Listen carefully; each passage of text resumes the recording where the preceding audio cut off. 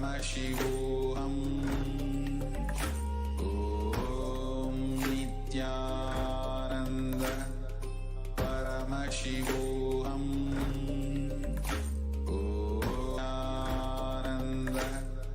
Paramashivoham.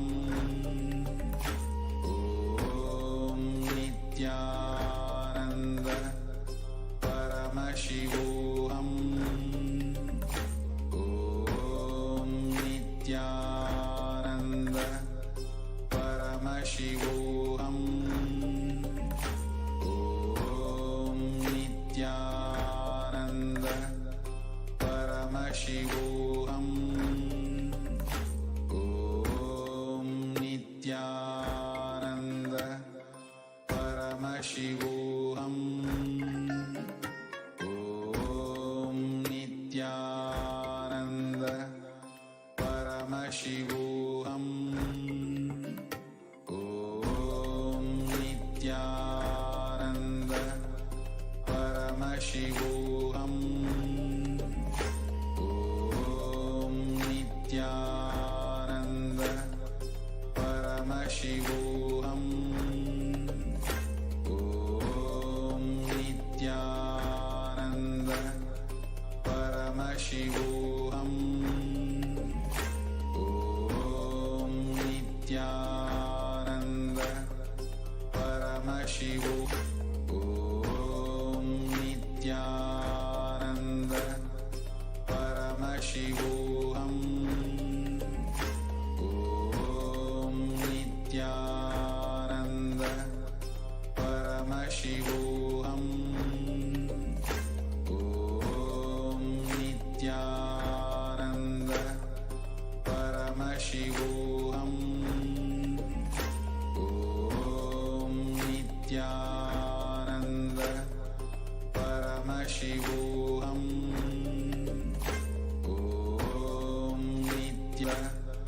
Paramashivoham.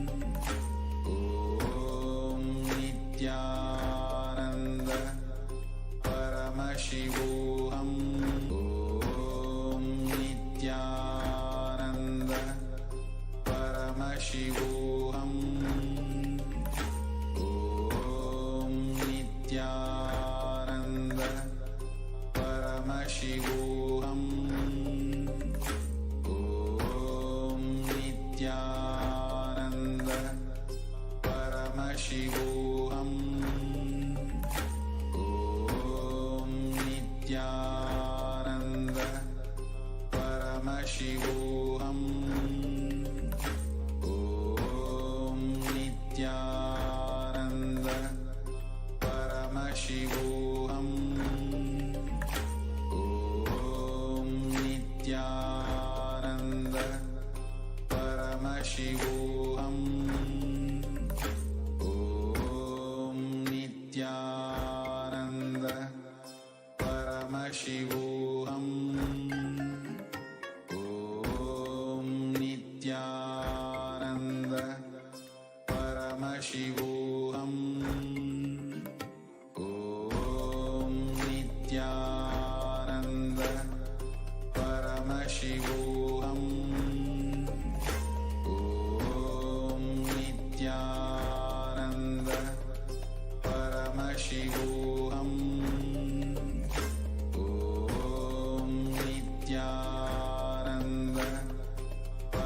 Paramashivoham. Om Nithyananda Paramashivoham. Om Nithyananda Paramashivoham. Om Nithya Paramashivoham. Om Nithyananda Paramashivoham.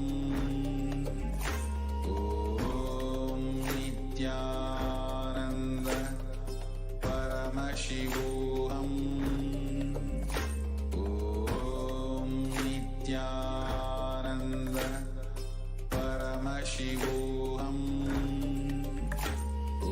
Om Nithyananda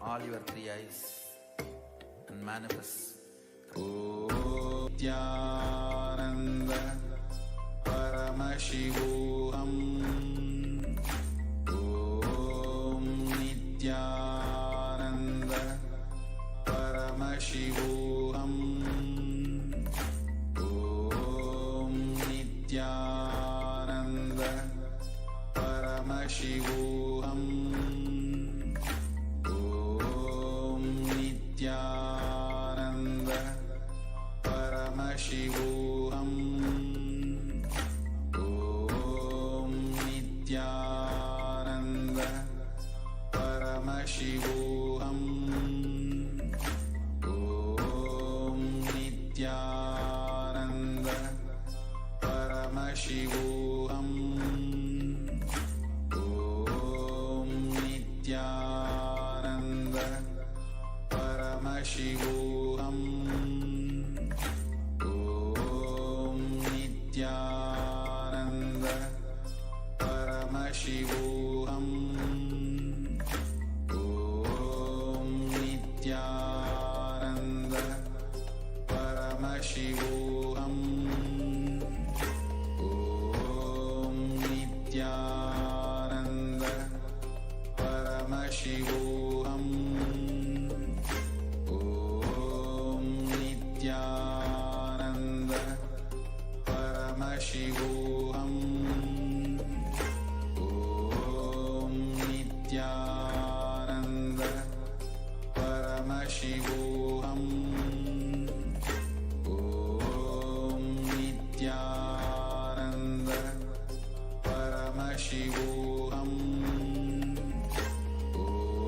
Om Nithyananda Paramashivoham.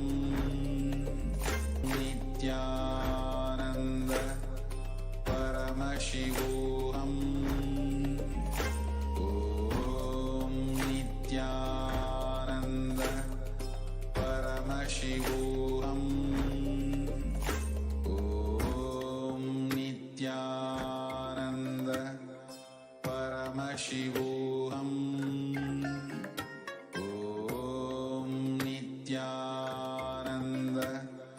Paramashivoham. Om Nithyananda Paramashivoham. Om Nithyananda Paramashivoham. Om Nithyananda Paramashivoham. Om Nithyananda Paramashivoham. Om Nithyananda Paramashivoham. Om Nithyananda Paramashivoham. Om Nithyananda Paramashivoham. Om Nithyananda Paramashivoham. Om Nithyananda Paramashivoham. Om Nithyananda Paramashivoham. Om Nithyananda Paramashivoham. Om Nithyananda Paramashivoham. Om Nithyananda Paramashivoham. Om Nithyananda Paramashivoham. Om Nithyananda Paramashivoham.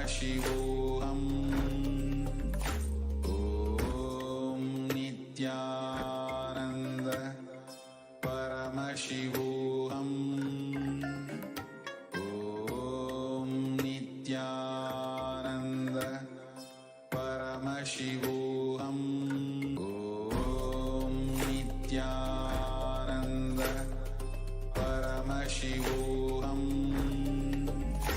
Om Nithyananda Paramashivoham. Om Nithyananda Paramashivoham. Om Nithyananda Paramashivoham. Om Nithyananda Paramashivoham.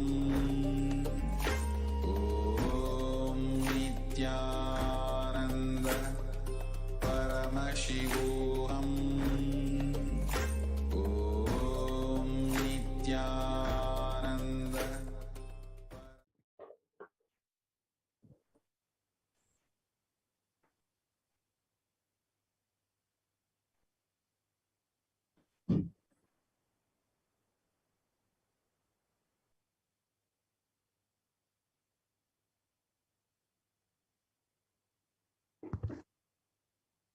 Nithyanandam Paramashivoham Kevalam Jnanamurtim Bandvatītam Gaganasadusham Tattvamadhyadilakshyam Ekam Nityam Vimalamachalam Sarvari Sakshibhutam Bhavatītam Trigunarahitam Sadgurum Tam Namah.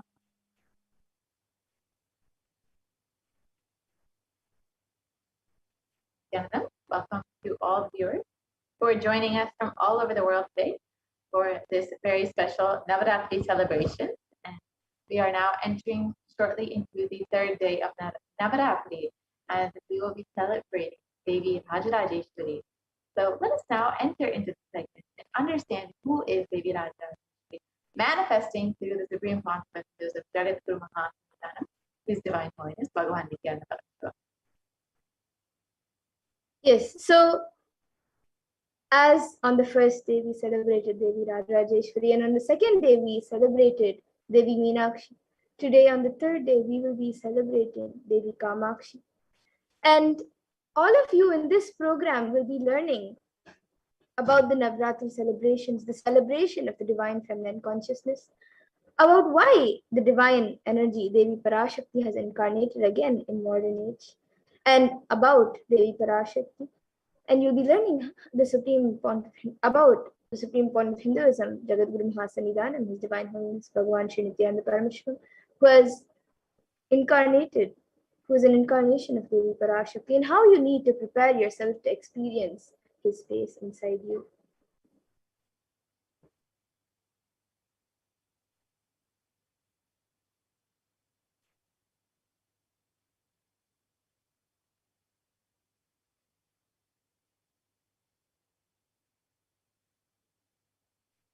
So in this program, you will be experiencing the extraordinary compassion of Devi Paramashivoham in you. As a cosmic feminine consciousness, Parashakti liberates you, bestowing her supreme knowledge. She bestows her completion through the worship. Devi Parashakti is worshipped by all the gods and goddesses of Kailasa. And in the Chandi Homa, all of Kailasa request her divine presence to bestow upon you. And through her macrocosm mirrored in your inner space, for this step recommended that you do this exercise sincerely, and you will experience delayed gratification space. And this is the best receptor of the darshan, and you will experience her incarnation in the physical form with the Nijavatara of the Supreme Consciousness.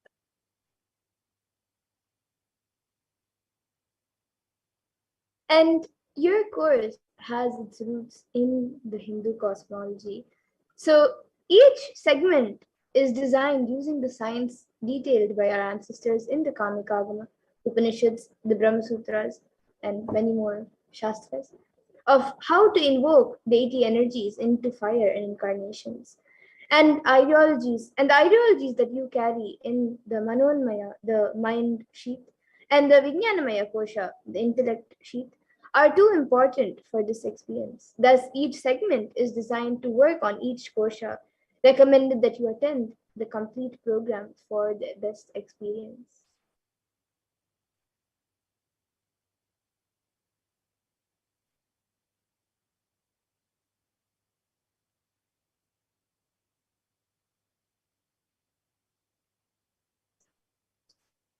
So, And now with that, of the we will world, be, how we move forward. So, as we know,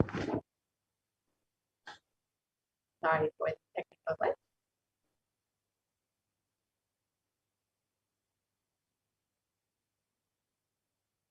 yes, so now with that, we will be moving to the next segment of this program where all of us will be learning more about the power manifestation. We will be seeing the live demonstration of the extraordinary Shaktis, divine powers. And about Devi Kamakshi, the one who we will be celebrating, the form of Devi who we will be celebrating today.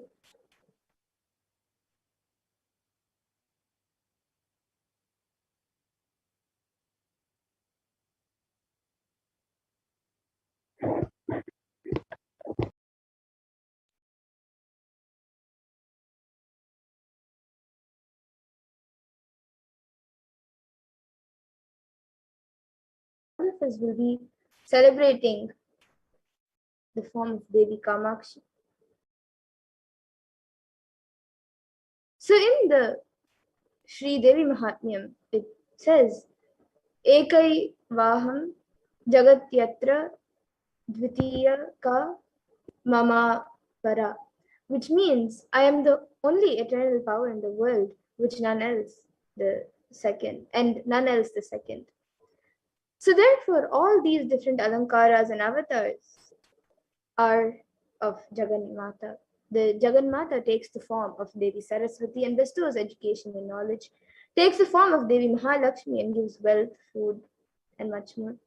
And she also takes the form of Devi Mahakali, Chamundi, during the time of destruction of incomplete people, takes the form of Durga Parameshwari to make her devotees to get rid of all the fear. She takes the form of Devi Meenakshi to bestow boons for career, leadership, and Devi Brahmacharani to heal from all mental disorders. Everything are to complete our relationships, and Devi Annapurni to bestow health and abundance, and Devi Rajrajeshwari to liberate us from natural calamities.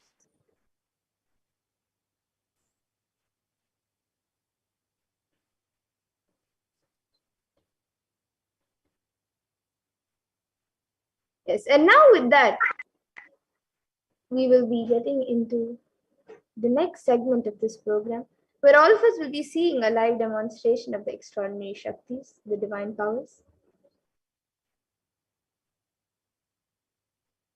So today the Balasans, the Nithyananda yogis, and the initiated disciples of the Supreme Point of Hinduism will be manifesting Devi Parashakti.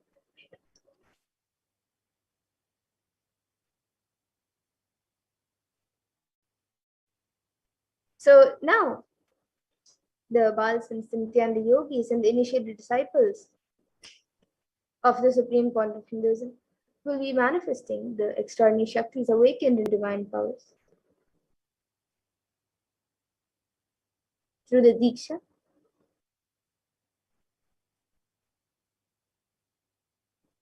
And in today's Bhava Samadhi Darshan, on this auspicious day of the third day of Navaratri, with all the rituals happening in the temple and with the live darshan that we all had just yesterday night, all of you will also be receiving the initiations into the extraordinary Shaktis, the divine powers. And all of you will be manifesting the following powers of third eye, which is seen with eyes blindfolded, and various other powers through the third eye, with the blessings and grace of the Supreme Point of Hinduism. So all of you will be manifesting the following powers of third eye, which is seen with eyes blindfolded, as well as many other powers, such as body scanning, remote vision, and much more. And those of you who might be wondering where exactly the third eye is located and how the third eye works. The third eye is a cosmic browsing center located between the brows, which upon initiation, one can effortlessly express powers through the third eye and see through the third eye just as you would with your two eyes. So now let us understand more about what exactly are Shaktis, how they manifest, and what is their source. So in the Vedagamas, the source scriptures of Hinduism, Paramashiva reveals in elaborate detail that every human being is hardwired to be able to manifest 463 plus extraordinary Shaktis, divine powers, and manifesting powers are described as a system, a method in the science for human beings to explore the ways, possibilities, and powers and have access to various states of consciousness. And Shaktis manifest from the fundamental cognition that you are a divine and you need to manifest the divine, not that you are a man and you need to reach the divine. And many of you might be thinking, or you might have the idea that Shaktis and Siddhis are the same, but they're actually not the same. The difference between Shaktis and Siddhis are that Shaktis expressed from the space of enlightenment as a side effect of feeling connection with the divine and high integrity with the Guru and their source of enlightenment, whereas Siddhis are on the path of enlightenment and are powers that manifest from tapas or penance for enlightenment. And the Shaktis of Paramashiva manifest through ordinary human beings in an extraordinary way after the initiation by the avatar and are permanent, whereas Siddhis are not permanent and may divert you from enlightenment. And the source of all these Shaktis, Paramashiva, is the primordial divinity in Hinduism, the ultimate reality and cause, which is self-effulgent, Swayam Prakasha, all-pervading, unchanging beyond time, space, form, and causality. And as the fundamental base of Abhyakta, the unmanifest, and Vyakta, the manifest existence, he performs the Panchakritya or the 5 cosmic acts of Shrishti, which is creation, Sthiti, which is sovereign rulership and maintenance, Samhara, which is rejuvenation, Throbhava, which is pulling out of delusion, and Anugraha, which is liberating grace for all living entities.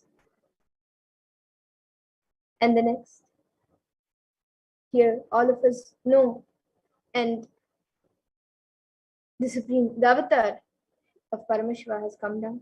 The Supreme Pontiff of Hinduism, Jagat Guru Mahasanidanam, His Divine Holiness, Bhagavan Sri Nithyananda Paramashivam, has come down as the 1000th living incarnation and representative of Paramashiva, and the reviver of Kailasa, ancient enlightened Hindu civilization nation, and the great cosmic borderless incarnation.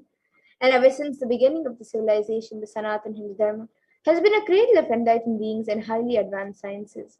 And it was where the science of enlightenment and powers was lived and taught as a lifestyle. And for the first time in modern day, the Supreme Pontiff of Hinduism is reviving these yogic sciences and transmitting it to the world at record-breaking pace, which is never accomplished before.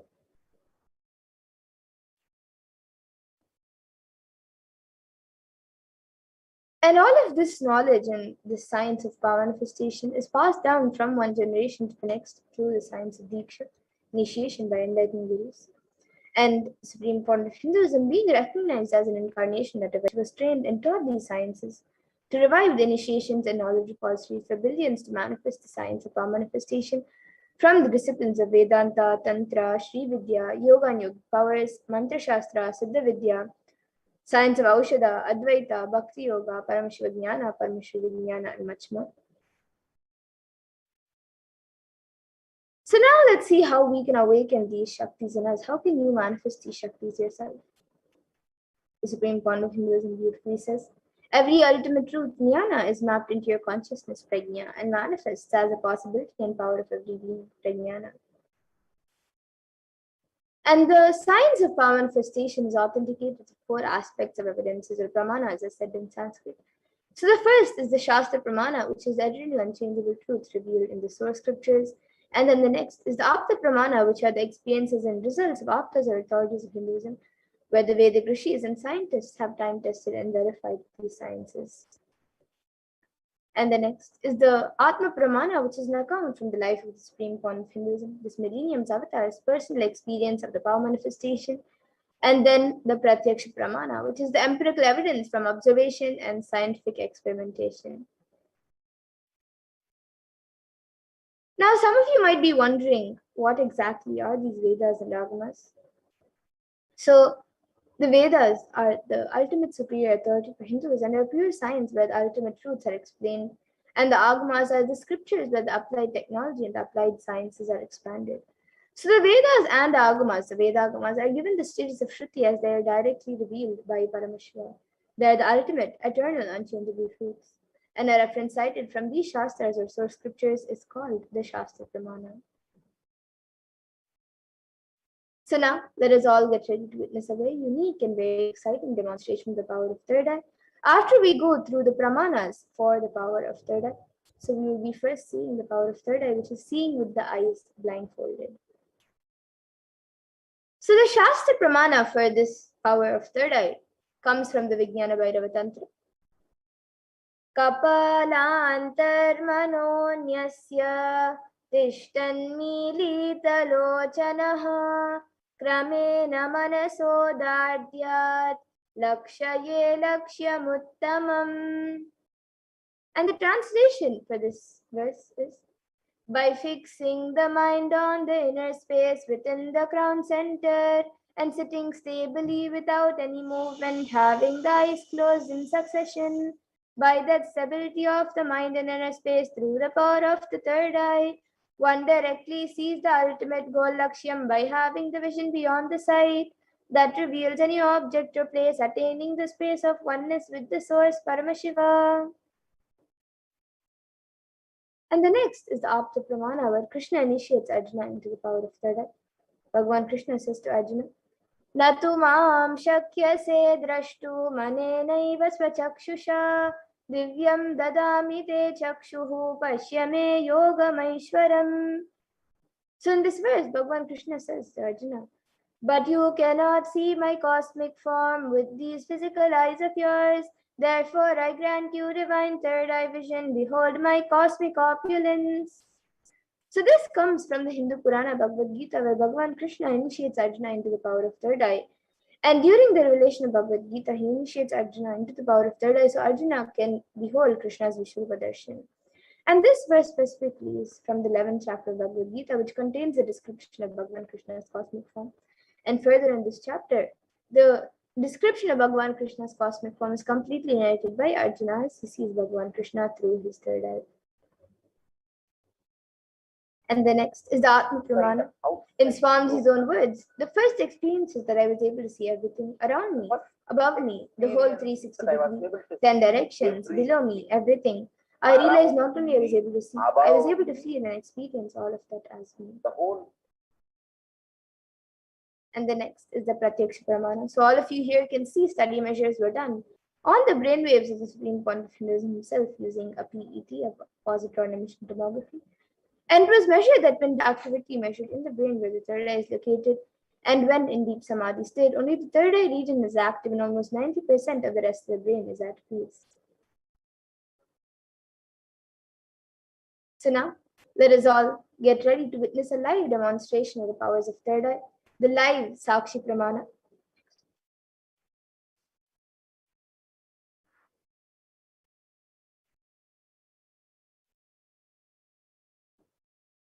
So here with me, I have this eye band, which in front is a thick opaque plastic sheet. And in the back, there is thick black sponge, which will not allow any type of light to enter around the eyes. And now this eye band will be put on my eyes by a volunteer. And once that is done, any of you watching us live on YouTube, you can put your comments in the YouTube comment section. And this eye band will be put on my eyes. And actually, this eye band is certified by ophthalmologists. It is usually given to people who are suffering from insomnia so they can have better sleep. So this eye band will now be put on my eyes. And once that is done, as I said earlier, you can start, any of you watching us right now, you can put your comments in the live YouTube comment section and I will be reading it through the third eye. So now the eye band will be put on my eyes and all of you can see as it is being put.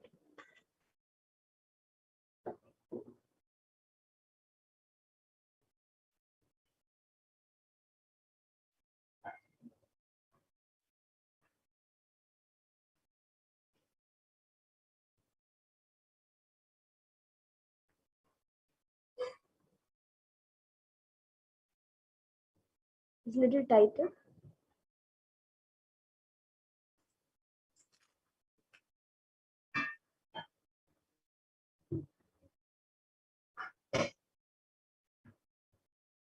Yes. So now the I-band has been put. Can you move a little to the right?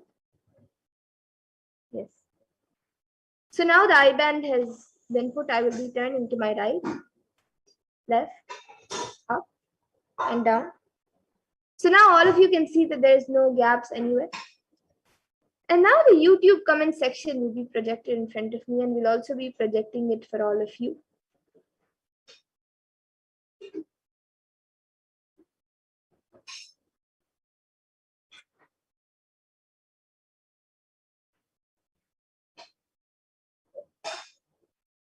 And any of you watching us live on YouTube, you can put your comments. Yes, we already have a comment from Aina Zabotinzaya who's put Nithyanandam, and then he has again put Fuchsia, Fuchsia. And yes, we'll be projecting the comments for all of you in a moment.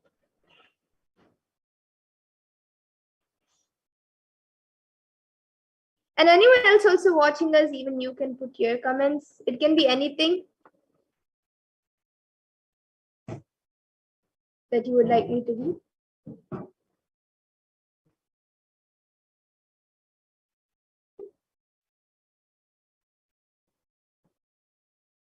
Now, the comment by Aina Zabotinzaya who has put Nithyanandam and then Fuchsia. I'm not exactly sure how to pronounce it. So it's F-R.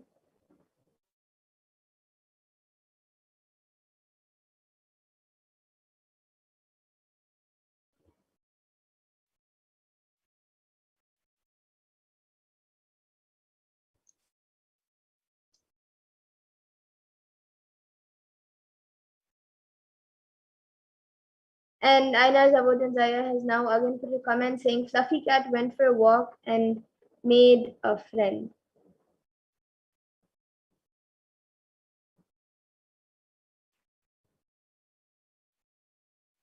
Yes, and I think this is a continuation sentence of yesterday.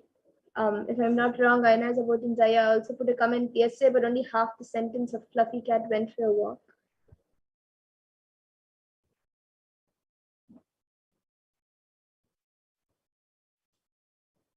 So today it's a longer sentence.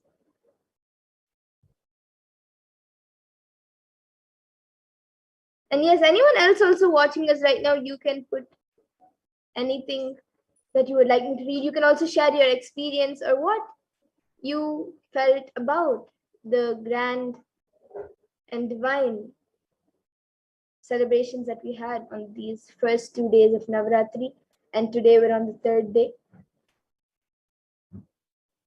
Yes, now Aina Zabotinzaya has put I am Fluffy Cat, and then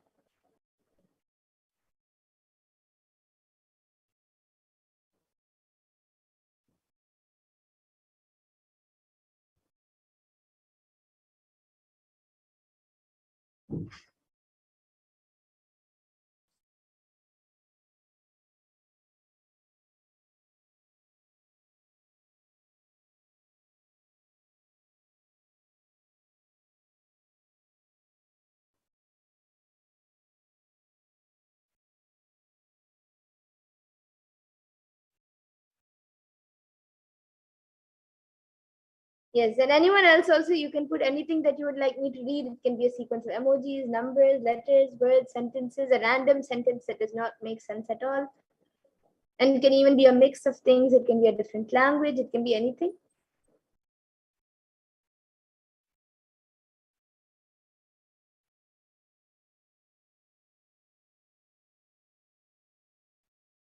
Okay, so now we will be moving on to the next power. For that, I request the volunteer to now remove the I-band. All of you can see as the I-band is being removed. And yes, I think we have another comment from Aina Zabotinzaya who has put aphidoistomatitis, which is a scientific term, I guess. So it's APHTHOUSSTOMATITIS. Yes, and Above that, Alice Ma has put hello, how is everyone doing? And then she has put a colon and then a bracket which makes a smiley uh, face. And we have another comment from Ajni who has put a cat emoji.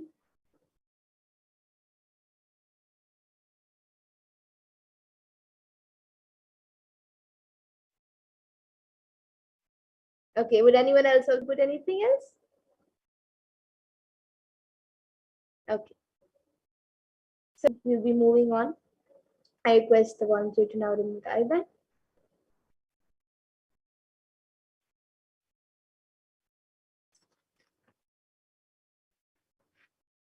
So all of you can see the IBAN as we are removing it. There's nothing added or removed from it.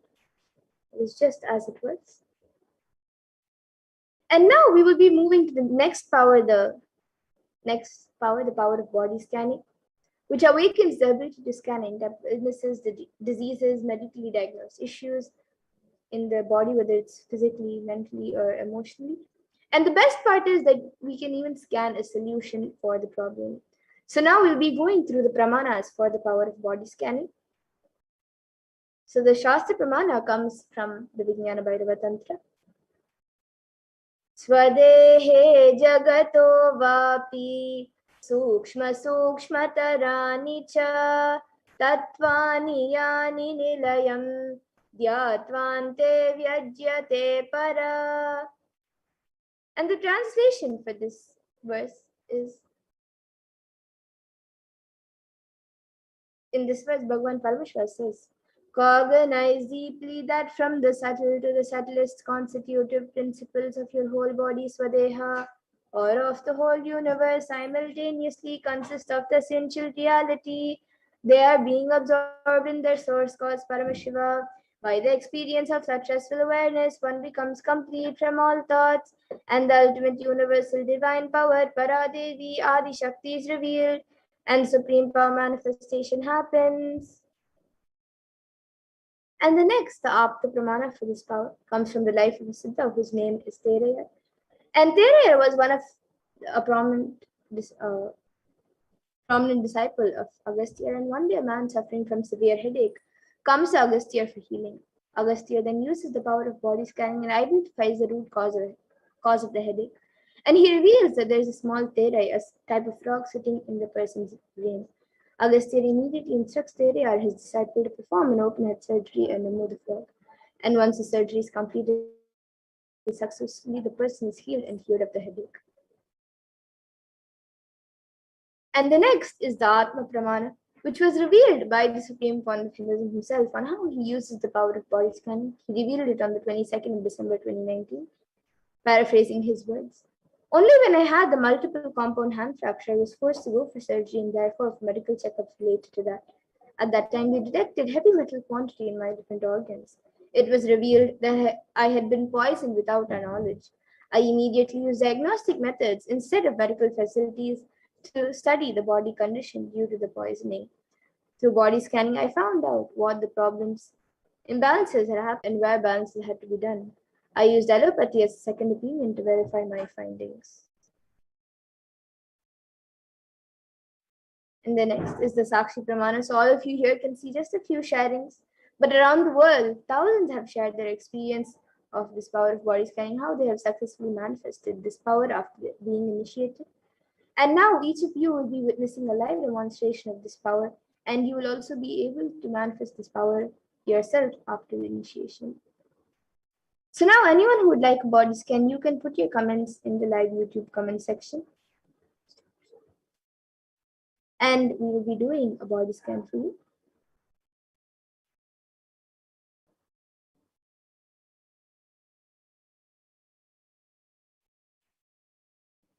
Yes, so we have a comment from Ainar Zaya who has put, I have pain in my head, temples and swelling lymph nodes, also around head. What could be best way to detox my brain with supplement or some specific herb? Paramashivoham can be a technique. And yes, Ayana will be scanning for you. And Ma Alice has also asked for a scan. Yes, Ma, I will be scanning for you also after Ayana Saya.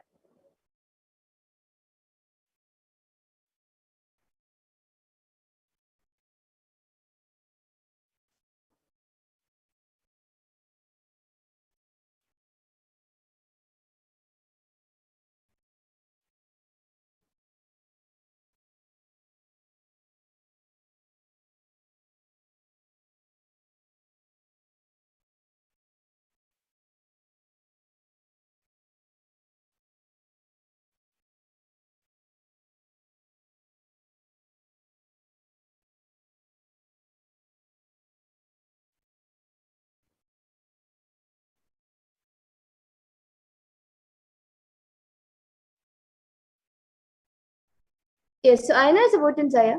What I was able to see for you is the reason for the headache and for the pain in your head was that it does all the problems in your head and actually above in your upper body, all the problems that you have mainly is any like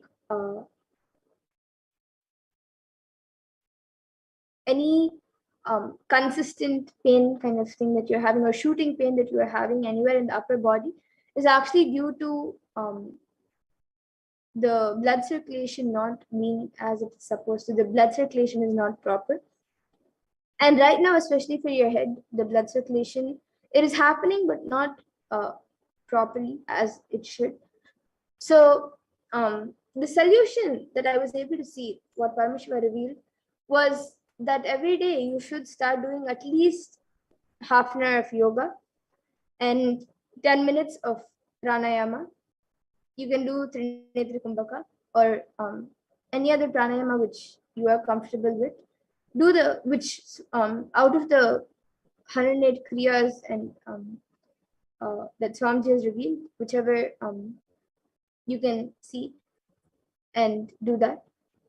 Do that at least for 10 minutes. Do a pranayama for 10 minutes, yoga for at least 30 minutes. And if you have basma, you can apply basma on your forehead in the nights before you sleep. And even throughout the day, at least 2 or 3 times.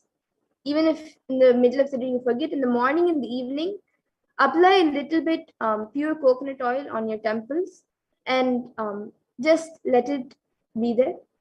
And that will help in healing you, Aya. So this is what I was able to see for you, Aina, as a Zaya. And Ma Alice, now I will be scanning for you.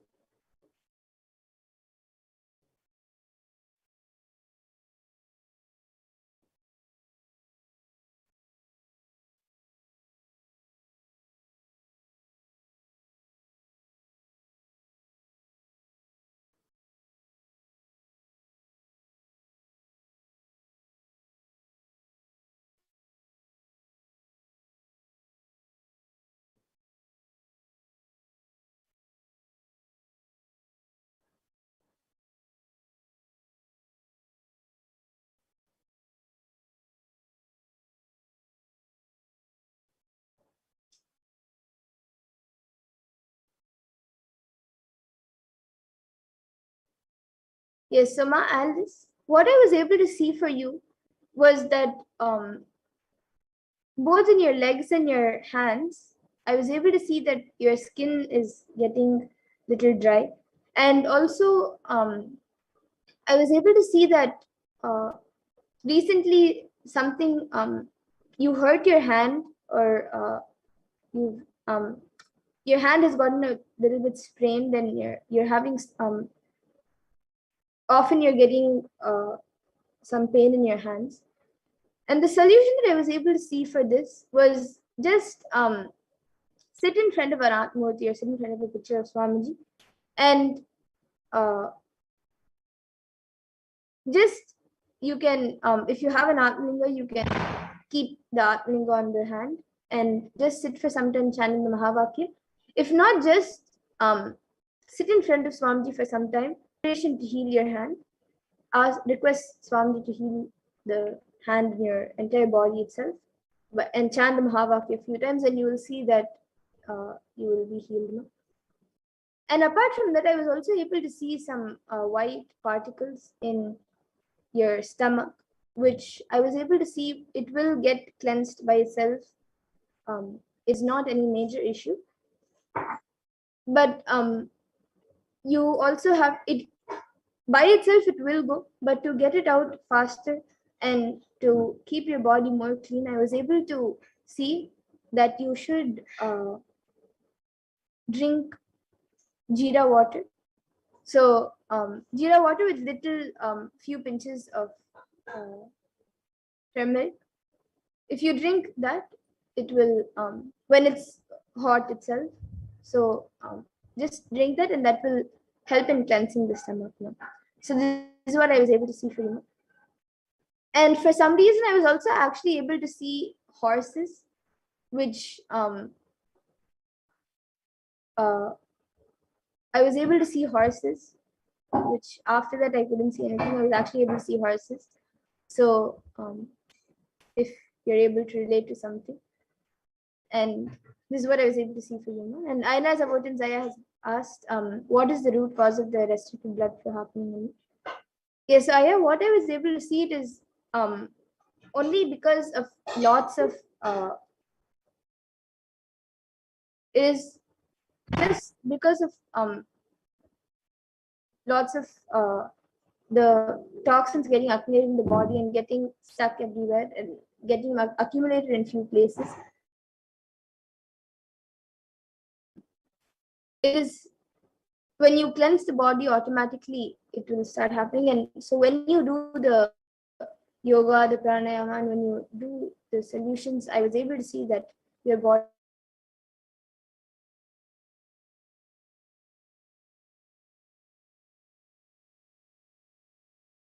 coconut oil, doing yoga 1 hour per day, and 108 Kumbhakas also. It's around 10 minutes maybe. Yes. And Ma Alice has also gone back saying, thank you again, beautifully manifestation. I was joking about adopting a horse and keeping it in my apartment. Oh wow. Okay. That's great, Ma. And this happened a few days ago. Okay. So yes, that was revealed by the third eye. So maybe in the near future you maybe actually be getting a horse. You never know. So yes. Now with that, I thank all of you who have joined us for this power manifestation segment. And we will now be moving to the further segments of this program where all of us will be continuing to learn about how the world is today and Kailasa, how the world is today and how Kailasa is today. And we will continue to learn about Devi Kamakshi.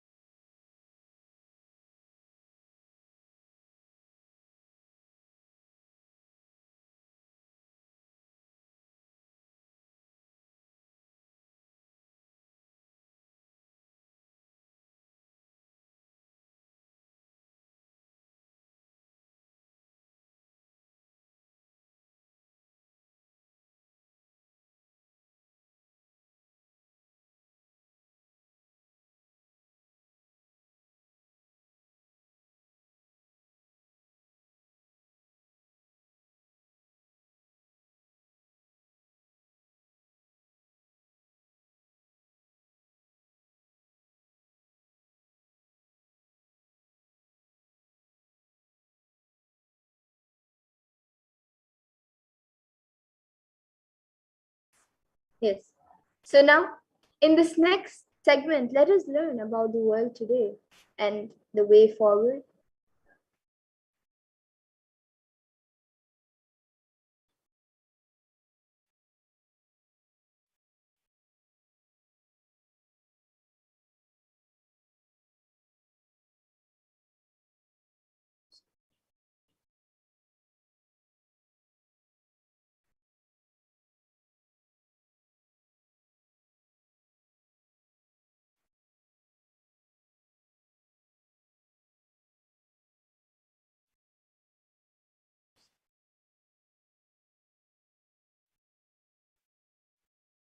Hmm.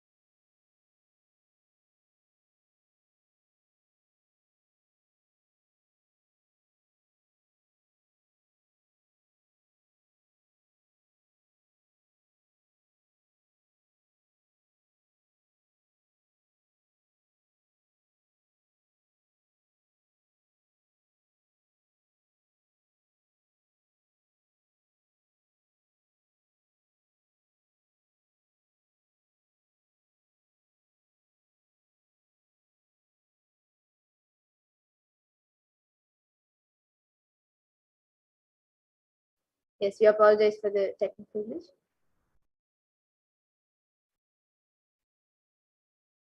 So now let us learn about the world today and the way forward. So per day, and additional 0.002% of population is getting infected by COVID-19 around the world. And the facts are that total confirmed cases of COVID-19 cases 233 million, which is 3% of the world as of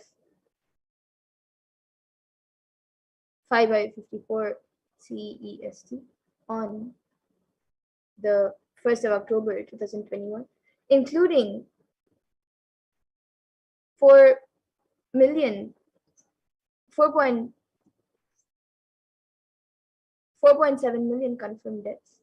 And healthline.com states that new COVID-19 cases have risen to more than 150,000 per day in the United States, and an average population increases in per day is the average population increase per day is 175, 100, 174, 893 per day. So the rate of those getting infected is almost an average rate of population growth.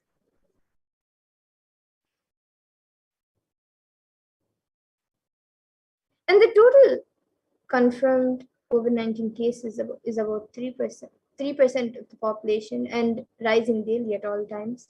And so in status quo, the world population is to decline in 170 years. That's only 3 generations ahead.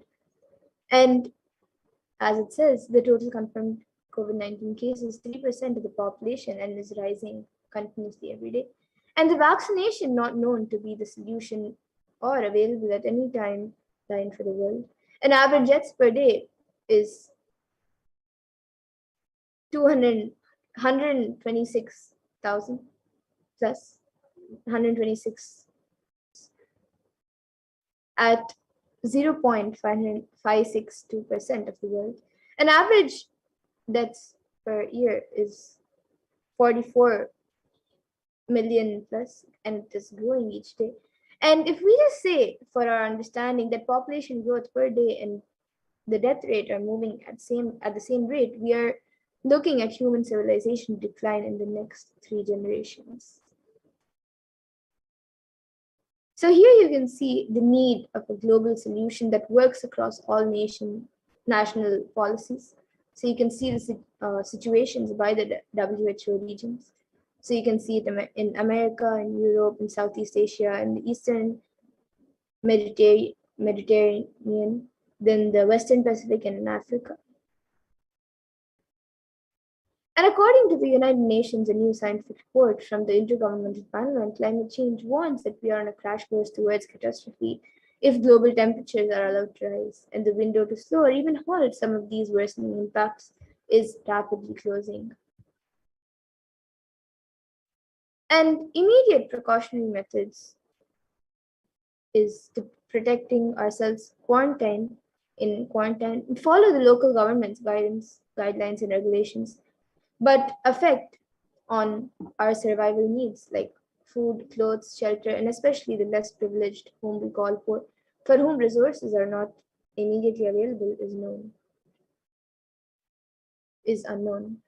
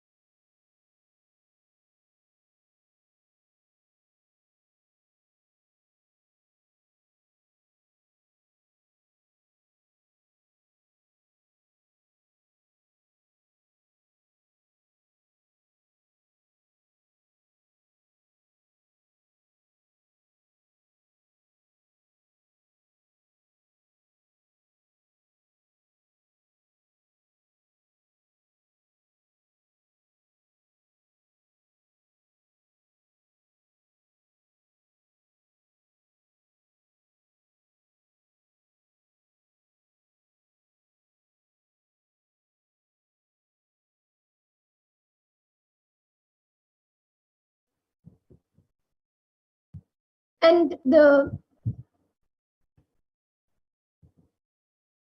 bereavement, isolation, loss of income, and fear are triggering mental health conditions or exacerbating existing ones. And many people may be facing increased levels of alcohol and drug use, insomnia, and anxiety. These are the immediate precautionary methods. So, as we said earlier, the immediate precautionary methods that you need to take is to protecting yourself by getting into quarantine, following the local government's guidance and guidelines and regulations, and but even then, the effects of our survival need like food, clothes, shelters, and especially the less privileged, whom we call poor, for whom resources are not immediately available, is unknown.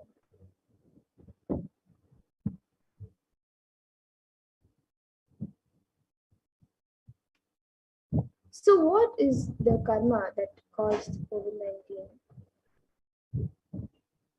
In the Brihadaranyaka Upanishad, 4th Adhyaya, 4th Brahmana, and 5th mantra, it defines karma as it does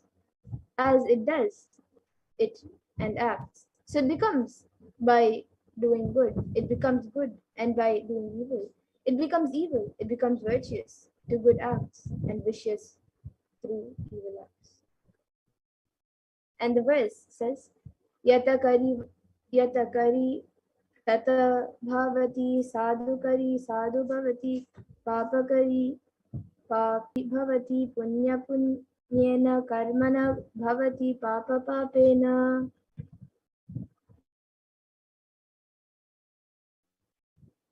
So here you can all see the statistics also of mental health prescriptions that spike amid pandemic fears.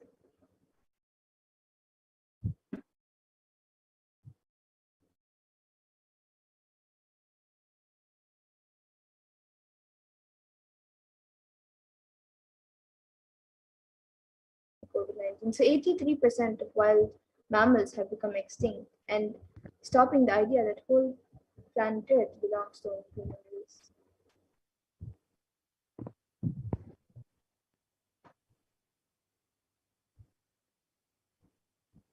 And the second is that we forgot to share the world with others. So let us set a trend of moving to nature-based lifestyle. Let us stop torturing, killing animals, and drop the idea that planet Earth is exclusively for us. And let us set a trend of moving to nature-based lifestyle. And let's stop torturing, killing animals, and let's drop the idea that planet Earth is exclusively for us.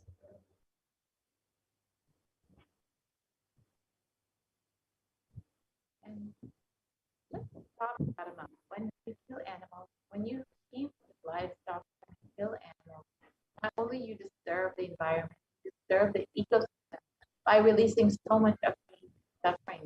And here you can see the fresh water used for producing 1 kg of food. You can look at how much fresh water is used. Over 15,000 liters of fresh water is used for beef, and compared to tofu or any plant-based food, which is less than 5,000.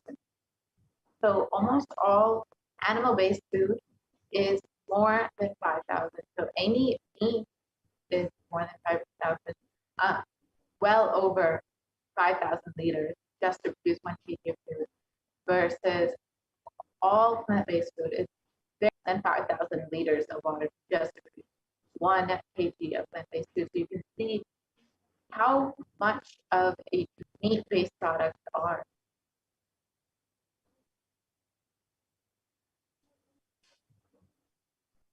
And what is the permanent solution for this pandemic? As per Hinduism, the purpose of the world and the primary primary principle of the universe is let us all coexist and celebrate our life. Ahimsa Paramo Dharma. Non-violence is the ultimate natural law of life.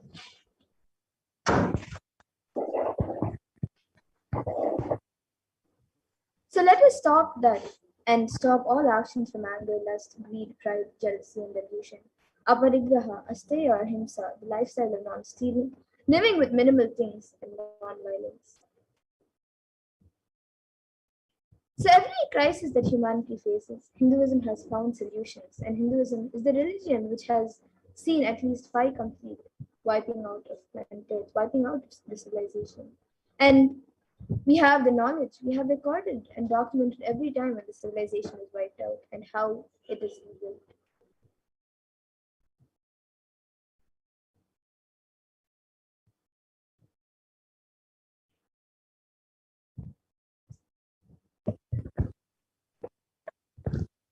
And the world pandemic history and the Hindu solutions, here are a few, where Bhagavan Vishnu incarnated to bring the Vedas and Agamas back from the dark energy during the manifestation of the universe in the form of fish, the Matsyavatara, and landed it on the planet Earth to give it to Brahma. And after that, after the great deluge, Bhagavan Vishnu brought Manu's book and the Vedas and Agamas, the whole thing, and restarts the civilization.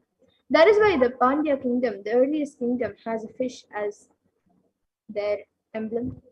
And Karikal is the place where the boat was brought to the land by the Matsyavatara, from where the whole Pandya civilization started. And during King Ravana's reign, 7 crore people, Bhagavan Sri Ramchandra incarnated to save the 54 deshas from the evil reign of the king, and that is detailed in the Ramayana. And King Duryodhana, who almost led the world to a nuclear collapse, and Bhagavan Sri Krishna incarnated to end the apocalypse, and it is detailed in the epic poem Mahabharata. And Bhagavan Mahadeva, Paramashiva himself, protected the city of Varanasi and said, I will hold these people, protect them even during the Pralaya. Even when the whole world is destroyed during the great deluge, I will hold these guys in the tip of my Trishula.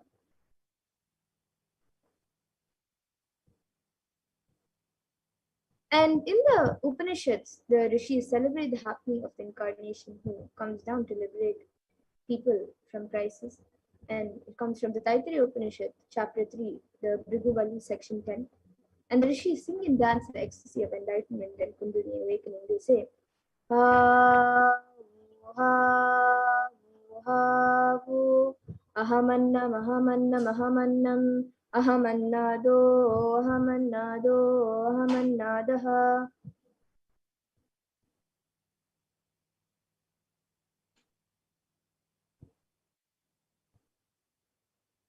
And the ultimate consciousness happens again and again as Acharya, as Guru, and as incarnation. Paramashiva reaching out to liberate individual souls from bondages through knowledge is Acharya. Paramashiva reaching out to individual souls from the bondage, free from the bondage through initiation, Shaktipada and Shaktinipada is Guru. And Paramashiva reaching out to the individual souls and intervening in their karmas, altering it, reducing it, and deleting it, completing it, and changing it. The happenings of the past, present, future is Leela, and the manifestations who do the Leelas are. And the ultimate content again and again as the Acharya Guru and as incarnations. The Bhagavan Krishna, who is an incarnation of Bhagavan Vishnu, also promises Yada Yada Hi Dharmasya Glanir Bhavati Bharata Abhyuktanama Dharmasya Tadatmanam Shudhamaham, which means whenever there is a decline in will consciousness, the collective unconsciousness increases. To establish the righteousness of the eternal consciousness, the science of myself appear millennium after millennium. Sambhavami Yuge Yuge.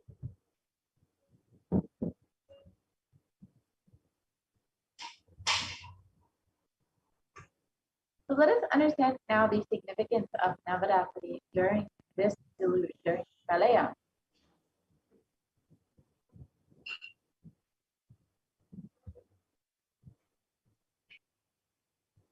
And so let us first invoke Devi Parashakti for refuge from all foes.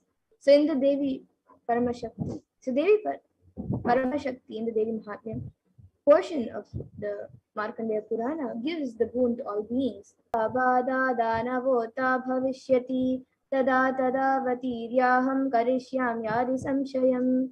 So this comes from the 11th chapter of and verse 55. And the translation is, whenever trouble arises due to the utterant of demons, I shall incarnate and destroy the foes.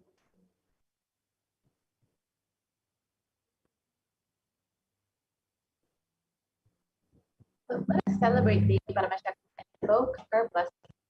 Devi Paramashakti is the Devi Mahatmya of the Markandeya Purana gives the boon to all beings, and whoever with a concentrated mind shall pray to me constantly with these hymns, I shall without doubt put down every trouble of his, quell all epidemic calamities, as also the natural calamities.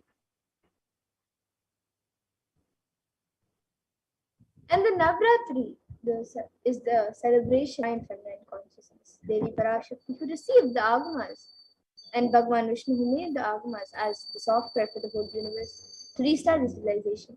Both the divine energies are celebrated for these auspicious 9 days.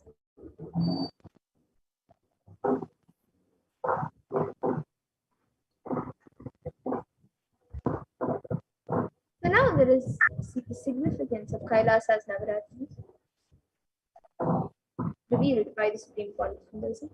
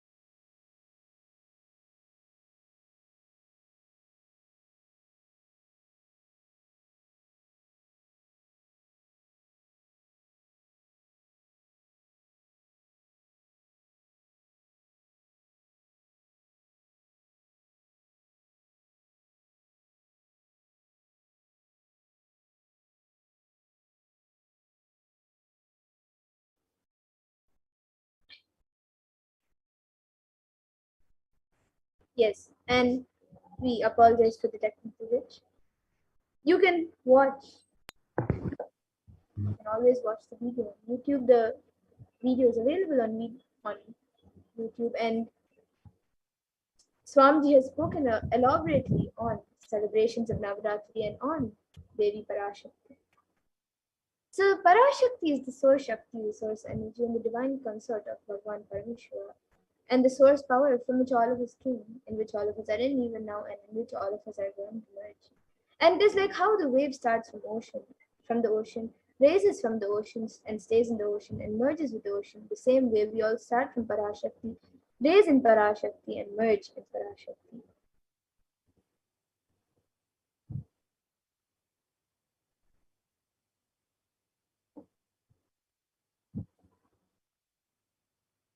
And in the Netra Rahasya, chapter 1, verse 25, there's a verse that says, Tadojas स्वौजसां सर्वं शाश्वतं ह्यचलं ध्रुवं साममे च पराशक्ति शक्तियुक्ता स्वभावजा. And the translation is, it is like my own life-filled energy, Vedyam, my own self-knowledge, indeed my supreme space. It is the essence of all Vedyam, the strongest of the strong, certainly and without any doubt. It is the ojas of all ojas, the perpetual eternity itself, which is immovable and established from me. She is known as Supreme Ichha Shakti, one with Parashakti, born from my own nature, endowed with all powers.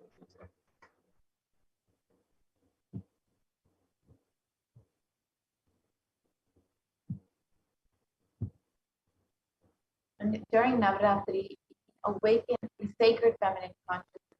Only feminine energy can be given the word sacred, because when it is awakened, it does so much in your system. It is something to do with the inner quality.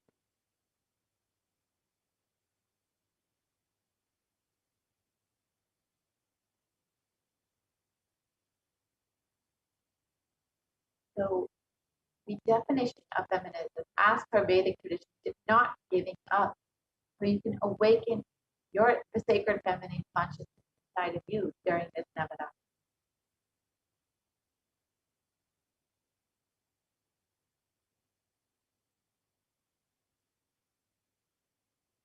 Chandi is the Stotra form of Devi. Chandi Mahadevi, Maha energy, Paramashakti. The verse from Chandi describing the glory of the divine feminine consciousness.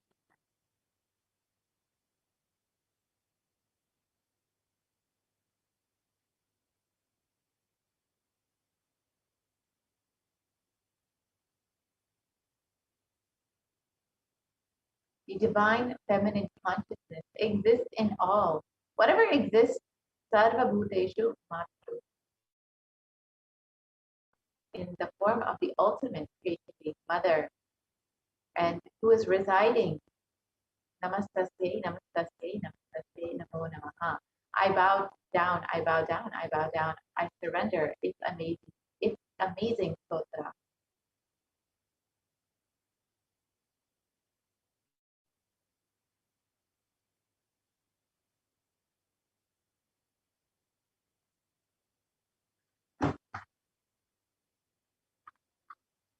The During the Chandi Homa, recite the Devi Mahatmya to give to experience enlightenment. And the Vedic tradition, in the Vedic tradition, there are two literatures, 700 shlokas, which can directly give you enlightenment, the experience of enlightenment. One of these 700 shlokas is the philosophy of the Bhagavad Gita, is linguistic in its importance. And you can understand and try to practice it. The other 700 shloka is the technique, the chandi, the saptashati, which can directly lead you to enlightenment just by reciting it. Its phonetic importance is you can experience it just by reciting it.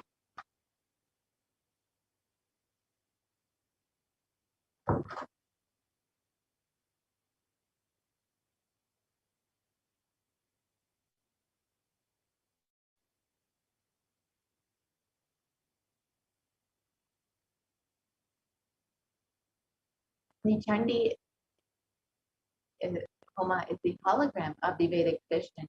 All the Hindu Sanskrit literatures, the Vedic Sanskrit literatures, if you put them together, it will be at least 10 million.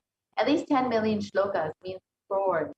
If all the 10 million were lost except this 700, this Chandi, the verses on the sacred feminine energy, the whole tradition will be revived.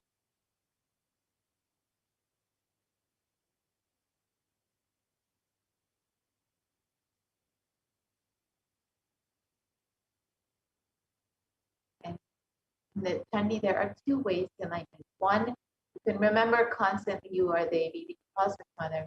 And two, you can recite whatever you can, the sounds of sacred Chandi, the 700 verses. And these are the two ways you can experience a big transformation in your life. And Chandi has enlightened masters, all enlightened masters worship Devi. So, for example, Ramakrishna says very beautifully, Shiva is Brahman, but Devi has the key to reach the Brahman. Unless she opens, nobody can reach. Unless she opens, nobody can reach. Very beautifully, he describes like a house key. Even though husband is the owner, he doesn't have the key. It is hanging in the hip of the mother.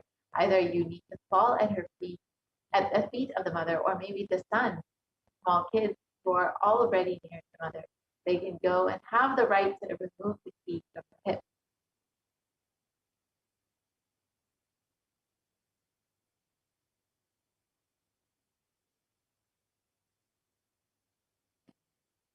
Kailasa's Stigma is the direct way to praise the mother goddess. The 9 days are the 9 expressions of Devi Paramashivoham, the energy of Devi, and the energy of Devi will be gracing us, manifesting in the Nijavadara, the green font of baptism, Jagat Guru Maha Sanidana, His Divine Holiness, Nithyananda Paramashivam.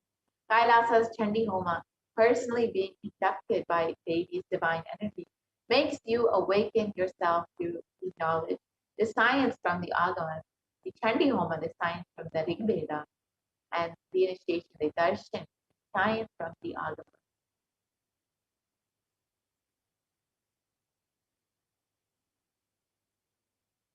And during Kailasa's Chandi Homa, you can burn all of the negativities in your life in the Chandi Devi Bhava. When Chandi Devi kills the Rakshasas, she frees us by destroying our own negativities. And you can chant the mantra Om Aim Chamurtaye Vinche Swaha. It will simply awaken the Kundalini Shakti, the vital energy which lies dormant in the base energy center of the bottom of your spine. It will transform your whole being, raise you to a different frequency of consciousness.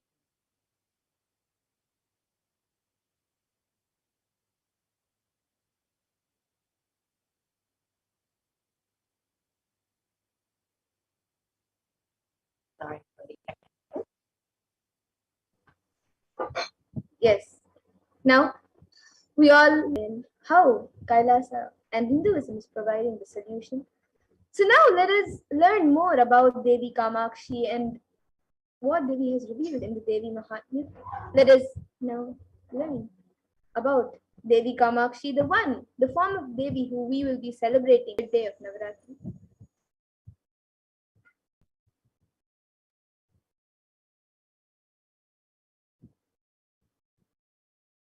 So in the Devi Mahatmyam, the Sri Devi Mahatmyam says, Ekaivaham Jagat Yatra Vitiya Ka Mama Para, which means I am the only eternal power of the world and none else. The second.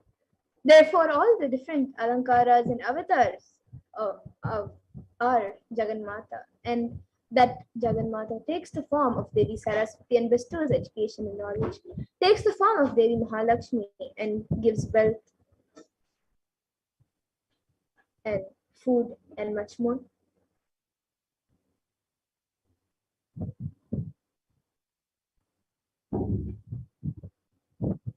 Yes, we can go to the previous slide.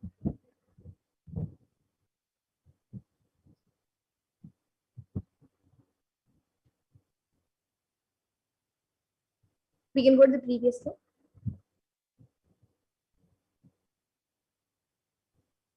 Yes. So she continues to take form. She takes many forms, and she takes the form of Devi Mahakali, Chamundi, during the time of destruction of incomplete people.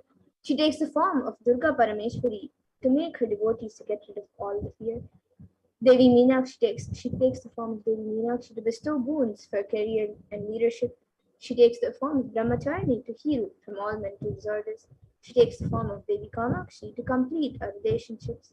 She takes the form of Devi Annapurni to bestow health and abundance, and takes the form of Rajrajeshwari to liberate us from natural calamities. And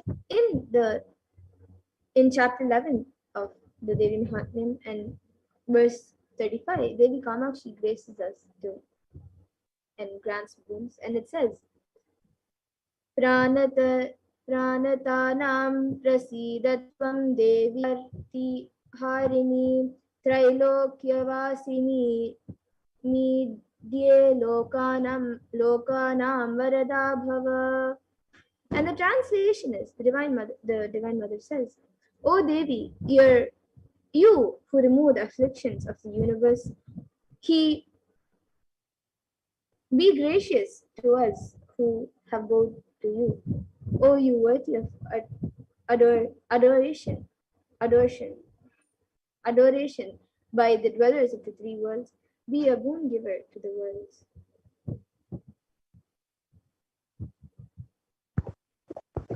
Devi Kamakshi brought the signs of enlightening the world.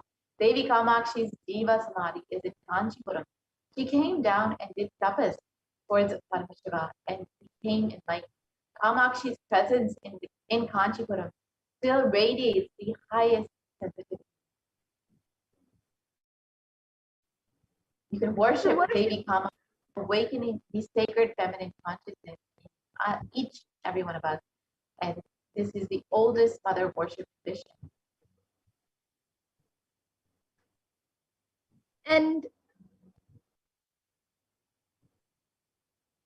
there's beautifully, it tells in the Kamakshi Stotram, Shrinkaratmaka Varna Matra Patanandriyam Shriyam Tanvitam Chinmataram Bhuvaneshwarim Anudinam Viksha Pradana Kshamam Vishwa Ankhauga Nivarinim Vimalinim Vishwambharam Matrikam Kamakshim Paripurna Chandravadanam Vande Mahesha Priyam.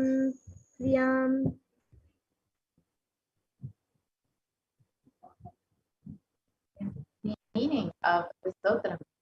Salutations to Devi Kamakshi, whose nature is expressed by the syllable Ni, by reciting which the powers of Aindri and Shri spread forth, who, as Devi Bhuvaneshwari, the embodiment of pure consciousness, is always showering boons and forgiving sin, who as the all-bearing mother of the world, the stainless and pure, keeps off the sins of the world from the hearts of the devotees, whose face shines like the full moon. We extol Devi Kamakshi, the beloved of Shri Mahesha.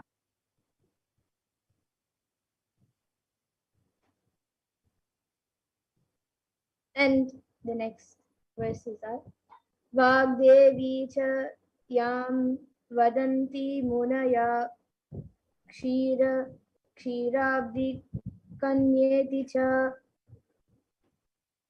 Kshoni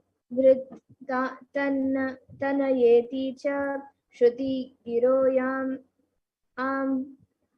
Amananti Sputam Eka Aneka Palapradam Bahu Vidakaras Tanus Tanvitam Kamakshim Sakalati Vanjana Param Vande Mahesha Priyam. And the meaning of the verse. Salutations to Devi Kamakshi, who is called as the goddess of speech, Devi Saraswati, and the daughter of the milky ocean, Devi Lakshmi, and the earth-born daughter, Devi Sita, who is of her own will, who is the one bestowing many fruits and manifestations, and who is the destroyer of all suffering and transcendental in essence. We extol Devi Kamakshi, the beloved of Sri Mahesha.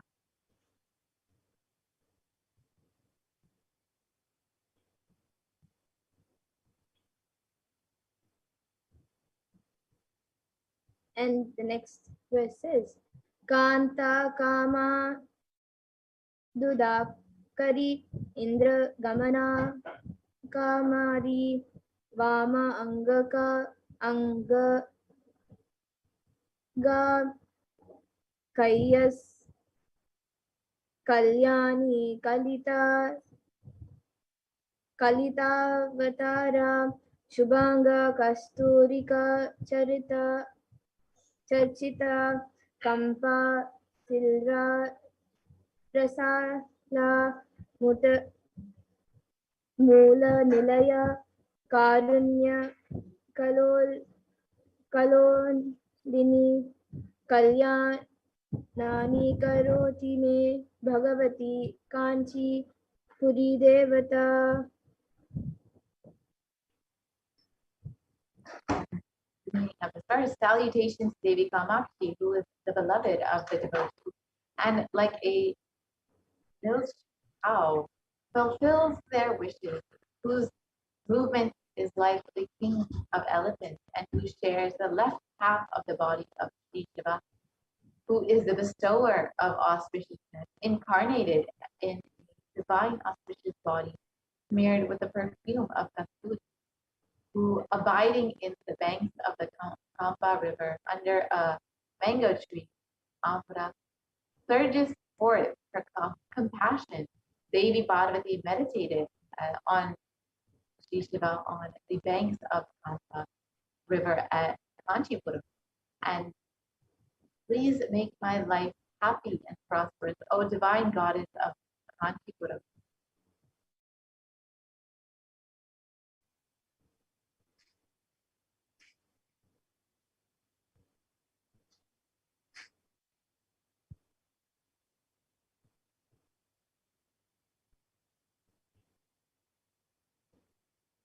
Yes, you can go to the next.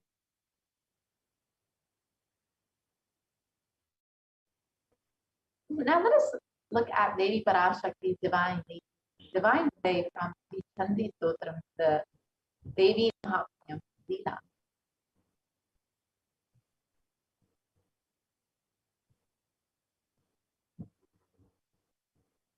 So today let us meditate on the Leela from the Devi Mahatmyam, where Devi incarnates to save humanity when greed was.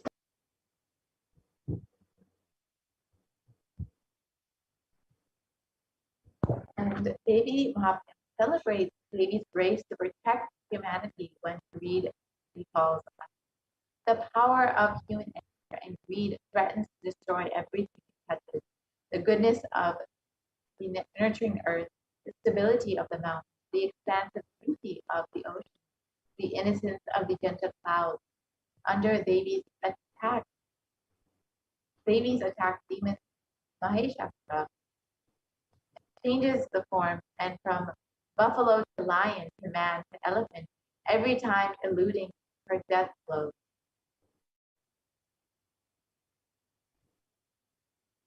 So like Mahisha, we go through life dissatisfied, often agitated, and sometimes full of rage, and the causes of our misery change over time.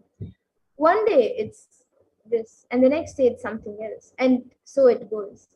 Until we can pin down the root cause, our discontent cannot be overcome. And like Maheshasura, that cause his loath to reveal itself. And Maheshasura represents more than monumental rage. His anger is one of his passions that afflict our human awareness. The others are lust, greed, pride, jealousy, and delusion. Let's analyze each of these now. Lust or desire in general is a longing for gratification. We want something. Why? Because we feel something is lacking. We always feel weak.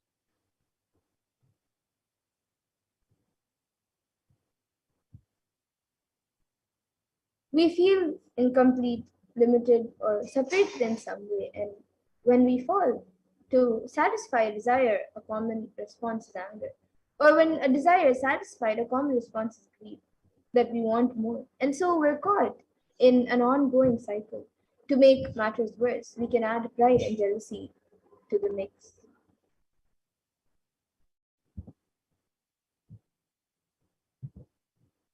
The root cause of our inner existential discontent and our outward conflict is the feeling deep down inside of us that we are limited, separated, and incomplete.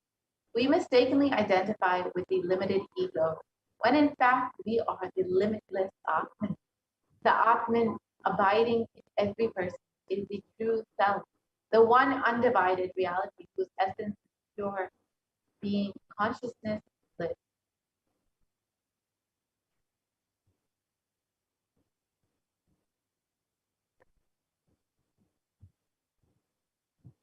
And in the 8th and 9th chapters, it says, and in the verses it says, salutations to the Devi, to the Mahadevi, salutations always to her who is ever auspicious, salutations to her who is the primordial cause and the sustaining power. With attention we have made obeisance to her. And the 10th verse also says, salutations to her who is terrible, to her who is eternal. Salutations to Gauri, the supporter of the universe. Salute who is of the form of the moon and moon life and happiness itself.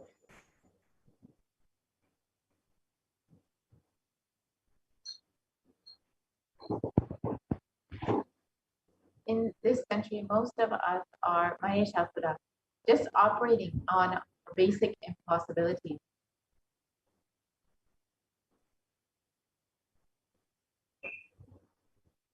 Most of the decisions that we make, every moment we make unconsciously. We take thousands of decisions unconsciously in a day, whether it is thinking or talking or doing. It is done unconsciously without awareness. Devi happened just to liberate us from this karma.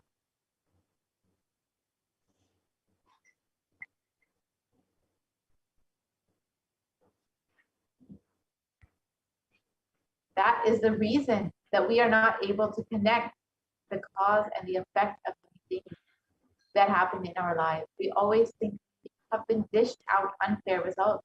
We are blissfully unaware that it was we who caused the effect. We made it happen by way of unconscious living and ended up incurring more karma.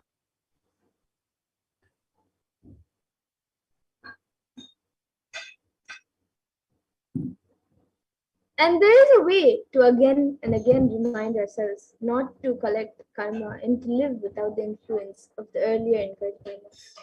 The first step is to have a clear understanding that karma is powerless in the presence of an incarnation.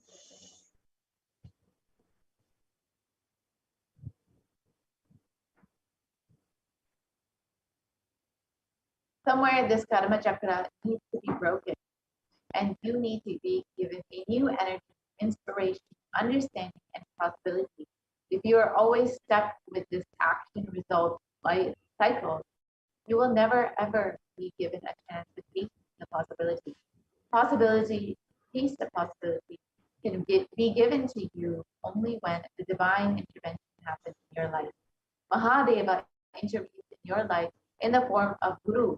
He assumes the form of Guru just to liberate people from the Karma Chakra and give inspiration, joy, bliss, and cause miracles, and ultimately to give enlightenment itself.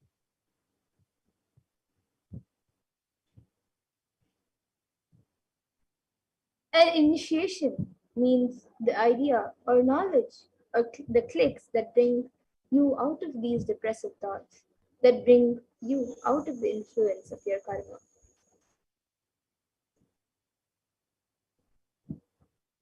The Supreme Quantum of Hinduism, Jagadguru Mahasanidhan, His Divine Holiness Bhagavan Nithyananda Paramashivam, is the Nijavatara of Devi Shakti herself.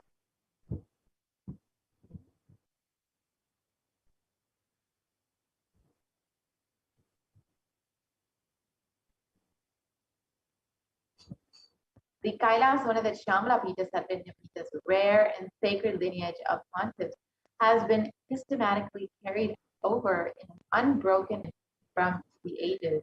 The chosen emissaries of Lord Paramashiva and Devi, the Guru Mahasanidhan pontiffs of Kailash, one of the Shamla Pitas, Satvinya Pitas, are the direct representatives of the cosmos.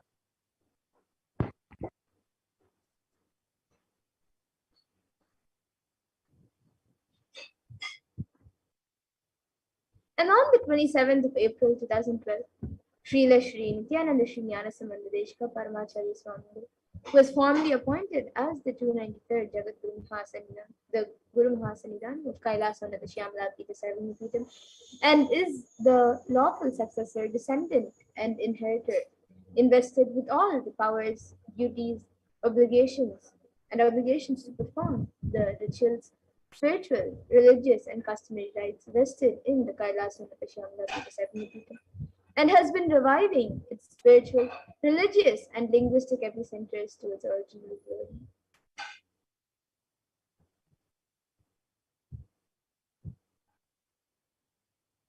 So now let us watch a small video on the history of Madurai.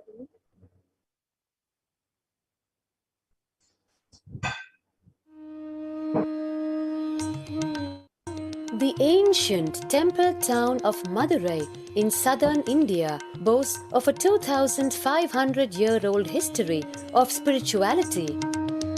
Historians trace Madurai's existence back to the 3rd century BC, making it one of the oldest continuously inhabited cities of the world. Legend says that Madurai was established by the cosmic mother herself, who incarnated as Princess Meenakshi, daughter of the pious king Malayadwaja Pandian. An able queen and a fearless warrior, Meenakshi expanded her empire right up to Kailash in current China. But when she came face to face with the Lord of Kailash, Shiva himself, she recognized him as her eternal consort and dropped her arms to become Shiva's companion for life. Along with Shiva, also known as Sundareshwara or the beautiful Lord, Meenakshi reigned over her kingdom for a glorious 166 years. In course of time, with the rise of Jainism as a religious force, Madurai too fell to its powerful influence and Jainism all but vanished from the sacred kingdom where Shiva himself had once walked the earth. The renaissance of Shaivism in Madurai was the sacred task of a child incarnation, Tirunjana Sambandar, one of the 4 visionary saints of Shaiva Siddhanta. The story goes that as a baby, Tirunjana Sambandar was once nourished by the milk of enlightenment from the cosmic mother self. This child prodigy arrived in Madurai to effortlessly defeat the learned Jain monks with his wisdom, healing powers, and spiritual prowess, and restored Madurai to her beloved religion, Shaivism, by reviving the ancient Madurai Adinam and the Meenakshi temple, which had fallen to desolate ruin. Madurai Adinam is today the world's oldest living Hindu organization, with a recorded history alone spanning a glorious 1,500 years and an unbroken lineage of illustrious pontiffs to this very day. Over the centuries, Madurai Adinam has been patronized by the likes of Tipu Sultan, Robert Nobili, and the poet saint Vallalar. The pontiff of the Madurai Adinam is known by the title Guru Mahasannidhanam and inherits the responsibility of carrying forward the traditions of Tirunjana Sambandar's sacred work.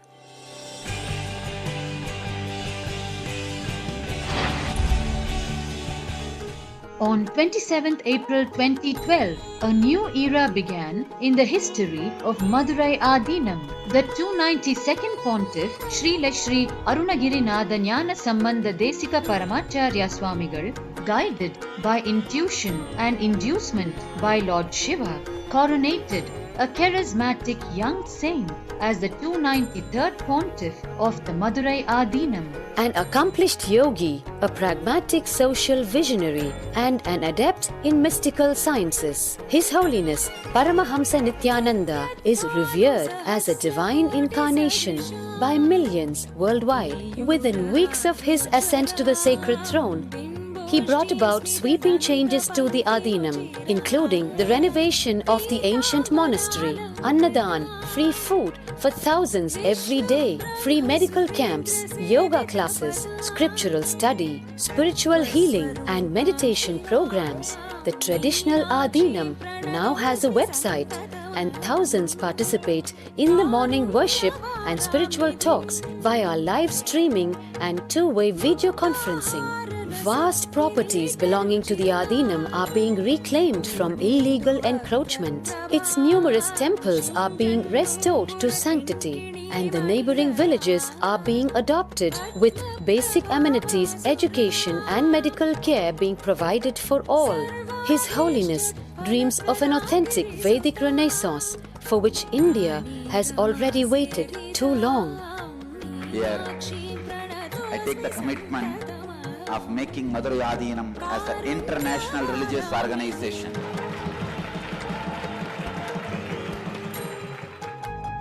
We will fulfill all the responsibilities of Madurai Adinam, make Hindu tradition, Saiva tradition alive, revived, lived, celebrated all over the world.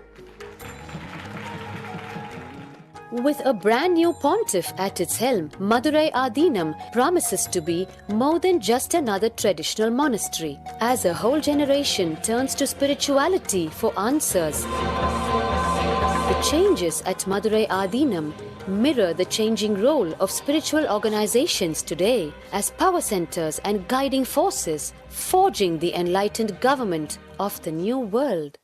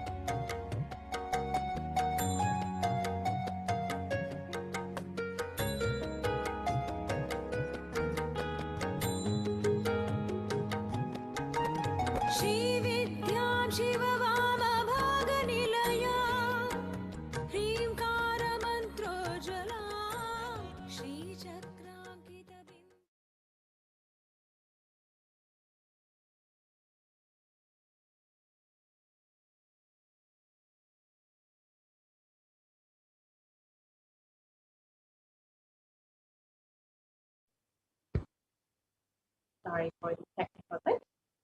Be right back with the slides. Now that we've seen the history of the Madurai Shamla Pita Satyakam Pita, the Kailash Shamla Pita Satyakam Pita, which Swamiji, as the 293rd Guru Mahasanidhanam, is the head of currently.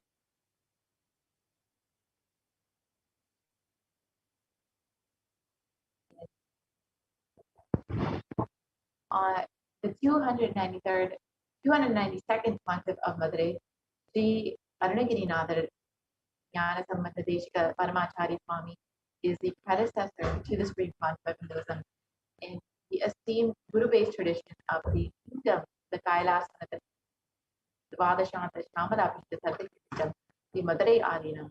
In 2012, the 292nd Guru Mahamvish of Bhagavan Paramashiva, and Devi Meenakshi, who instructed him to coronate the Supreme Concept as his successor, the 293rd Guru Mahasannidhanam.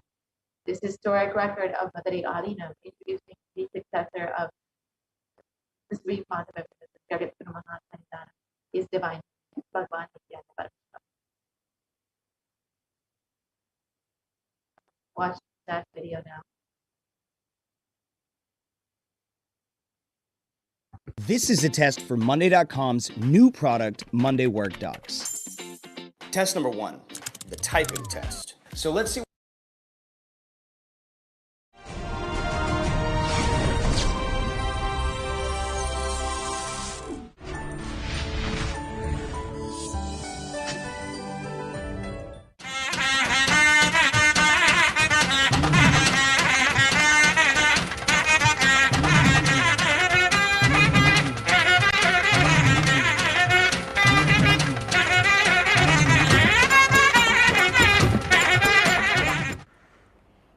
Second Guru Mahasannidhanam, Srila Sri Arunagirinatha Sri Jnana Sambandha Desiga Paramacharya Swamigal also explained his choice for 293rd Guru Mahasannidhanam. Our beloved disciples, the delegates, the head of the branches of all Dhyana Pidams in various centers in Tamil Nadu and India. We are very glad and proud that we were finding out a successor should be appointed for a long time. But as far as Madurai Adinam is concerned, the 291st Guru Mahasannidhanam, the 290th Guru Mahasannidhanam, the 289th Guru Mahasannidhanam, all were genius and sages and saints. Therefore, we thought we had a great mind that our successor should be a genius and a saint and sage.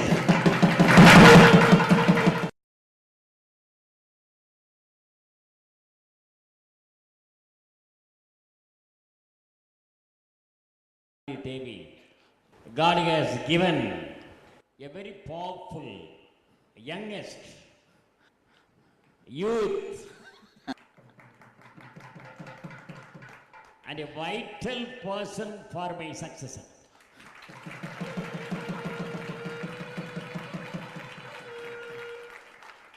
It is a noble gift of Lord Shiva.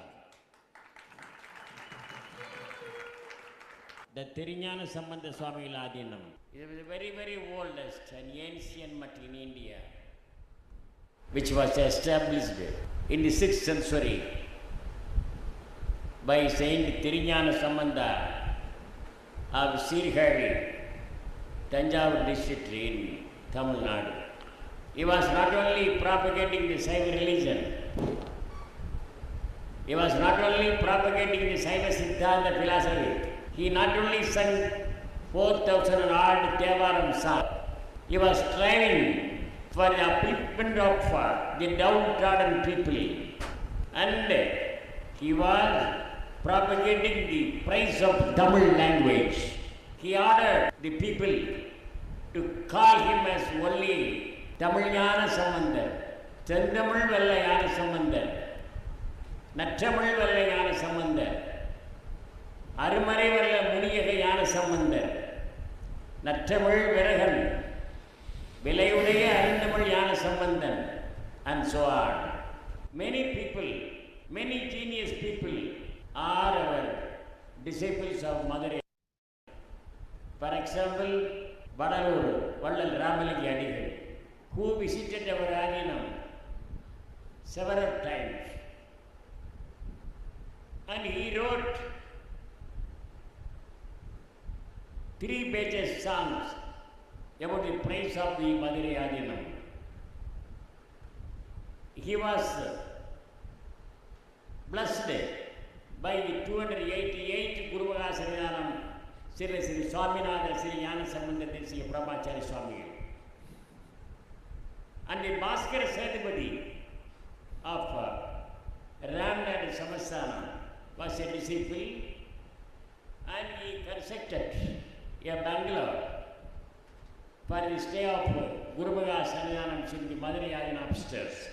And then the Pasumbar Muthuramalika Thevar also, our disciple, he was given a honor that Sanmarka Sandamar by our Guru, 291st Gurumaga Sannidhanam. And the Panditore Thevar, the founder of 4th Tamil Sangam in Madurai, and the king of Thurayur, Veera Martanda Mannan, Dudley, a Governor General of London, was our disciple. And so many people. The Professor Mananmani Sundaranar also are our disciple. Not only that, the Mananmani Sundaranar, the professor of a college, who came to our Adinam and wrote a book entitled as The Age of Tirunjana Sambandha. In that book, he mentioned that Tirunjana Sambandha of Sirgali, Tanjavur district, is not only the founder of this mutt. He is not only the one of the Saiva Sabhaya Nayanamars. He is not only the popular leader of Tamil Nadu, but also the champion of social equality, who expelled the untouchability even in the 6th century. Therefore,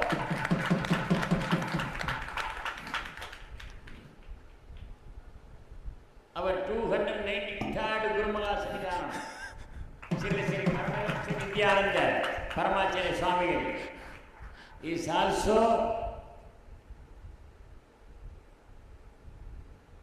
a deepest disciple of Saint Tirunjana Sambandha. Not only that, he may be called as the Avadara of Tirunjana Sambandha.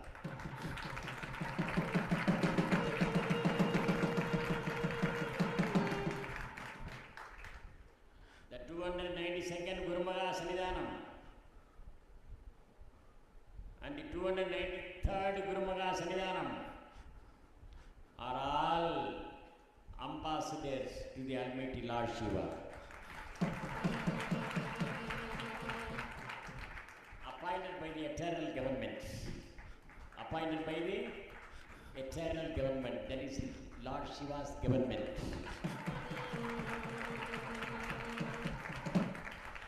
There is no any tenure of period.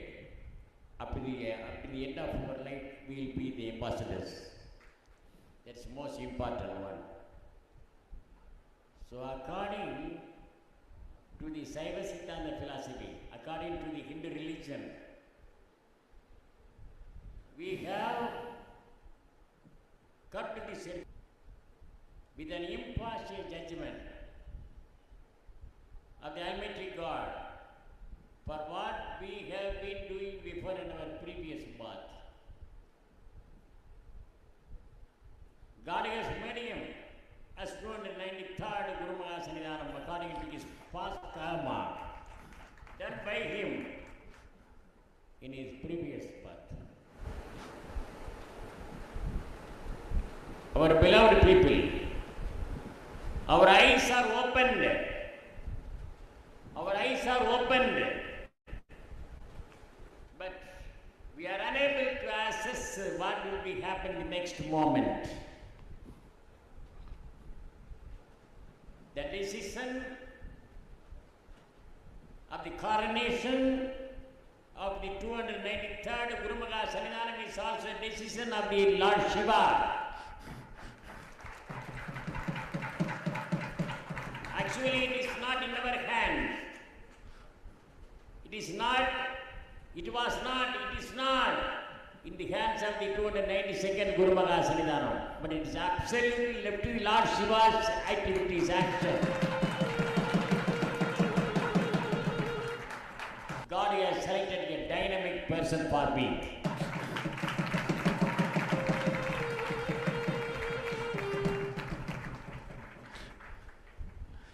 Dynamic, not only dynamic person, but also gigantic person.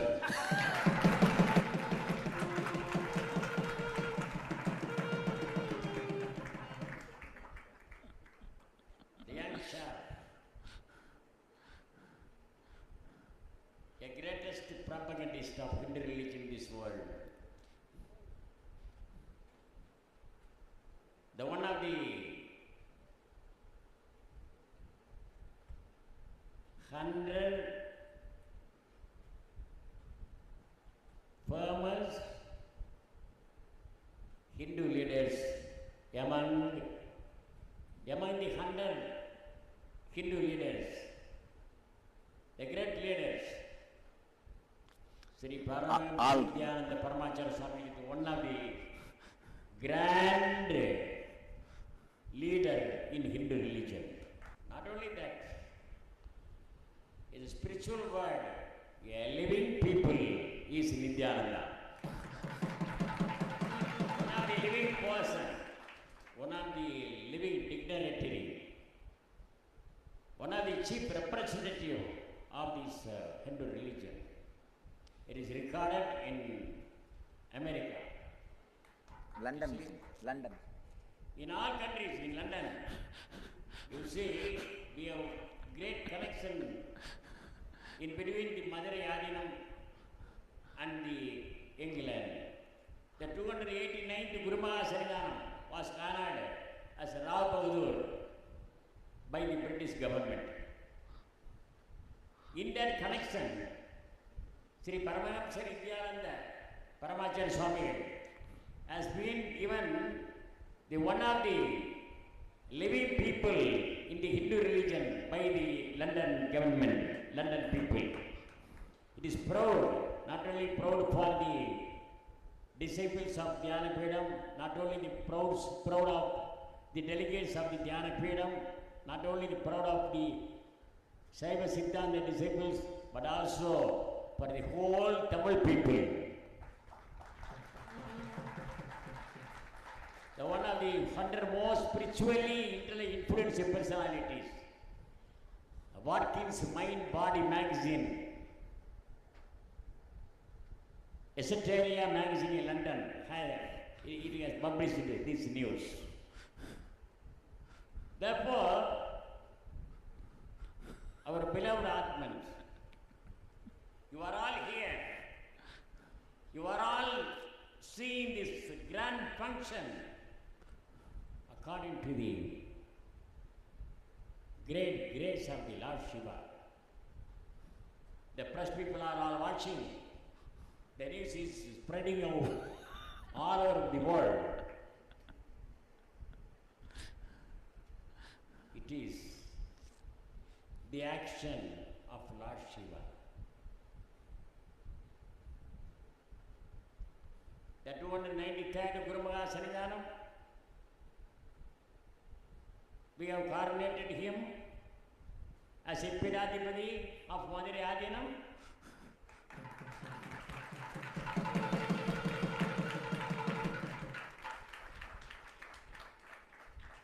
He will be not only the 293rd Guru Maha Sannidhanam, but also he will be treated as Tirunjana Sambandha.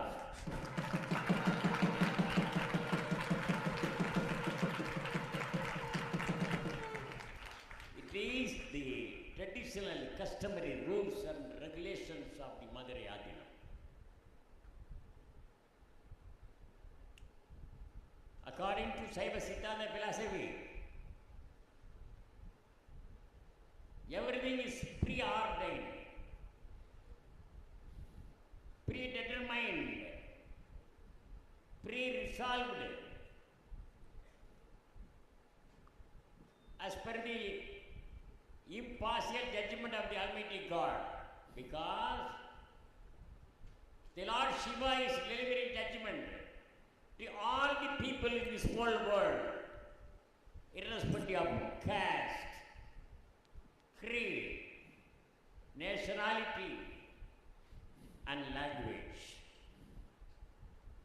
Because he is the director of directors.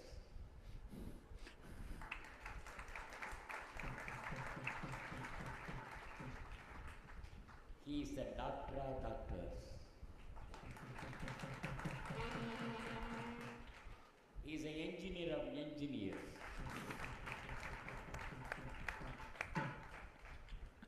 He is a software engineer of software engineers.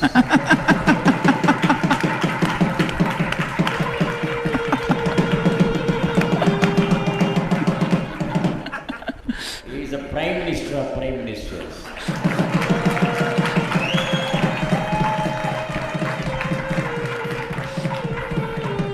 He is the president of presidents.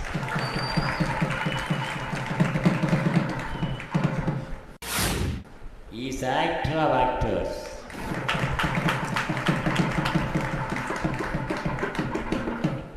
The saint is the actress of actresses.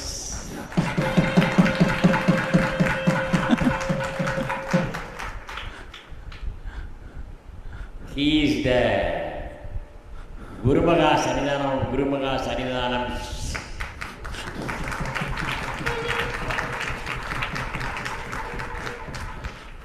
He is all in all powerful, omnipotent, omniscient, and omnipresent. The Lord Meenakshi Sundareshwara is here. He is all.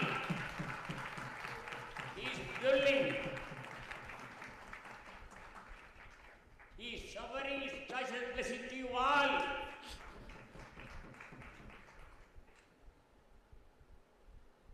But how to prove the existence of the Lord Shiva and the Goddess Parvati? I shall give you an example. This is called mic in English. Tamil Oivangi Karuvi. How it functions. As per the connection with the electricity, it functions. But are we able to see the electricity through our eyes? No. We are unable to see the electricity through our eyes. But actually it is functioning. Likewise, the Almighty God is everywhere. He is beneath us. He is before us. And He is above us. That is called in Tamil Thondra Thunaivan. Therefore, we are all here. So many people are here. Foreign people are. But every individual is ordained. We are unable to create even a nail or a hair. Everything should be given only by Him.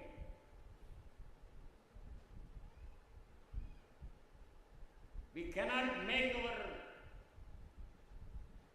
body brilliant, or we cannot make our face, our hands, our legs, or our chest colorful through going to the beauty care center.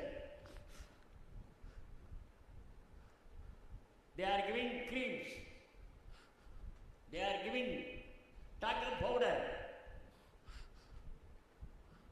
and all, and so on. But blacks will be black. The colorful people will be colorful. We cannot make us height taller than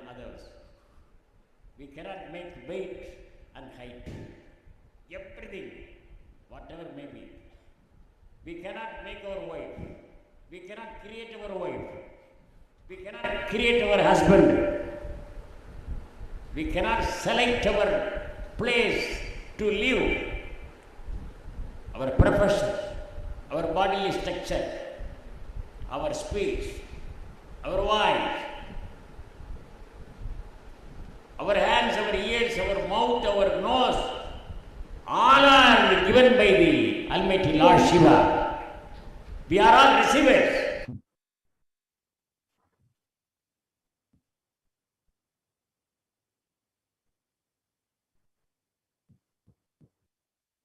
And in this video, we saw the 292nd Guru Mahasanidhanam of the Kailash on the Shamala Pita, the predecessor of the Supreme Panchavakkya, explaining how he recognized the Supreme Panchavakkya as the incarnation of Paramashiva himself, and had the divine vision of Paramashiva and Parashakti, who instructed the Supreme Panchavakkya to be coronated as his successor.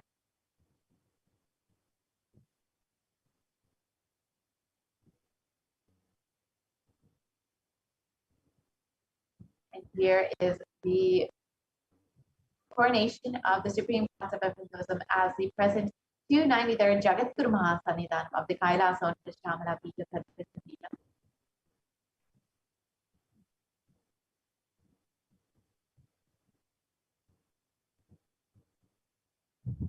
And here you can see a few more pictures of the coronation of the Supreme Point of Hinduism as the 293rd Jagat Guru Mahasanidhanam of the Kailash and the Shamala Pita.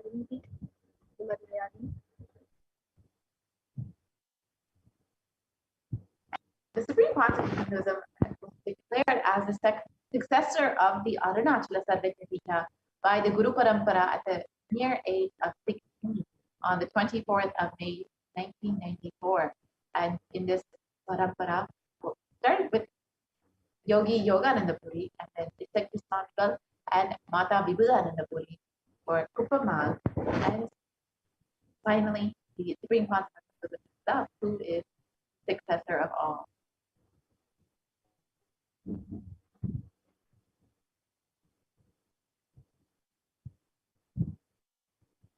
And the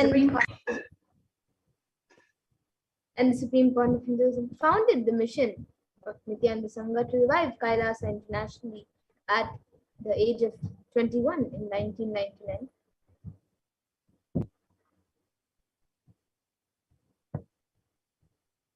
And Supreme Point of Hinduism founded the Adi Kailash Sarvajna at the mere age of 24 on the 4th of November 2002. You can see the Supreme Point of Hinduism performing the rituals to inaugurate the Adi Kailash Sarvajna.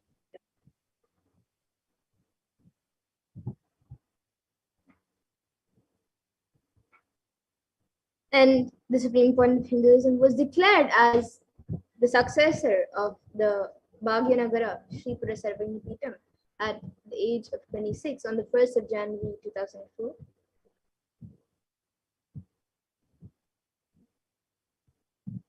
And the Supreme Point of Hinduism is the incumbent emperor of the Surya Vamshan Samrajya of the Surya Vamshan lineage at the age of 26 is declared and coronated as the emperor of the kingdom.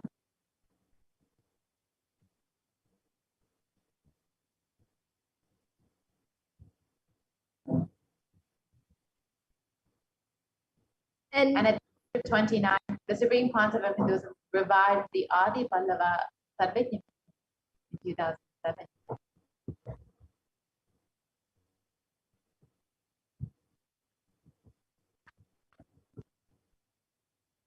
And the Supreme Point of Hinduism at the age of 30 was coronated as the successor of the Kashi Sarvajna Pitam in 2008. And the Supreme Council of Hinduism was officially coronated as the Mahamangaleshwara, the supreme spiritual head of the Mahanirvaniya Kala, the largest apex monastic order, and the youngest Muhammad Labour at the age of 25, 2013. Age of 35, 2013.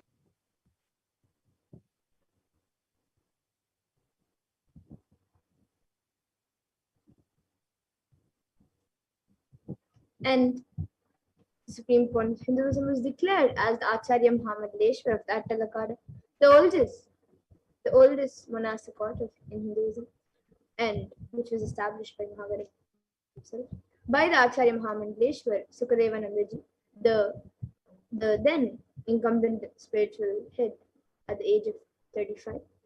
So at the age of 35, the Supreme Court of Hinduism was declared as the Acharya Muhammad Leshwar of that Talakada.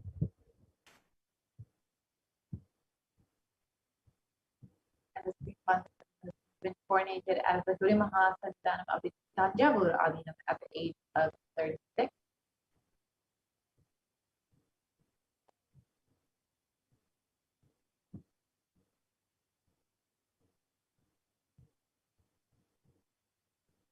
And at the age of 36, in 2014, Swamiji was coronated as the Guru Mahasantanam of the Tiruvarur Adinam.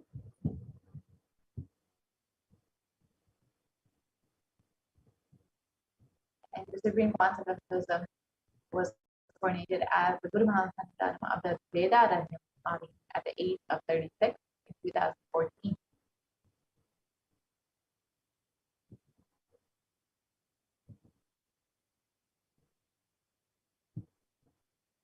And the Supreme Court of Hinduism was also coronated as the Guru Mahasanidhanam of Dharmamukti Swargapuram at the age of 37 in 2015.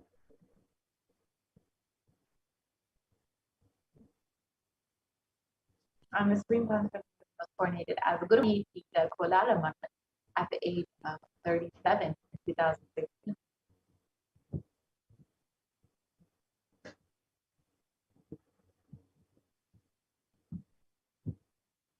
And the Supreme Court of Hinduism was elected as the Supreme Court of Hinduism by a congregation of over 1,000 Hindu pontiffs, leaders at the age of 36 in 2016.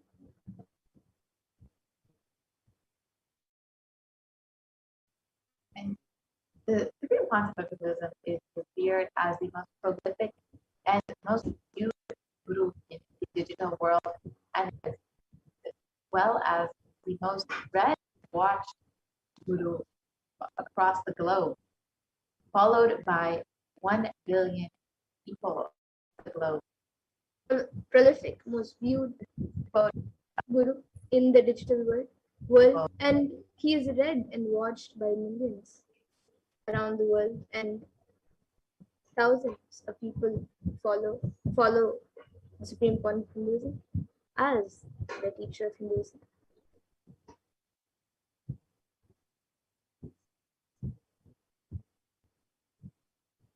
And the world's greatest digital Hindu nation with over 1 billion views is Kailasa. And Kailasa has over 1,100 Facebook pages, over 50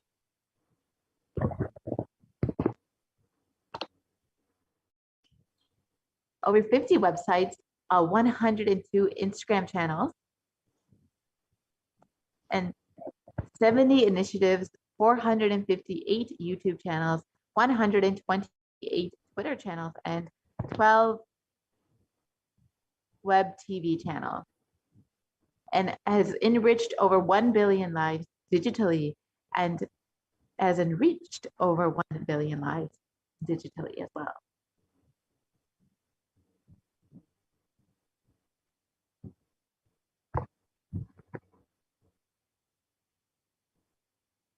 And 26 years of relentless humanitarian services and initiatives, including free vegetarian food banks, medical services, natural disaster reliefs, women empowerment initiatives, conflict resolutions and peace initiatives, sustainable Hindu practices through various international agencies and bodies. So throughout these 27 years, the Supreme Court of Hinduism has worked relentlessly and intensely, and his hard work throughout these years, through his hard work throughout these years, has contributed a lot to humanity.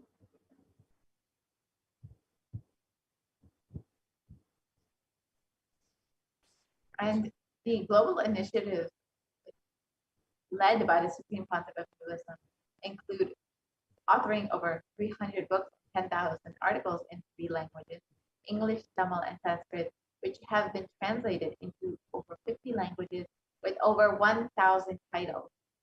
These are all freely available online for anyone and everyone to access.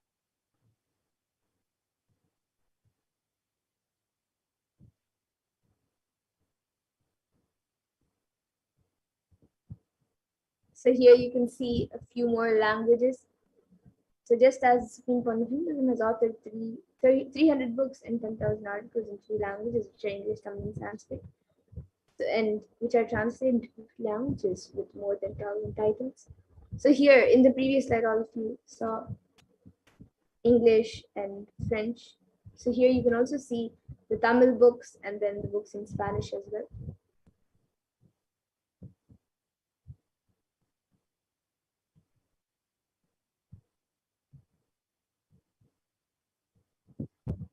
And over 20 million copies of books and articles sold, read, and downloaded.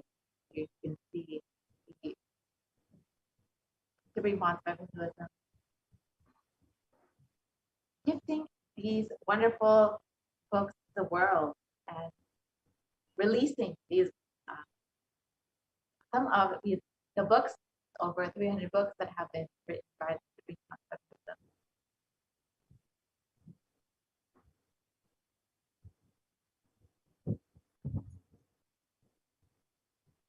And the Supreme Court of Hinduism has established the largest Hindu library with over 1 million books, 1 million palms of scriptures, and over 20 million digital books.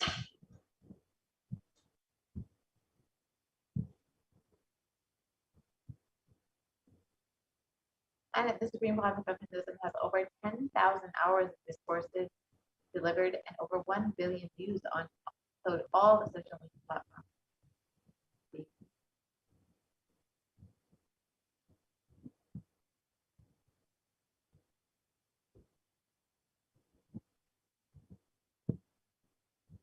And the Supreme Court of Hinduism is also respected as a commentator of all sacred scriptures, such as Upanishads, Bhagavad Gita, Shiva Sutras, Brahma Sutras, Yoga Sutras, Ashtavakra Gitas, Jain Sutras, and much more.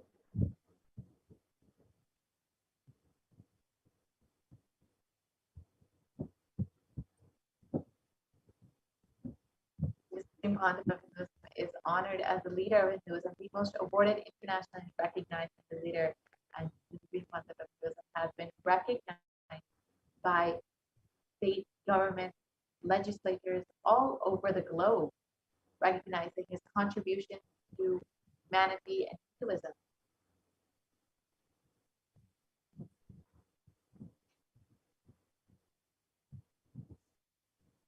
And the Supreme Court of Hinduism is acclaimed as one of the top 100 spiritually influential living personalities by Watkins Mind, Body, Spirit magazine.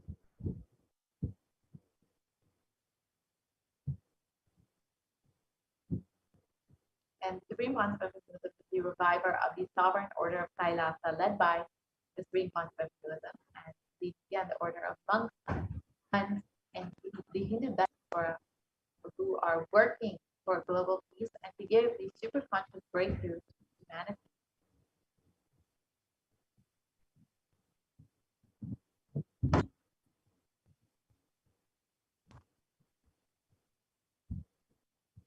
And the Supreme Court of Hinduism is also the establisher of the largest Hindu university in the world with satellite campuses in 150 countries.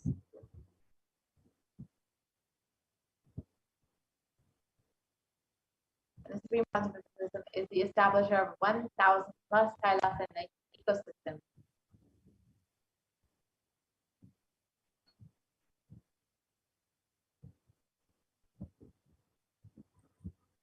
and the Supreme Pontiff of Hinduism, is also the founder and reviver of over 100 Savagam Peethas around the world.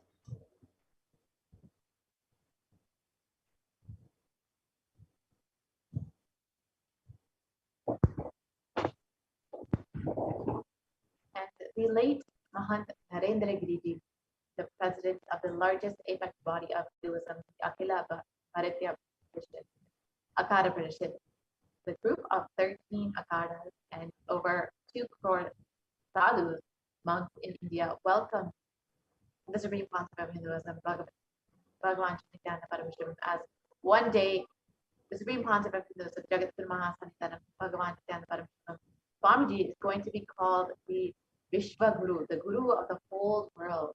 And he is going to be the spiritual guide for the whole world. And peace will spread in the whole world. People are not yet aware of the energy of Swamiji.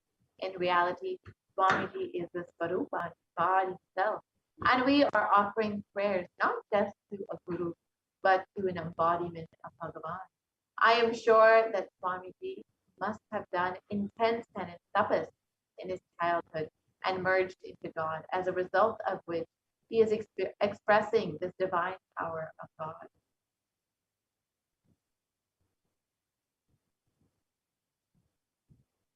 And Narendra Giriji, Maharaj, the late Mahan Narendra Giriji, has spoken elaborately on, has spoken about the Supreme Pontiff of Hinduism.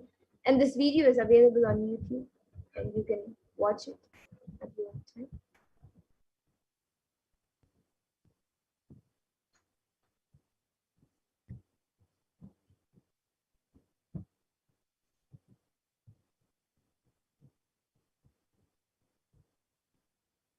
And various other heads and Mahants of various Akadas have spoken about the Supreme Pontiff of Hinduism. So we also have Sri Shantivira Mahaswamiji, who is the head of the Akada, the oldest recorded Mata in Karnataka, dating back to more than 6,500 years ago, declares with his authority, whenever humanity falls into suffering and pain, Ishwar, the divine himself, does austerities, tapas, for their upliftment. Ishwar is the embodiment of the divine light. Nithyanandaji Maharaj is seated as the embodied divine light, spreading world peace and serving the whole of humanity from India. Nithyanandaji is a treasure house of jnana, sacred knowledge. So this is what Sri Shantivira Mahaswamiji has said about the Supreme Pontiff of Hinduism.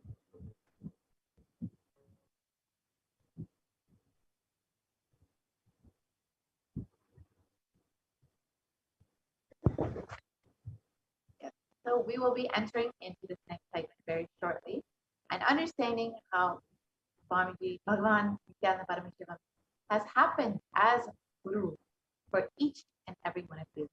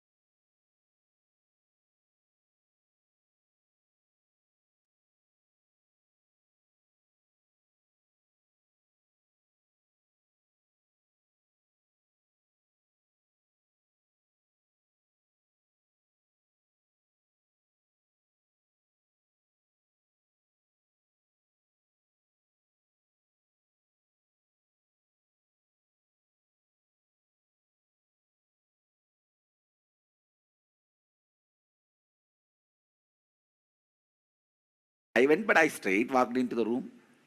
The moment he saw me, he got up and he rushed towards me to hit or to tell, how dare I walked inside the room without asking, excuse me, sir. May I come in, sir? He got up actually to hit me. How I responded, I was responding as if he got up seeing me. I said, please be seated.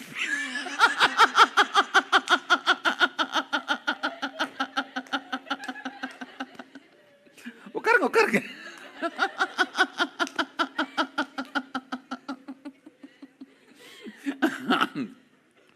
That's it, that fellow's Kundalini has gone up. And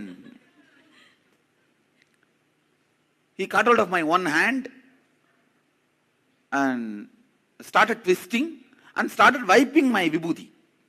The moment his hand touched my vibhuti, that's all, my Kundalini has gone up. And I just held his one hand with one hand, that's all. At least my 10 teeth has gone into his hands. And he's screaming, hey, leave me, hey, leave me, hey, leave me. And real bite, not ordinary, real bite.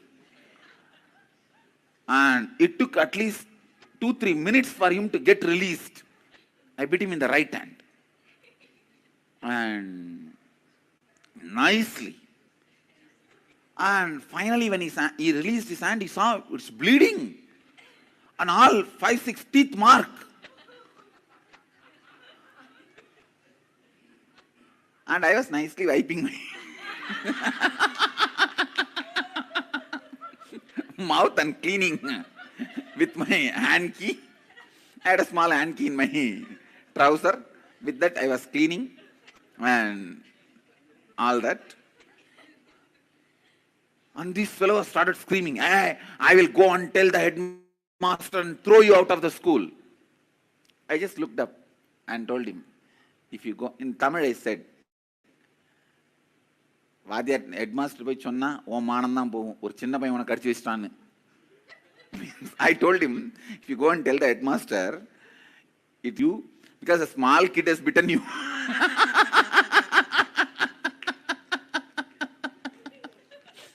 And that fellow was so angry. He said, even if it is shame on me, it's okay, I'll go and tell the headmaster.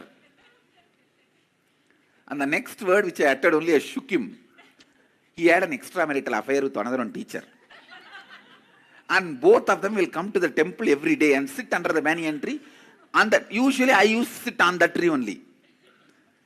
So I've heard about them, but I never thought I will go to the same school and same teacher. And they will come and sit and flirt there only. It's a remote area in the temple. I usually used to sit on that banyan tree.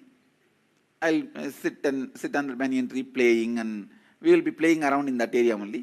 Because we were kids and these two will never bother about us. And they would have never expected I will come to the same school and under them. And I told him, okay, I told in Tamil, வாங்க headmaster போலாம்.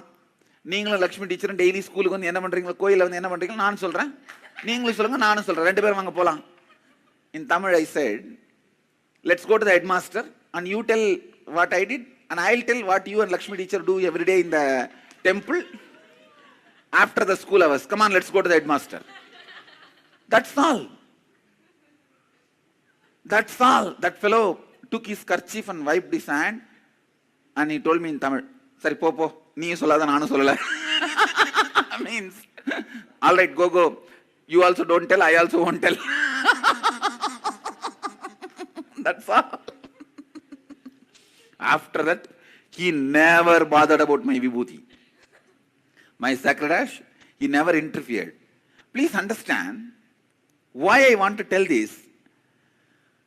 The same situation, if any one of you, it could have become a root pattern in you. All I am trying to tell you is you don't need to develop incompletion. Developing incompletion is not mandatory. I don't have any incompletion about this incident. From the beginning, developing incompletions is not mandatory, which is not Sure. See, this situation, there is every possibility I could have developed fear, incompletion, so much. Which I did not. Which I did not. How many of you understand what I am saying? That's all. So you need to know whether I also had a problem from him, but I did not develop incompletion. Whether the other person created problem or not is different, but developing incompletion is whose freedom? It's your freedom. Making incompletion out of that happening is your decision. So for 100% all incompletion, you are responsible. What they have done may be right or wrong, but it does not need to become incompletion. You see, what the teacher did is complete abusal. Wrong. But it never became incompletion in me. Recently, few years before when I went to Tiruvannamalai, he came and had my darshan later on. Because after some time the teacher became headmaster, and that his wife died and he married the same teacher with whom he had an extramarital affair. He married the same teacher, and that teacher also died. Now he is retired. He came and touched my feet. I picked up the same right hand and touched him. He said, "You leave me." Leave my hand. I said, okay. It never became a pattern in me, incompletion in me. Even though what he did was completely wrong, I never created an incompletion in me. So what others may do right or wrong, but that does not mean you have to develop incompletion. So any incompletion you have developed, who is responsible? You. So who is supposed to do completion? You. Make them understand about completion, the other person, then explain incident by incident and listen to their response also. Most of the time, it will be completely, it would have been misunderstood by you. My world is completely wrong. So listen, listen, listen. And finally, complete. Tell them clearly, whatever is right or wrong, now I am dropping it, I am completing with you, over. With this, I am not going to carry any more powerlessness. Incompletion with you, over. Declare completion. Do this with every relationship, whoever is alive and reachable. If they are not reachable, not alive, do it only with the mirror and the other person.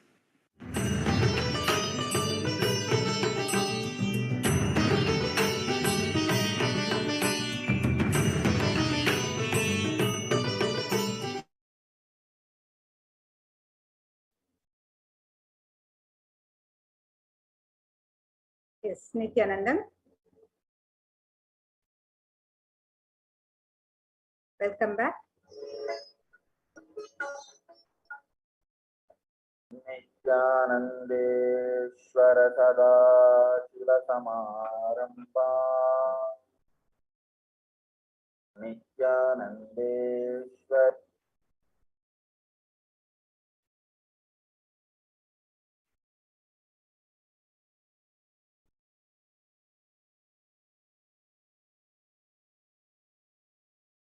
Yes, welcome back. And we watched a powerful video where Swamiji gave a beautiful technique from his own life, an example which showed us how relationships are something we need to complete, we need to take responsibility for and complete, and we can heal all the relationships just by taking the responsibility to complete with them. And it is not something about right and wrong what the other person is doing. It is about us taking responsibility to heal the relationship. So you can also watch this video on the YouTube channel, and we apologize for some audio glitches earlier on in the program. So let us continue to understand the completion of relationships in today's Navaratri celebrations and the happening of Devi Parashakti. And today, as we celebrate the manifestation of Devi Kamakshi as she manifested, as Devi Parashakti manifested in Kanchipuram, as we celebrate Devi Kamakshi's happening, we continue to learn more about completion with all our relationships, as Devi Kamakshi is the one who bestows the grace and compassion and heals all of our relationships, not just with people or with human beings around us, but with everything that we are living with in our life. So Swamiji is beautifully giving us the techniques, the understanding and the science to heal all our relationships. And we will continue this segment where we learn more about how we can heal all of our relationships. So let us see the perception of the happening. We've just seen the understanding of the world and my world, and how the my world is our perception of what is happening. So here's an illustration, a small story to illustrate the perception of happening. An old man went to a nearby village and he was coming back to his home. From a distance, he saw that his house was on fire. And that's all. He literally started boiling and burning, rolling on the ground and crying. And one of his sons came to him and said, "Why are you crying, father?" The old man said, "Oh, my house is on fire, my house is on fire." The son reminded him, "Don't you remember? Just yesterday we sold the house." Immediately the old man got up and became completely all right. He was okay. All his suffering, his pain, everything disappeared. Everything became all right for him. But in a few minutes, the second son came and told him, "Father, we sold the house, that is true, but the money has still not come to us. We have not yet received the money."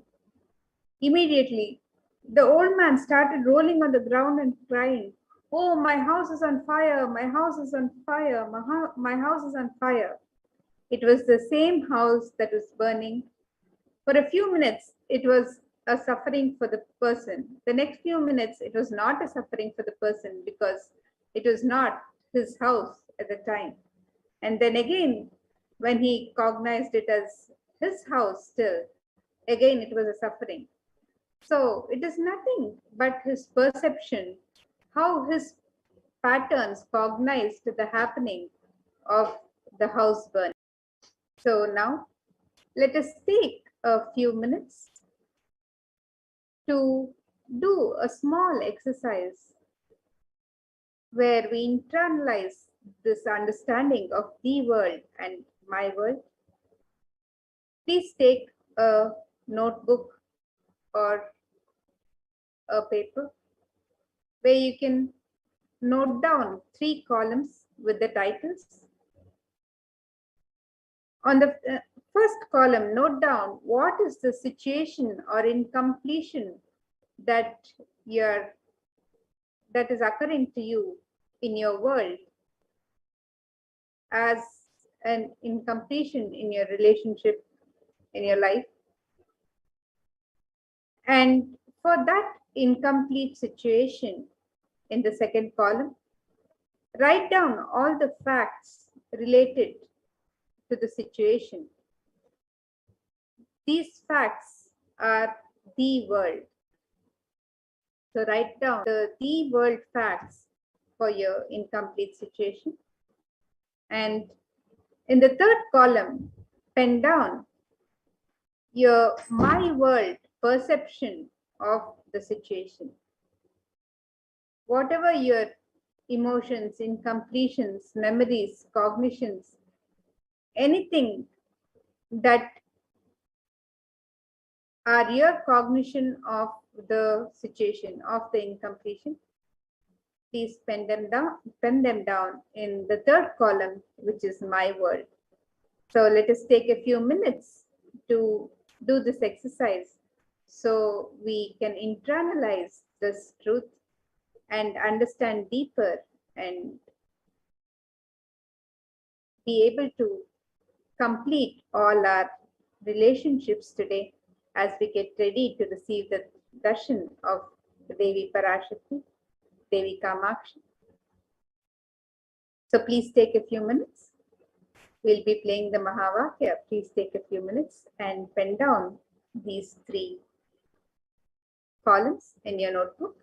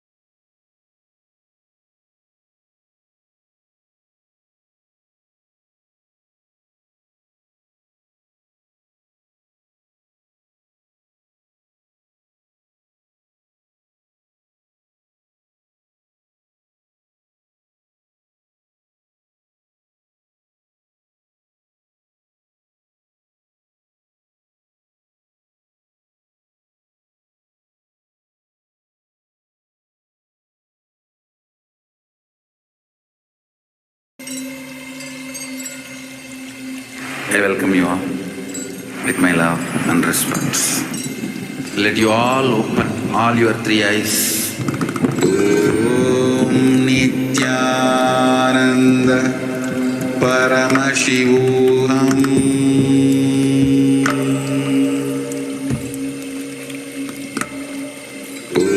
Om Nithyananda Paramashivoham.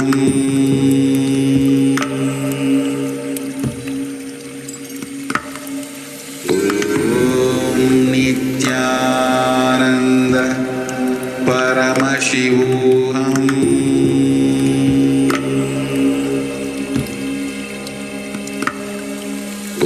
Om Nithyananda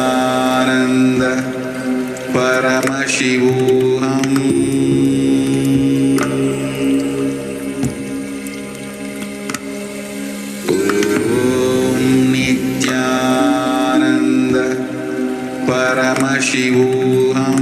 Om Nithyananda Paramashivoham. Om Nithyananda Paramashivoham.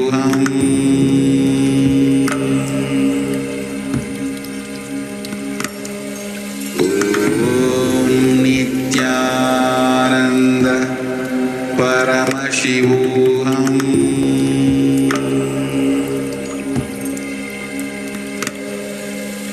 Om Nithyananda Paramashivoham.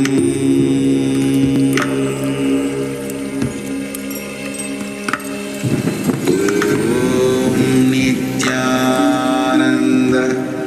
Paramashivoham.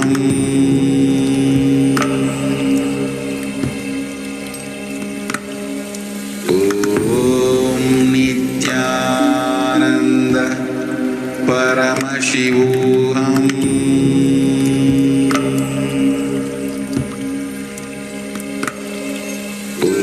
Om Nithyananda Paramashivoham.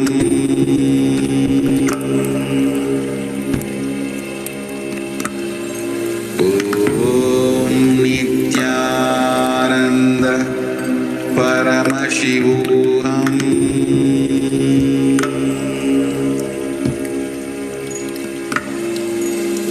Om Nithyananda Paramashivoham.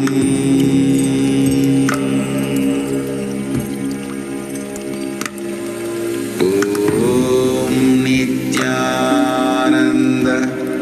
Paramashivoham.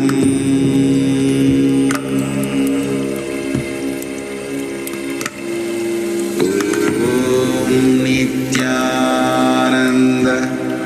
Paramashivoham.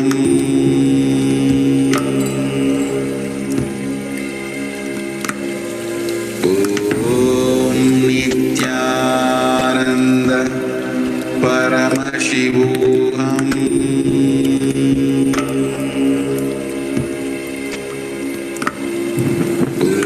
Om Nithyananda Paramashivoham.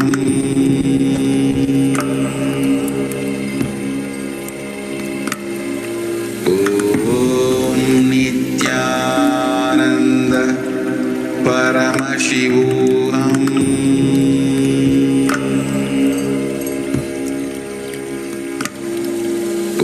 Om Nithyananda Paramashivoham.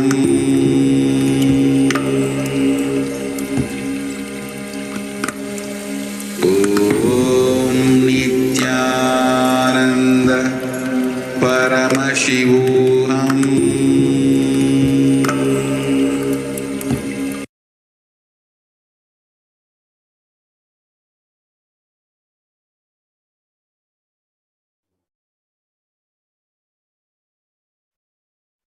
Yes.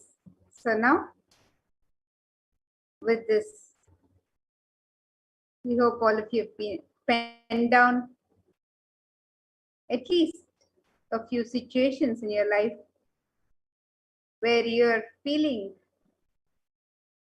the situation is incomplete for you, and you've penned down the world facts about the situation and the my world perceptions, the happenings as you perceive it, your emotions, your incompletions about the situation, and anything as that you perceive about the situation.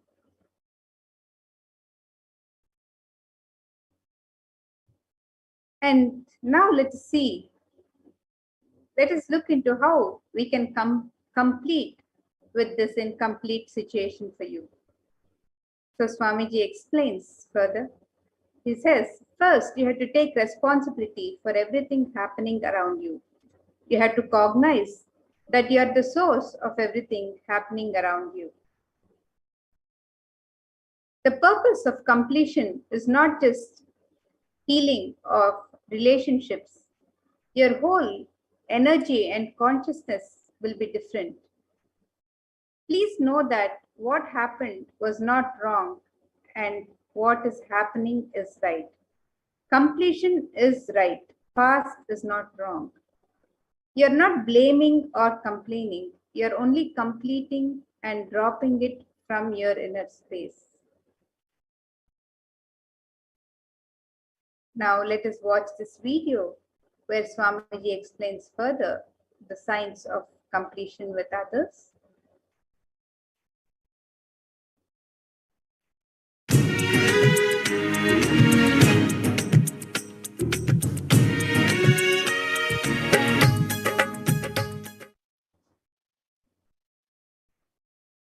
How many of you, when you did the process yesterday, the world and my world, understood it is you who messed up everything in your life. It is you who is supposed to repair everything in the life. How many of you understood that? All right. How many of you think we should really, really repair it? Sincerely, you want to repair it. I'll give you step by step. How many of you think you don't need to repair it? You are not responsible. Raise your hand. No, really, I want to see. Maybe somebody will be thinking, why should I? No, I want you to understand, unless you decide, repairing cannot be done. Unless you decide, repairing cannot be done. Repairing cannot be done. Listen. Today we start completing with others. Others means not just only your father, mother, husband, wife, brother, sister.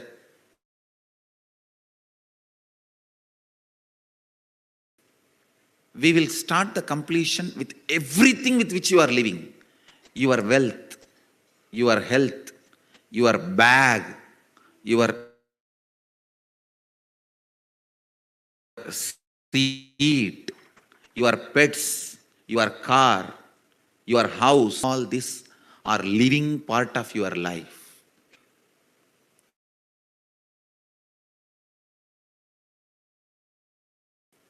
They may be dead objects, but they are living part of your life. See, a house may be a dead object, but it is a living part of your life. How many of you understand what I am saying?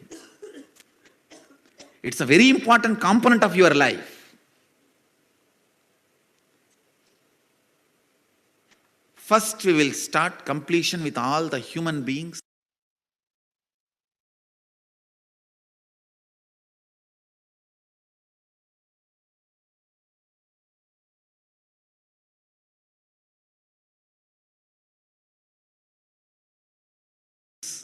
With whom we are living.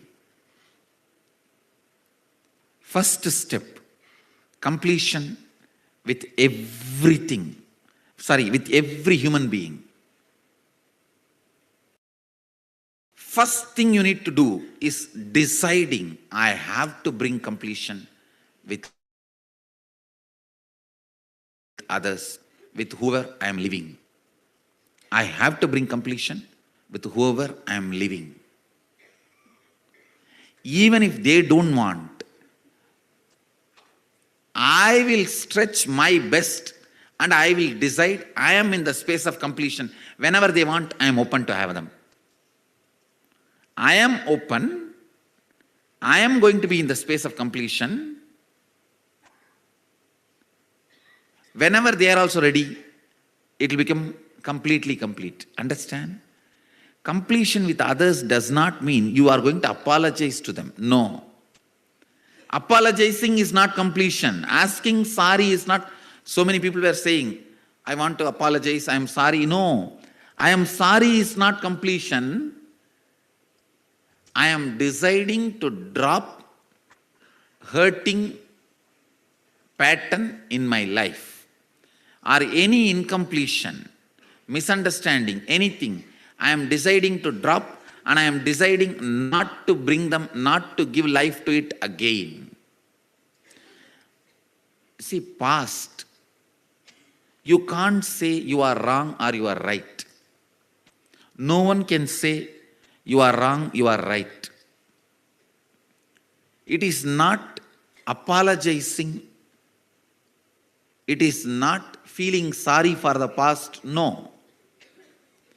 Deciding, I am dropping this incompletion, hangover of the past, and I will not allow this to happen once more. Completion is actually responsibility, not apologizing. See, apologizing or feeling sorry comes out of powerlessness, but completion comes out of responsibility. Understand? listen, see the difference. Now when I am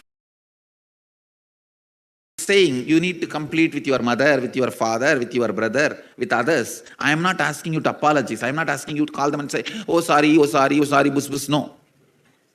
No. Feeling sorry comes from powerlessness. That is not completion. When you call, you explain, this is what has been perceived by me.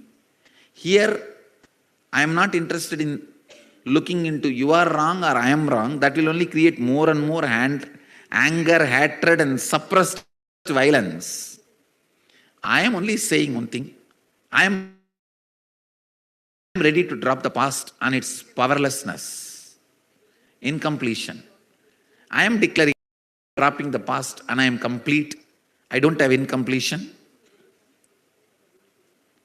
And I will not create any incompletion anymore. Your death reaches them.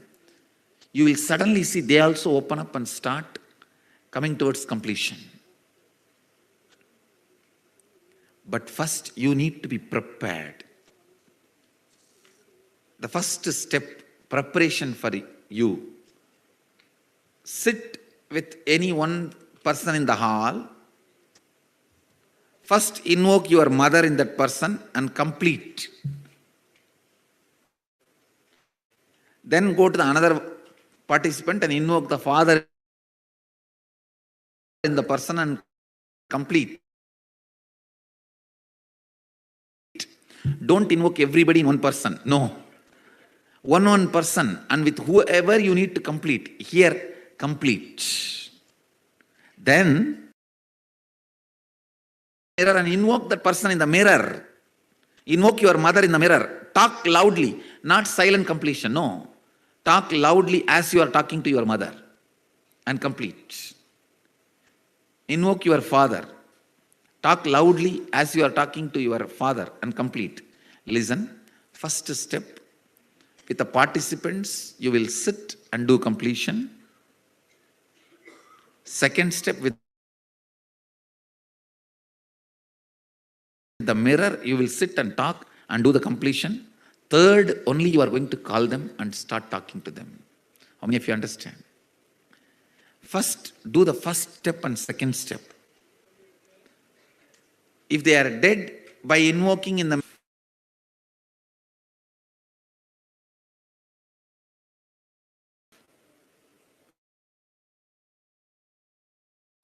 and if there is a legal problem, calling them, they may record and create a problem. You don't need to call them. Huh? If you know that they are still alive and if you have the ability to reach out to them, you should reach out. First, you don't even go to that step.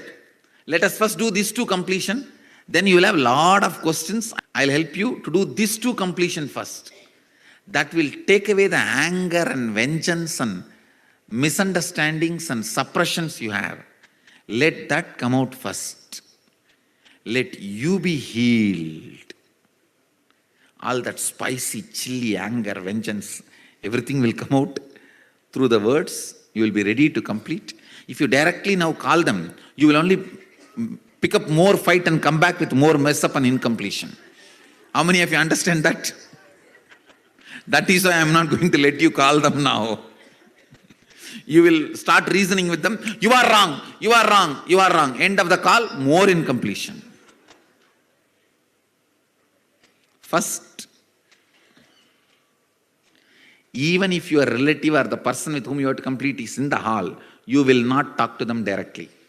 You will only sit with persons, other participants, and then you will only sit with the mirror. Then I will have one more session answering your questions, and I will also be doing a Shivoham process to heal your past. That part of the brain which records strong emotions, part with the awakening of the Kundalini, then your tongue will have the sweetness, honey. Then you should call on honey. Otherwise, honey. The honey itself will be so frightening. It won't be like a honey bee.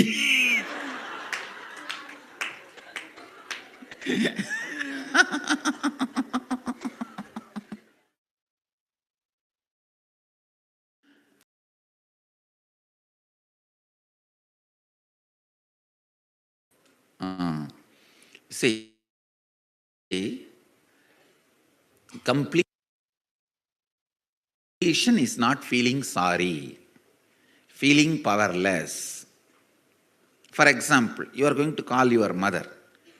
Sit with her, explain from the beginning what all incompletions you developed with her, make her understand very clearly you are responsible for it. And you are dropping it. You are not saying sorry. You are not becoming powerless about it. You are saying, yes, I am responsible. I don't want to get into who is right, who is wrong. Even if you are wrong, I am only responsible. I am dropping the past. And now I want to start the new space with completion. Understand? I am dropping the past in completion and I am starting the new space with completion. See, when you call, before you call them, I will give you instruction. Simple introduction. You tell them, I am going through a meditation program where I am supposed to complete with myself and all the relatives. So, I am calling you. Just add 2-3 lines. You are important person, part of my life. So, only when we are complete, I can be complete. Now I am calling you. This has happened. Now I am realizing who is right or who is wrong is not the thing. I am responsible. So I am deciding to take the responsibility and bring completion. Understand? The other person should not feel you are weak. Other person should only feel you are taking responsibility for it. All of you are getting it? Yes. Then, yes, when you talk to the volunteers, you talk in the when you talk to the participant, you talk in the language you are going to talk to that person, to your mother or to whoever. Talk in that same language. The participant need not understand. And even to the mirror, talk in the language you are going to talk.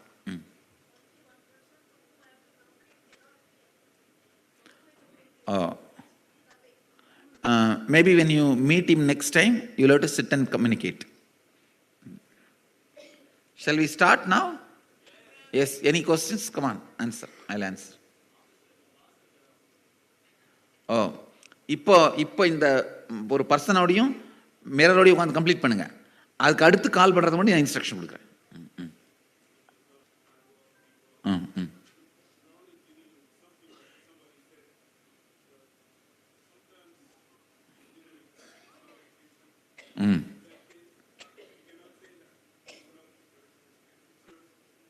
Now what I am saying, even if that person has done something wrong, is the reason for the incompletion, but I am going to be responsible for the completion. So I am not bothered about you. You may be the reason or not, but I am going to take the responsibility for completion.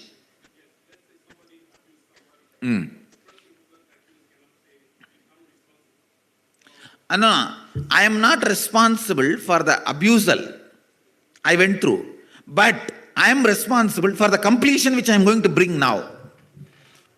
You understand? You see, I have been attacked and abused so much. I am not reason. I am the victim of the media attack, religious persecution. I am not reason for it, but I am taking the responsibility to bring completion. Same thing.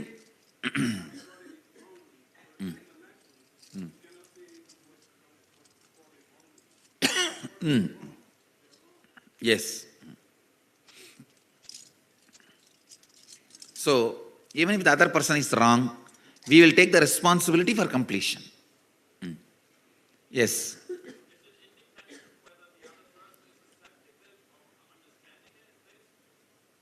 Whether, is it independent whether we are? Yes, yes, yes. That person understands, accepts or not is secondary. It is you come to the completion space. It is working on you mainly.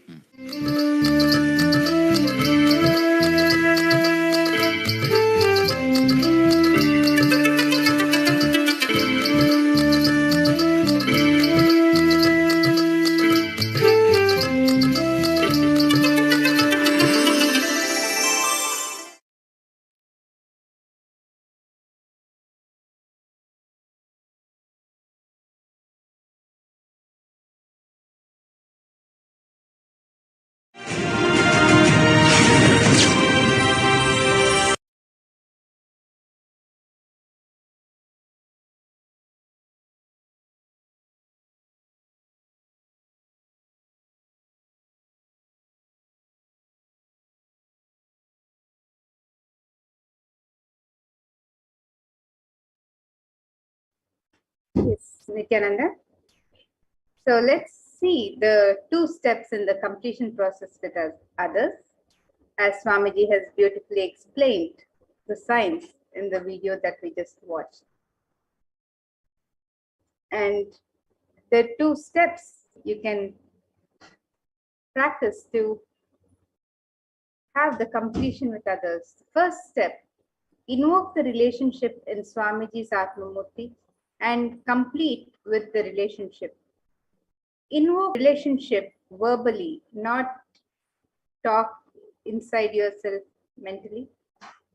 And understand that completion is not saying sorry or apology, asking for an apology, but making the other person understand that there is no more incompletion between you and them. Your declaration that you are not carrying anything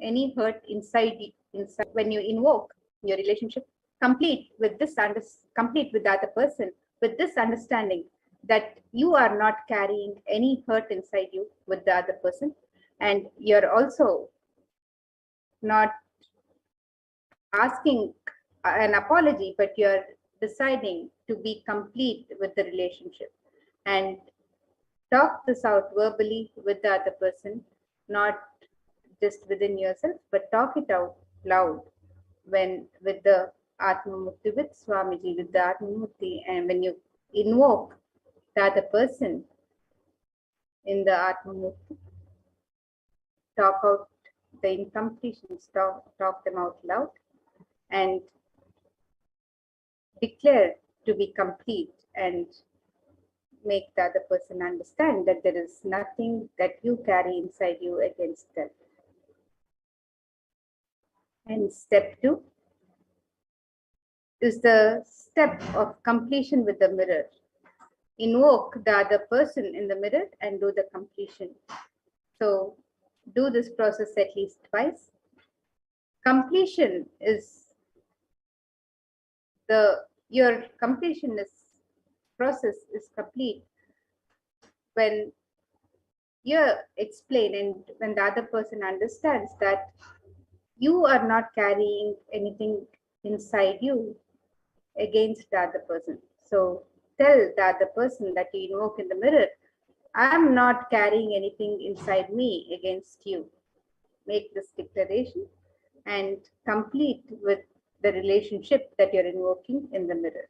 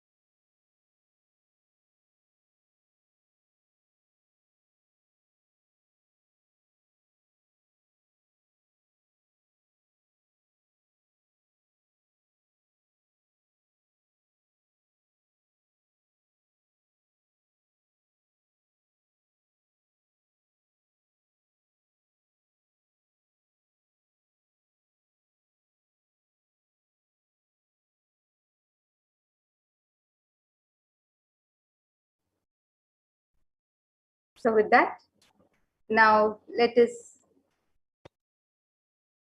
get ready for the darshan of Devi Parashakti, and let us prepare ourselves. So let us move to the next segment where we prepare ourselves to receive the darshan of Devi Parashakti and look at the various offerings and sevas that we can offer to Devi Parashakti during this celebration. The celebration of the 9 nights of the happening of Devi Parashakti herself. So as we celebrate Devi, let us look at the various offerings that we can make to Devi Parashakti today.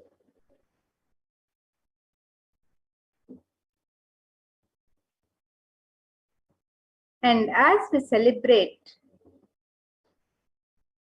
Navaratri in the Kailasas around the world, we have various rituals, sevas, offerings being offered, the rituals being performed in the Nithyanandeshwara Paramashiva Devalaya to Adi Parashakti, and we have various sevas and rituals being performed by third eye awakened beings who perform these rituals with the utmost integrity to the agamic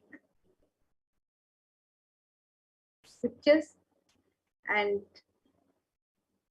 when the third eye awakened beings, as per the agamic injunctions, high integrity and authenticity with which the rituals are performed, and with all the gods and goddesses of Kailasa being installed in the sacred Kshetra of Adi Kailash by the Supreme Pontiff of Hinduism himself, the Avatar himself, the living beings, the gods and goddesses of Kailasa, they accept all of our offerings directly. And as we celebrate Navaratri in Adi Kailash and the Kailasas around the world, all the gods and goddesses of Kailasa also are celebrating this Navaratri and the happening of the Avatar and the happening of Devi Parashakti during this Navaratri. So join us for the most joyous, blissful and healing celebrations of Navaratri, and the blessings of Devi Parashakti showering upon the entire humanity during this Navaratri. So if you would like to offer any sevas, any rituals to Devi Parashakti during these celebrations, you can make your offerings through the website www.kailasamailer.com/sevas, where you can find the details of all the offerings and you can register for any of the offerings that you would like to register for. So on day 1 of Navaratri, we celebrated Devi in her manifestation as Rajarajeshwari, and Devi Rajarajeshwari is that manifestation which bestows the protection from natural and epidemic calamities, the removal of delusional arrogance, and bestows all boons upon her devotees. And on the second day of Devi Navaratri, we celebrated the manifestation of Devi Meenakshi, who bestows the protection from insecurity of job loss, career loss, and bestows the best of career and leadership qualities upon the devotee. On the third day of these Navaratri celebrations, we are celebrating the manifestation of Devi Kamakshi, who is the mother who bestows the boons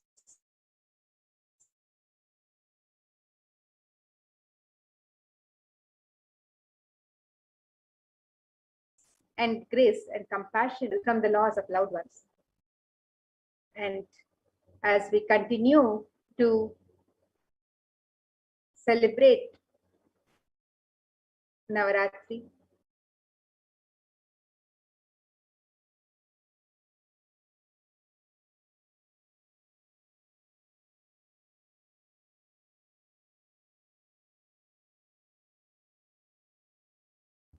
each manifestation of Devi bestows upon us. On the fourth day, we'll be celebrating the manifestation of Devi Annapurneshwari, who bestows us with the healing of health problems, healing from allergy problems, and healing of nourishment problems. On the fifth day, we are celebrating the manifestation of Devi Vishalakshi, who invokes the leadership quality in the devotee and bestows protection from uncertain future.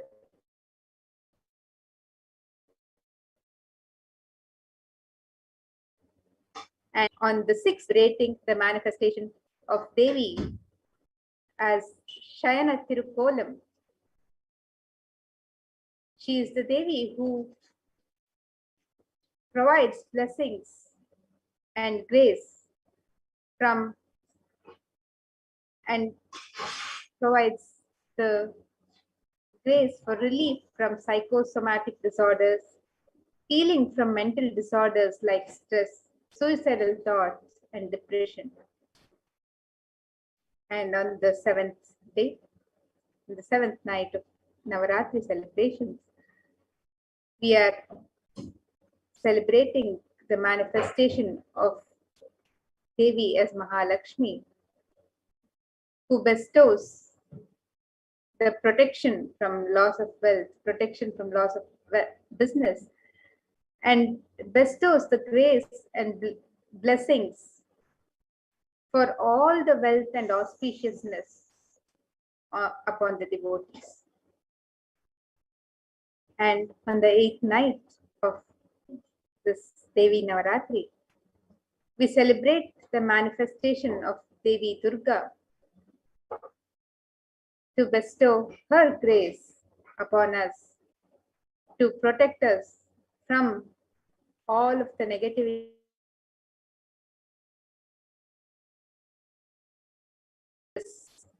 pandemic of the corona and its side effects, its after effects, and also our prayers for her protection from untimely dangers and protection from enemies. And on the ninth night of Devi Navaratri, we celebrate the manifestation of Devi Saraswati, who bestows upon us the ability to grasp knowledge, the ability to achieve the best of performances in exams, to the ability to learn through new ways of distance learning. And she is the Devi who bestows the blessings of the ultimate knowledge and education. So Devi Saraswati, the manifestation of Devi Saraswati, we celebrate on the ninth day of Navaratri. And on all of these 9 days of celebration, if you would like to offer your love and devotion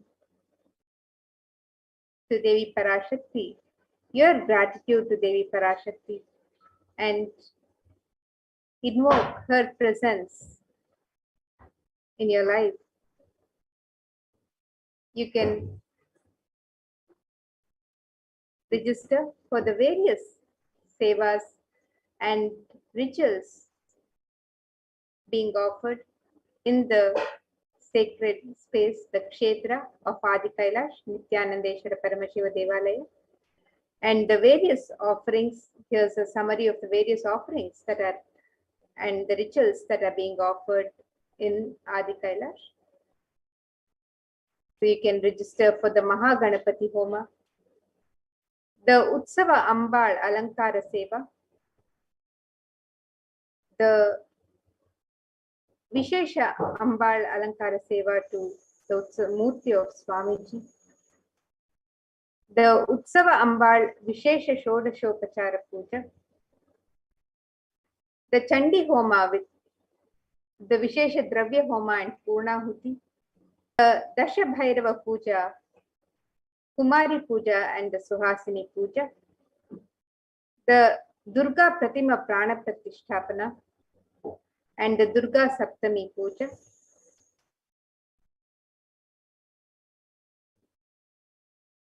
You can also register for the Durga Saptami, Ashtami and Navami Puja and Arati.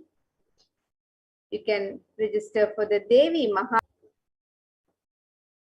the Durga Ashtami Puja, the Durga Navami Puja, the Durga Kumari Puja, Ayudha Puja, and the Maha Naivedya Seva on Vijayadashami, and the Pratyaksha Pada Puja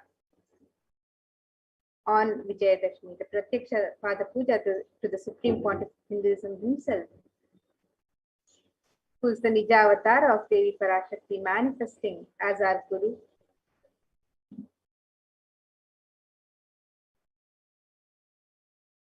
And you can also make the offerings of the Tula Bharam on Vijayadashami, where you can offer various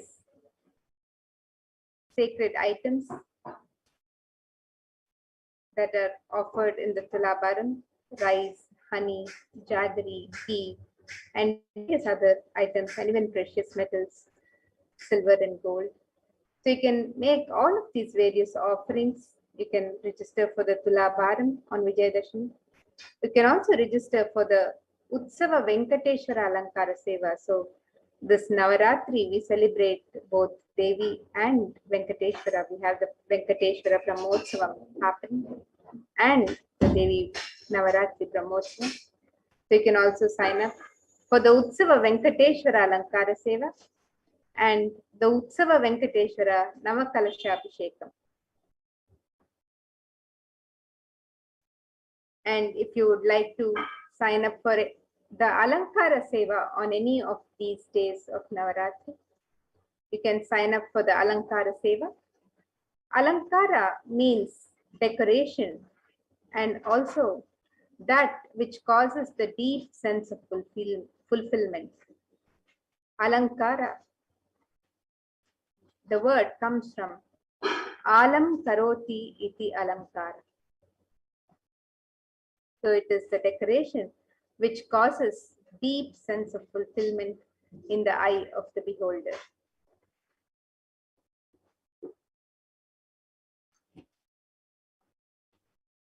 And you can also sign up for the Utsava Ambal Alankara Seva. Every day during this 9 days of Navaratri celebrations, the Utsava Murti of Devi Parashakti is decorated in her various different manifestations. Offering of the Alankara Seva to the deity of Devi Parashakti bestows in us the deep fulfillment in life, thereby taking us closer to the Guru who liberates us from the cycle of birth and death. And this verse from Devi Mahatmyam describes the scriptural reference, the Shastra Pramana for Devi's grace upon all the beings. In this verse, Devi Paramashakti herself, in the Devi Mahatmyam, of the Markandeya Purana gives this boon to all the beings. She says, Om Padha Dana Vota Bhavishyati Tada Tada Vatiryaham Karishyam Yarishang Shayam.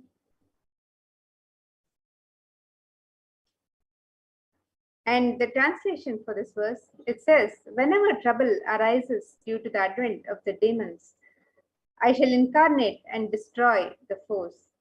And this is from verse 55 of chapter 11 of the Devi Mahatmya.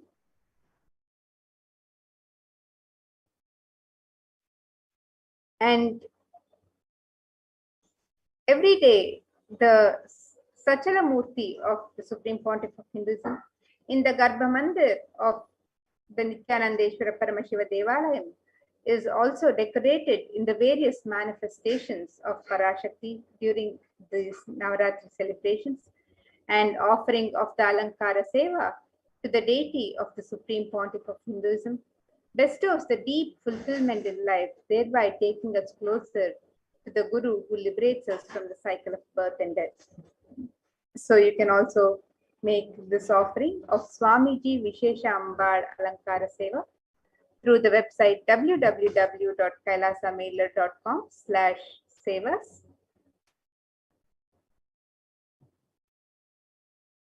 And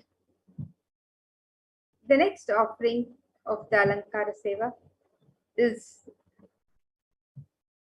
the next offering of the Shodashopachara Puja to the Utsava Ambal. The Utsava Ambal Vishesha Shodashopachara Puja.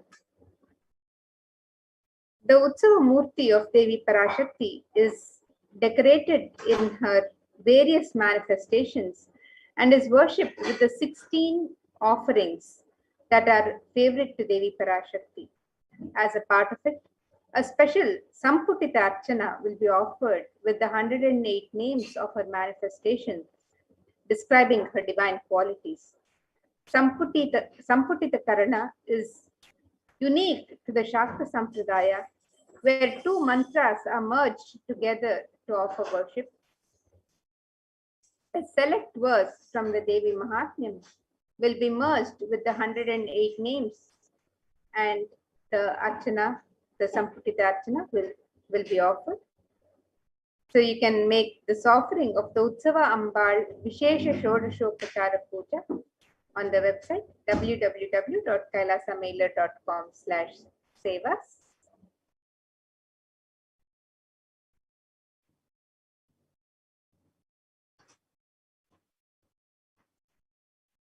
The next offering to Devi Parashakti during these Navaratri celebrations is the offering of the Chandi Homa, the Vishesha Dravya Homa and Purnahuti. Chanting Sanskrit mantras brings out the latent powers that exist within us.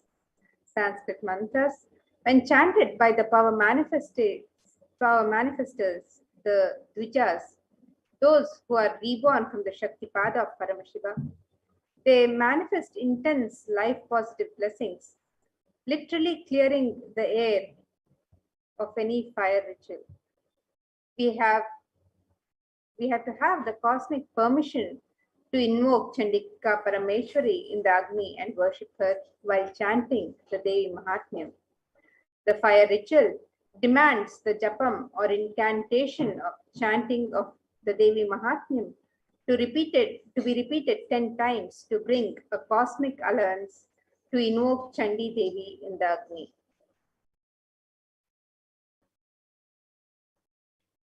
In order to do the oblations into Chandi Agni for the 700 verses of Devi Mahatmya, the repetition of chanting the 700 verses should happen 10 times. This is what is known as Dashamsha. It is a powerful way to consecrate the very Vatavarana, the spiritual ecosystem of the Yagashala, of the place of fire worship. The group will be chanting 10 times in the Yagashala before the sacred water pot, within which Chandika Parameshwari is invoked. The veneration can bring life positive effects to anyone who hears these sacred shlokas. The Savarnas, the surrounding energies, Devatas, Shaletis of Chandika Parameshwari, are invoked in numerous water pots surrounding the Pradhana main Kalasha of Chandika Parameshwari. The Yagashala is described in the scriptures to be in a 9 by 9 grid format, which has the Pradhana Kalasha as the central square of the mandala grid. The Toranam represents the 4 Vedas protecting the Yagashala for negative energies to be warded off. The 4 Vedas are the most life positive vibrations that create a protective environment. Each Veda is involved in a firewall. Each Veda is invoked in a firewall. The Toranam is a garland of leaves from selection of trees prescribed by the Agamas. The occurrence of banyan, people, atti, and purasu in the scripture is always associated with auspiciousness. Trees grow in a particular environment. That ecosystem is not just including physical features of soil type and animal habitation, but also the very spiritual energies that exist in that particular environment. These 4 trees create an extremely spiritual and peaceful canopy to the beings who live under them. The leaves from these spiritual charged spaces can hold positive thought currents that powerfully repel negative energies when enhanced with the Veda mantras.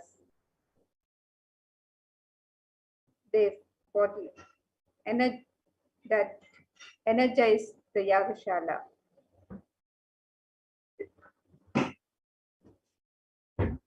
The Vishesha Dravya Homa is the offering of all the Sattvika Guna foods into the Agni Kunda.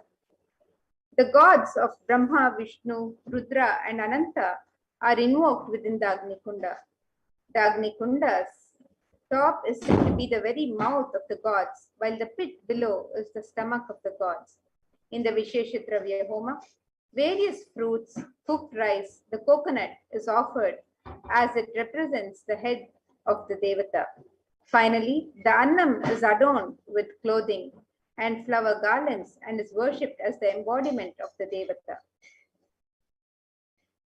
In the Purnahuti Homa, select offerings of turmeric, kumkum, and favorite dry foods of Devi such as almonds, raisins, cashew, etc.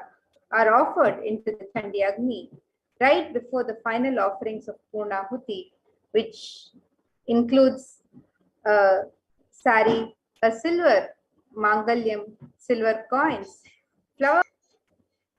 The Mangalya Sutra is the auspicious thread that is tied when a woman marries.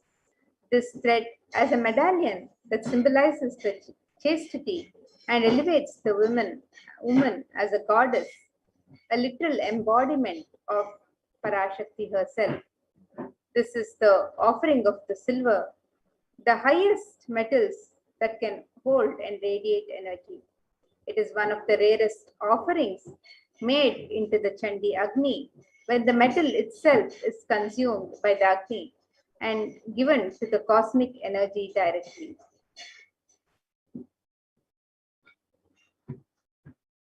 And the benefits of the Chandi Homa are described in the Devi Mahatmyam, in the various verses of the Devi Mahatmyam. In the verse 12.2, it describes the removal of all problems,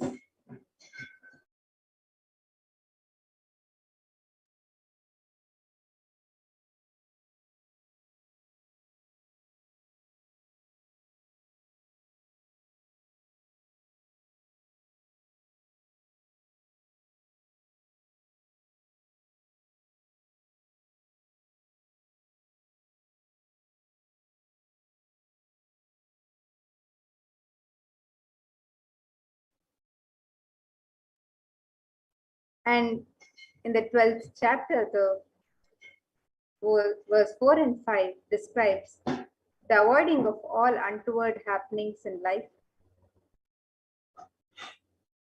And in the third verse, it describes avoiding the bad happenings from poverty, separation from loved ones. The sixth verse from the 12th chapter describes the removal of fear from enemies, robbers and kings, weapons, fire, and flood. And the 8th verse from the 12th chapter describes how Devi saves us from all the epidemic calamities and natural calamities. And the 12th and 13th verses describe, without doubt, all troubles will be removed by Devi if this Homa is done during the Navaratri, and the participant will be blessed with riches, grains, and children. And the 14th verse describes how with offering of the Chandi Homa, one can become fearless, one becomes fearless. And the 15th verse describes how enemies perish and welfare accrues and the family rejoices with the offering of the Chandi Homa. So these are the various benefits of Chandi Homa as described in the various verses of Devi Mahatmya. And the Devi Mahatmyam further describes the benefits. In the 16th verse from the 12th chapter, the ill effects of bad dreams and negative influences of planets are removed by offering the Chandi Homa. This benefit is described in the 16th verse.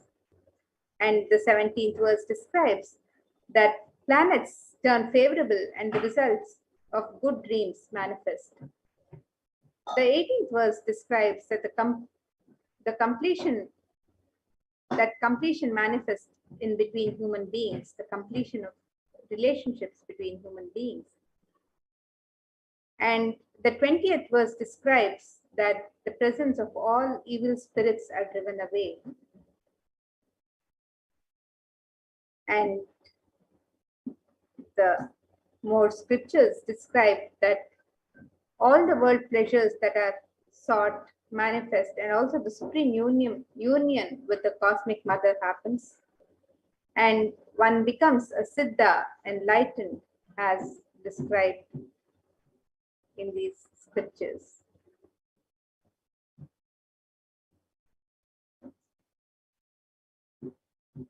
And the scriptures further describe that Devi's grace happens bestowing perfect health, and all sins are removed, fear of enemies is removed. So the 20th verse describes how Devi's grace bestows upon the devotee perfect health, removal of sins, and fear of enemies. And it further describes how one is even saved from the dangers of being alone in the forest, surrounded by forest fire, being surrounded by robbers in a desolate spot, or being captured by enemies. And one is even saved from the dangers and protected by Devi when chased by a lion or tiger, when chased by wild elephants in the forest, when one is the target of the order of a wrathful king, when one is sentenced to death, when one is imprisoned, when one is tossed about in the boat by a tempest in the ocean, when one is in the most terrible battle under the shower of weapons, and in all dreadful troubles, one is saved from these dangers by offering the the Chandi Homa, and these benefits are described in the Devi Mahatmya. The Devi Mahatmya further describes that black magic is removed and success in litigations is achieved. Untoward death doesn't happen for him. Offers the Chandi Homa, and after natural death he attains moksha. all the world pleasures that are sought manifest, and also the supreme union with the cosmic mother happens. Evil processions haunting the children are removed. The presence of all evil spirits are driven away, and the completion manifests in human beings. So the various benefits of the Chandi Homa are described in the Devi Mahatmyam and various scriptures that describe the manifestations of Devi Parashakti and the grace she bestows upon all the devotees.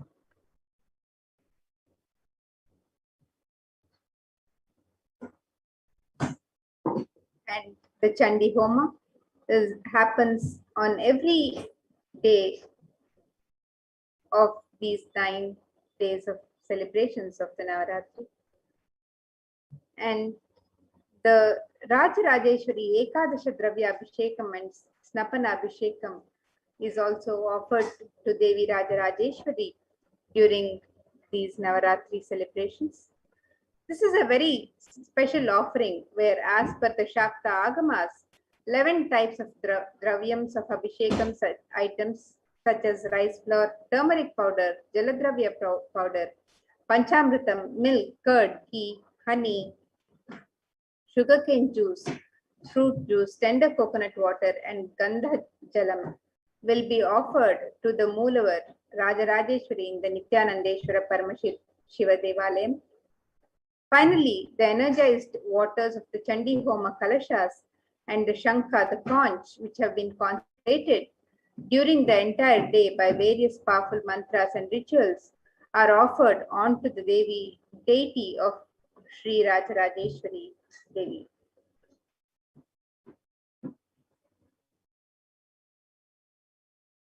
And for the rituals that happen every day during these 9 days of Navaratri celebrations, the Kumari Puja, the Dasha Bhairava Puja, and the Suhasini Puja. The rarest of rituals when Devi Parashakti is invoked in living persons and worshipped. These are the rituals that are invoked in living persons: the Kumari Puja, the Dashabhairava Puja, and the Suhasini Puja. Through the initiation and blessings of the Supreme Pontiff of Hinduism, Swamiji, the 9 forms of Devi manifest in the women and kids present for the puja and accept our offerings and worship. Hinduism is a religion where everything is auspicious and is an embodiment of Parashakti. When one witnesses the worship of a physical body which is radiating Parashakti, the highest auspicious thought currents that occur in that person will be mirrored in our brain as well. A heightened feeling of connection to Devi Parashakti will manifest when we see her in a physical form, receiving our worship and our devotion.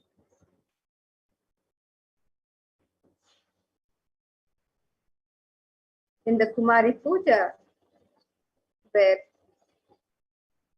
we offer our worship to Devi Parashakti through the children. Children are pure manifestations of Devi Parashakti with an innocent powerfulness through which the divine can be glimpsed. Parashakti's own extensions are the Kumaris. And the Dashabhairava Puja is offered to the young boys who are blessed and initiated by the Supreme Pontiff of Hinduism, Swamiji, to radiate powerful manifestations of Parashakti of Dashabhairavas.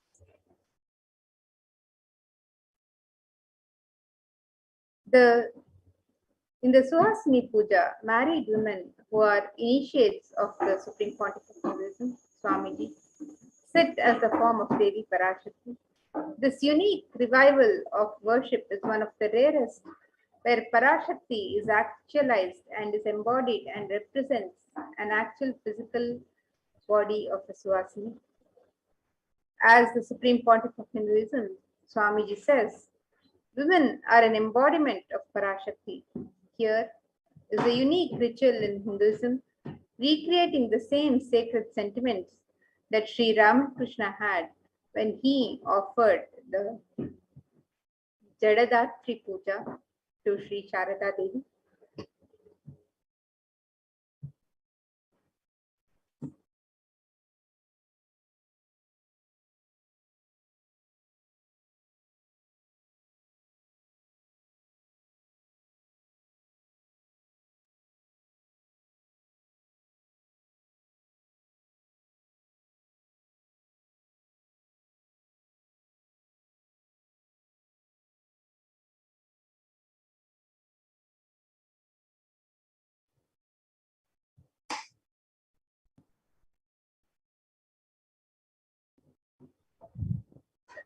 And the next offering to Devi Parashakti is the ritual of Durga Prana Pratimha Prana Pratishtapana. The Kularnava Tantra describes in detail the worship of Durga Devi, which is made out of clay. The Agama Kinjunctions prescribe details on the way the clay should be procured. They describe exactly from which land the mud should be procured. These grand deities are made with the exact proportion as per the Shastras and are colored and decorated in the exact depiction of Durga Devi slaying the demon Mahishasura. This deity is an icon of Hindu feminism, where the cosmic mother, the cosmic feminine, vanquishes the mass negativity.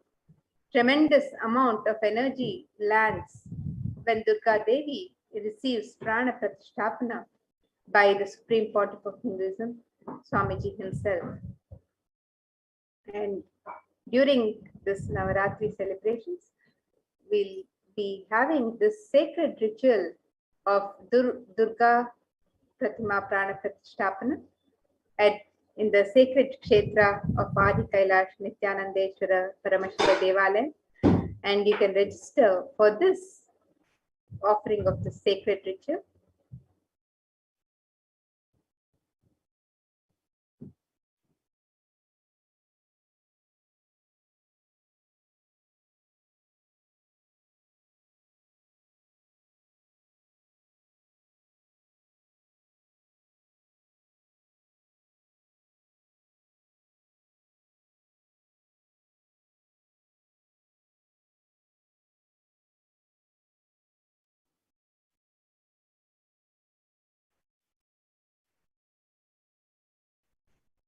The next ritual, the seva that can be offered during this Navaratri, is the Durga Saptami Puja. The tradition of Durga Puja is an ancient way for anyone to receive the grace. It manifests powerfully in the cosmos during the nights of Navaratri. The Durga Puja is described in the Kularnava Tantra, and it is done with great pride and devotion in the traditions of Bengal. The Durga Puja is an elaborate and intimate ritual where Bhagavati Durga graces and is worshipped with all the best of the best offerings described in the Agamas. The family of Bhagavati Durga, Ganesha, Subramanya, Saraswati, along with their respective Vahanas, all are worshipped and celebrated in this. Comprises of Mahasnana, Shodashopachara Puja, and Arati. These are the sacred bath, the elaborate and grand offerings, and the grand waving of lamps, lit lamps. This puja is described in such detail, and the preparations are made all year for this puja.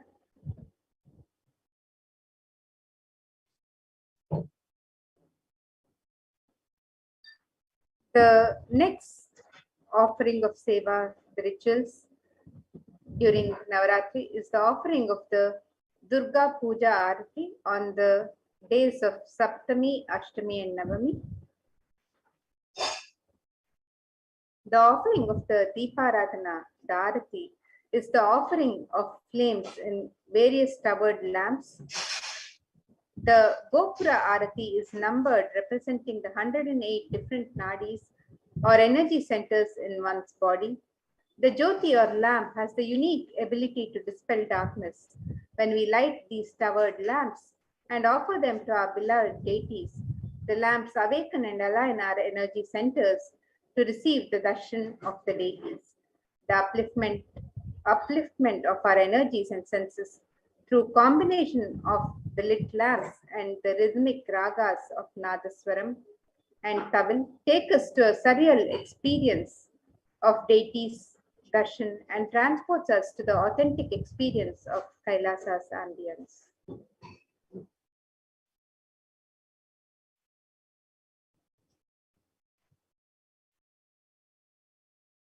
And the next offering of the sacred rituals in Adi Kailash is the offering of the Devi Mahatmyam Parayanam. The Devi Mahatmya, or the glory of Devi Durga, is also known as the Durga Saptashati or the Chandi or the Chandi Pata. Describes it, and this describes the victory of the goddess Durga over the evil forces, the asuras such as Madhu, Kaitaba, Mahishasura, Dhumralochana, Chanda, Munda, Raktabija, Nishambha, and Shumbha. Devi Mahatmyam is the very definition of the nature of the Divine Mother. She is the Moola Prakriti, the root nature of all that manifests. She is the force that drives everything in the universe. Devi Mahatmyam is also significant in that it regards the various forms of Devi, ranging from the fearsome and dangerous Kali to the benign and gentle Shri as fundamentally unified. And 10 priests will be chanting the Devi Mahatmyam, which makes it a total of 7,000 verses every day.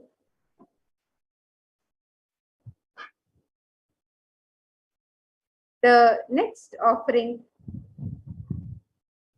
of the sacred rituals during this time of Navaratri is the Durga Ashtami Puja. This ritual is the recreation of the cosmological event when Devi Durga slayed the demon Mahishasura. The event when mass negativity was removed by Devi during the time of transition between Saptami and Ashtami. This is the Sandhi. At this time, a grand puja is offered to Durga Devi along with Lakshmi, Saraswati, Ganesha, and Subramanya. When these cosmological events are recreated at the same time in history, the stars and celestials are the same position as they were years ago. The same possibilities of events happen. The same mass negativity will be attended to by the cosmic mother. These rituals are the times when the same energies of the cosmos manifest as a divine clairvoyance and clear the mass negativity from the planet.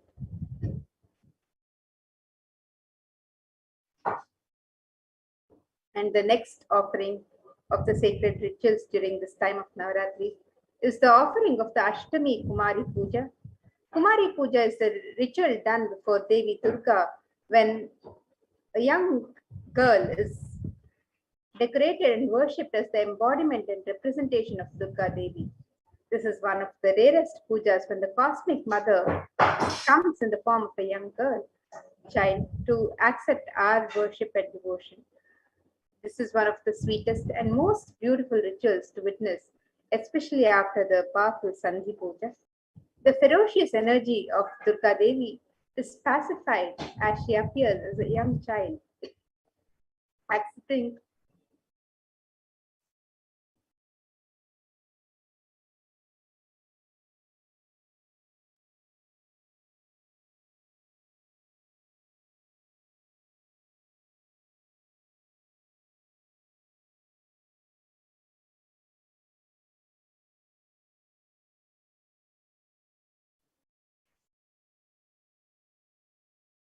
the ferocious energy of Durga Devi is pacified as she appears as a young child, accepting our prayers and worship. The same gratitude and reverence of all of the gods had for Devi for removing Mahishasura is remembered as the puja is offered to Devi as Kumari.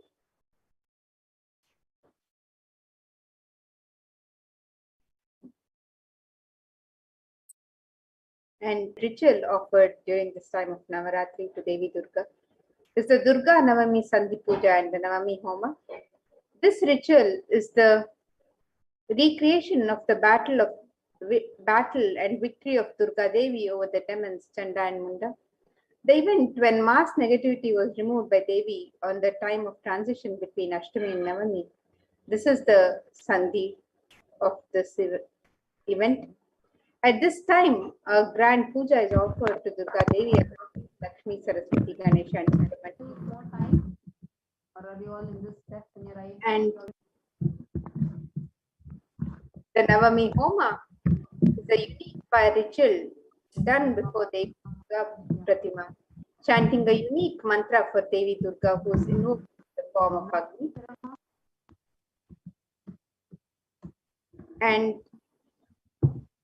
another sacred ritual that is offered on these during 9 days of celebrations is the offering of the Ayudha Puja on the day of Navami. The auspicious day of Navami, or the 9th day of Navaratri, a special puja is done for all the tools, vehicles, and books. This is known as Ayudha Puja and is offered in every Hindu home. All the tools are washed and kept in an altar. All the cars are also washed and fresh sandalwood paste is applied on them and puja is offered. Special naivedyams and sweets are prepared for the occasion. On this day, Paramashakti, who is present in all the tools and vehicles that help our lives become Don't click the pro option. worship.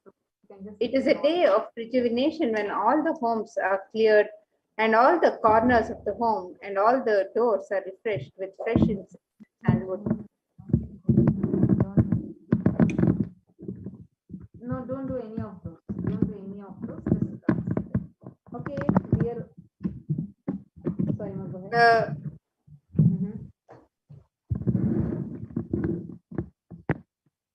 Next offering of the rituals is the Utsava Rajarajeshwari Swarnangi Alankara Seva. The Swarnangi Seva is the offering of the golden armor to the deity of Rajarajeshwari. It is a magnificent armor that covers the deity and allows one to have the darshan of grand glory. The golden kavacham is an offering of our love and gratitude to the deity of Rajarajeshwari in Kailas's Nithyananda Paramashivam Devalayam.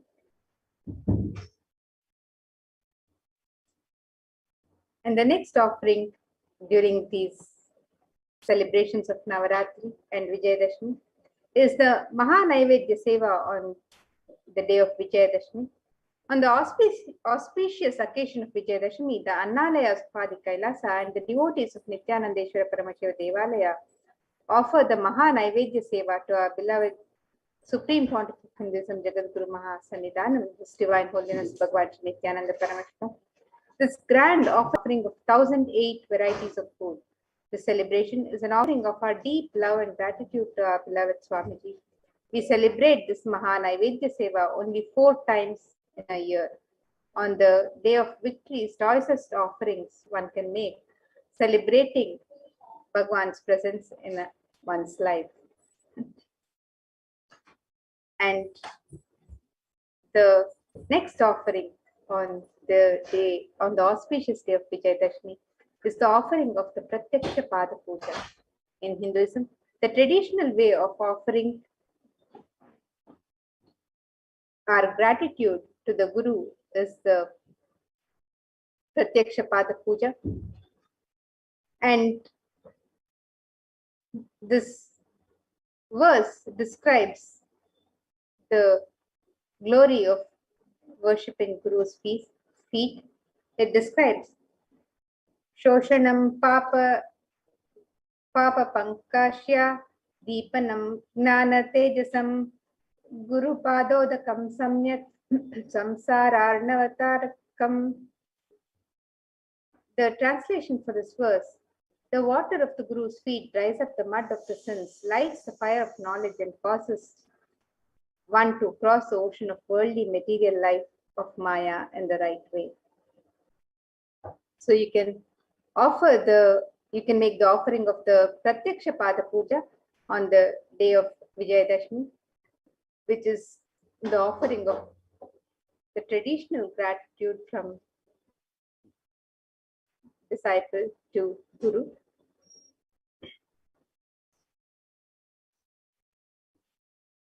And the next offering on the day of Vijayadashmi is the offering of the Tulabharam.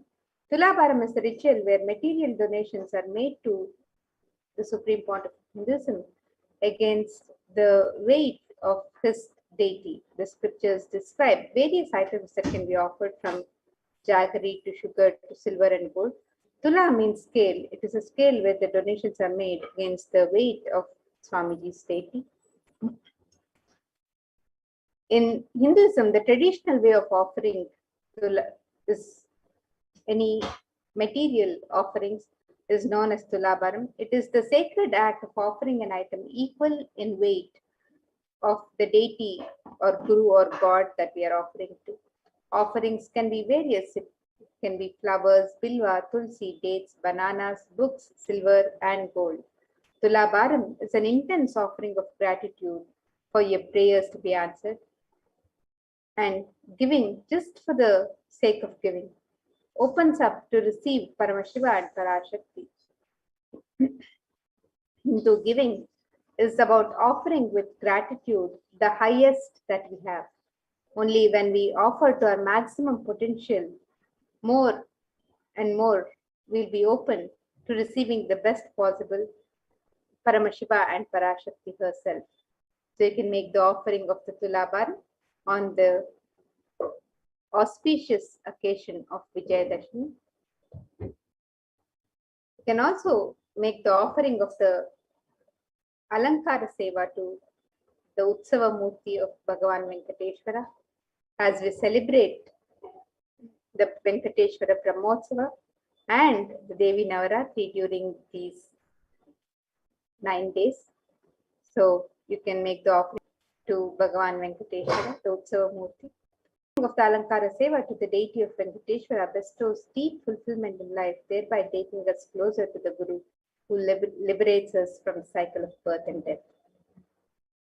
Every day, the Utsava Murti of Bhagavan Venkateshwara is dressed and decked in his various manifestations, placing us on various vahanas or vehicles. Venkateshwara is Alankara Priya, the one who loves to be decorated with the finest clothing and jewelry, offering the most favorite treasures in the form of clothing, jewelry, and flower garlands pleases Venkateshwara. You can make the offering of the Alankara Seva to the Utsava Murti of Bhagavan Venkateshwara. And you can also make the offering of the Nava Kalasha Abhishekam to Utsava Venkateshwara. Every day afternoon, the Srivari Venkateshwara Brahmotsavam is celebrated, and the Lord of the Seven Hills, Bhagavan Venkateshwara, the Utsavam is offered, and the cooling Abhishekam or sacred bath offering of unique ingredients, which are all the favorites of Venkateshwara, such as the Kshira or the milk, the Dadhi or curd, Ayaja or ghee, Madhu, which is honey, Churna, the fruit juices, coconut water, Chandana Jalam, Shraddha Jalam, Haridra Jalam. All of these various offerings are offered in this Abhishekam to the Utsava Murti of Bhagavan Venkateshwara, the Navakalasha Abhishekam. This Seva is a unique offering to please Bhagavan Venkateshwara. And when we offer this Seva, we get the grace and blessings of Bhagavan Venkateshwara for healthy and prosperous relationships, health and well-being, abundance and wealth, purification from karmic baggage. So you can make these various offerings. You can sign up for all of these offerings on the website www.kailasamailer.com. And now, with this, let's get ready to receive the darshan and the grace and blessings of Devi Parashakti herself. And you can sign up for these various offerings on the website www.kailasamailer.com/sevas.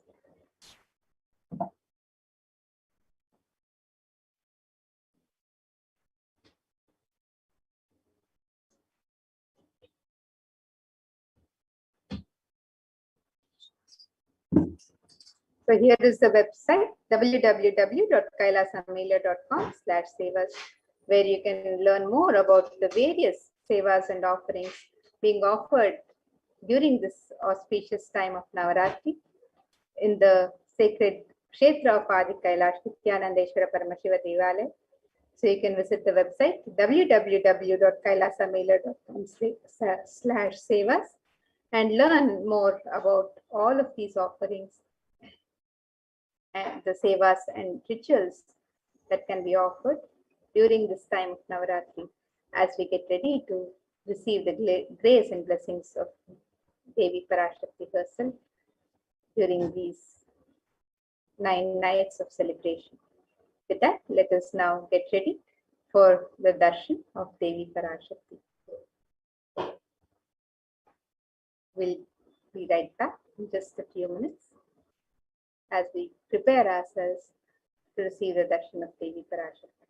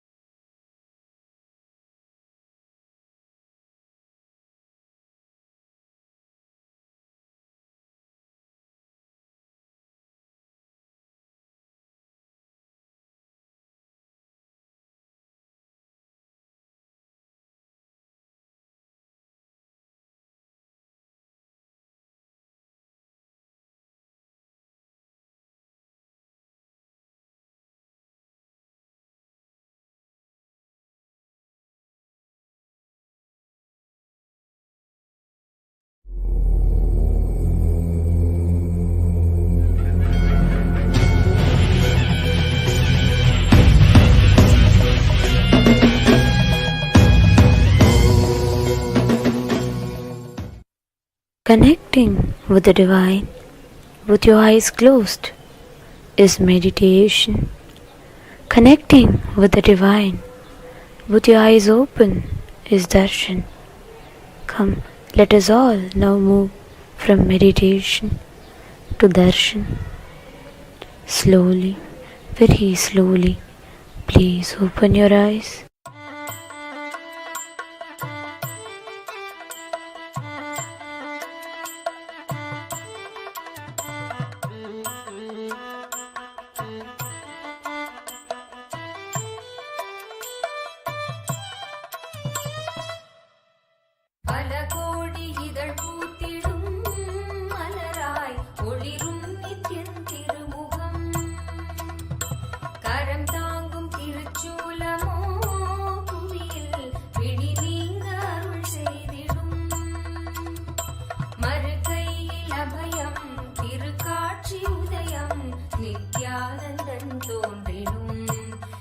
ஸ்வர்ண சூரிய பிரபை வாகனம்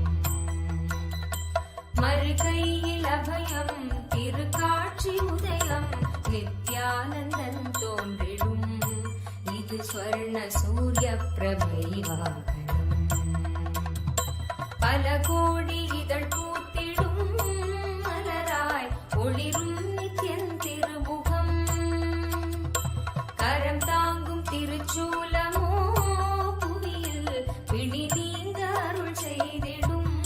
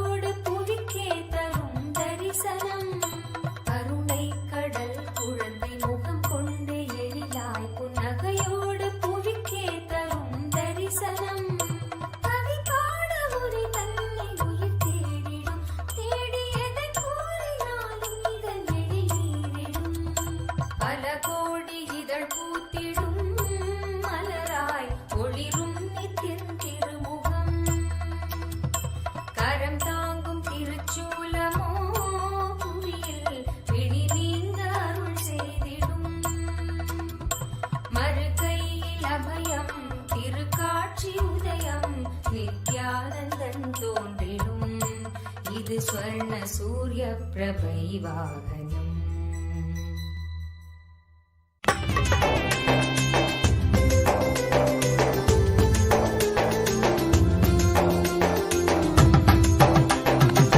உன்னாடும் மனசத்தா காட்டி அனுப்பத்தா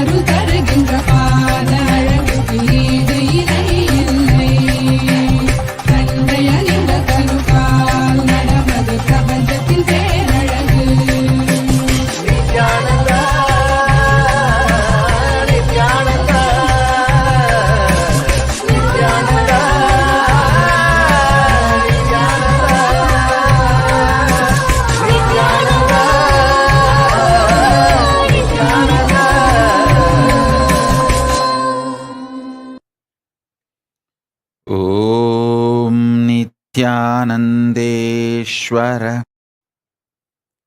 परमशिवसमां नित्यानन्देश्वरि परमशक्तिमध्यमाम् अस्मदाचार्यपर्यन्तां वन्दे गुरुपरम्पराम्.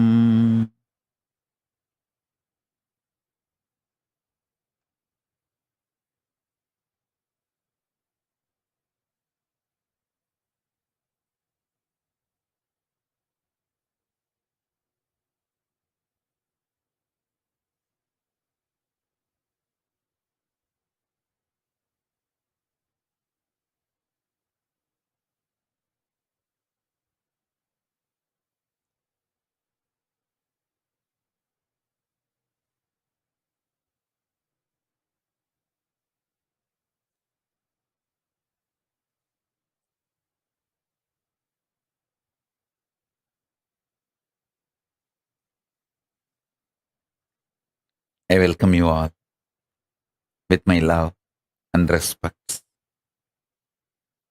I welcome all the devotees, disciples, Samajis, Satsangis, Shri Mahants, Mahants, Tanedar Kotari, visitors, viewers, Sarvanyapita Yajamans, Kartas, Sarvabarityagis, Tanedar Kotari, visitors, Mantreshwara, Vidyeshwara, Ganeshwara, Lokeshwara, Astreshwara, ambassadors, diplomats, e-diplomats, I welcome all of you with my love and blessings.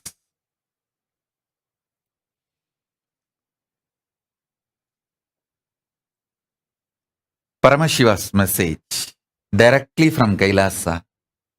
Listen.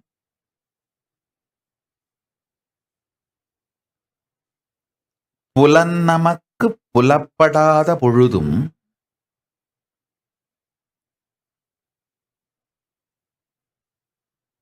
உயிர் உயிர்த்திருக்கும் உத்தமத்தன்மைக்கு நம்மை புலப்படுத்திக் கொள்ளலே சத்திய பிரத்யாகாரம்.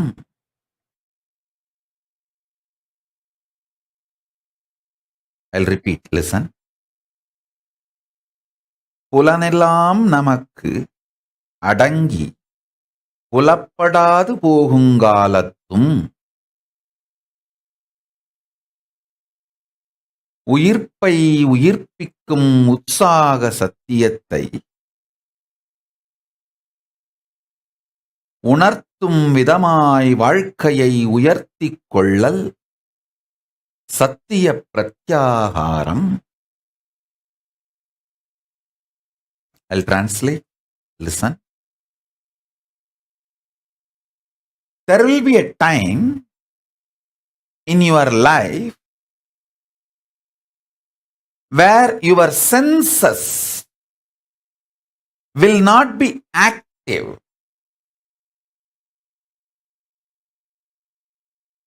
Now itself declaring your conscious sovereignty over your senses, and even when they are not active, when they are not alive, when they are not excited, when they are not functioning, you remaining alive, active, powerful is pratyahara. That is the achievement your body need to do to manifest conscious sovereignty. This teaching I directly received from Arunagiri Yogeshwara, Paramashiva himself. Understand? He taught me with a beautiful example. He said, how people die in the old age.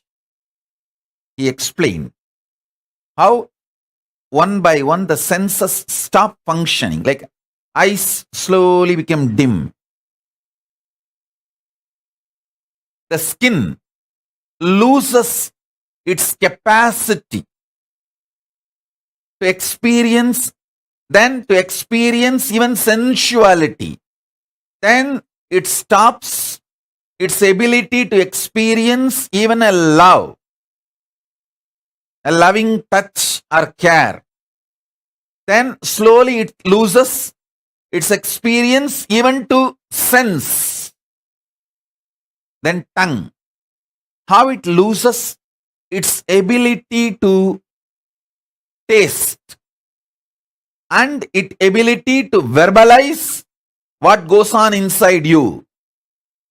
Ears, how it loses its ability to receive sounds or information and process.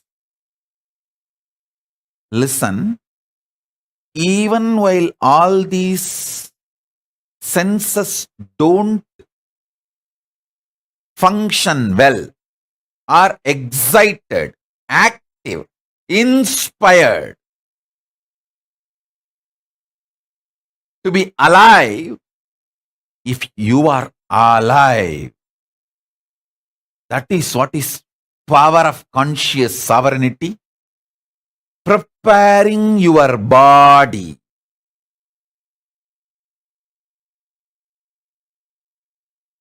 to live conscious sovereignty. See, when your senses are active, alive, declare your conscious sovereignty over them so that they will continue to be your obedient servants, the place they are supposed to be. And they will not fail you even when they are slowly settling down. This is the right science of pratyahara. I'll give you simple tips. Start with, see, all of you are addicted to some habits, some things. Some people will be addicted to coffee. At particular time, they have to take coffee, only then they will be active in the office. If you are addicted to coffee, just one day try the time you are supposed to take coffee, use Mahavagya inside you to create the energy, excitement, inspiration you need to carry on with your life, which you get only from coffee. One day, without coffee, just through Mahavagya, try to have. If you are choosing to be my disciple, it means if you are choosing to connect with the introduction I am giving about me, then the best Mahavagya for you is Om Nithyananda Paramashivoham, because it directly connects you with the living manifestation, like live spiritual umbilical cord. If you are not that connected to me and you are like a visitor or a viewer, suddenly my satsang appeared in the Facebook and you feel like, okay, let's see what is he doing, what is he trying to tell. He's wearing so much gold. Come on, let me see what he's trying to convey. For some reason, if you are watching the satsang but not disciple, then use Om or Aham Brahmasmi, Tattvamasi, Shivoham, any one Mahavagya which you feel connected. Try to replace Mahavagya instead of coffee. Same way, if you are addicted to your gadget, you can't be without your gadget that nudge, then just one day keep it away and try to sit with Mahavagya. Just one day. I tell you,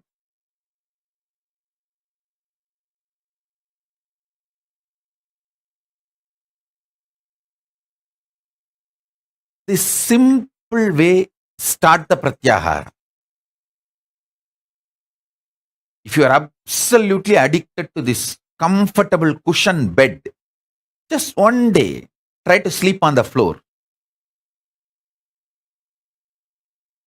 Wherever you feel uncomfortable, try to use Mahavagya to make you feel comfortable. If you are addicted to some music, keep that music aside. One day, try to listen to Mahavagya continuously. I tell you,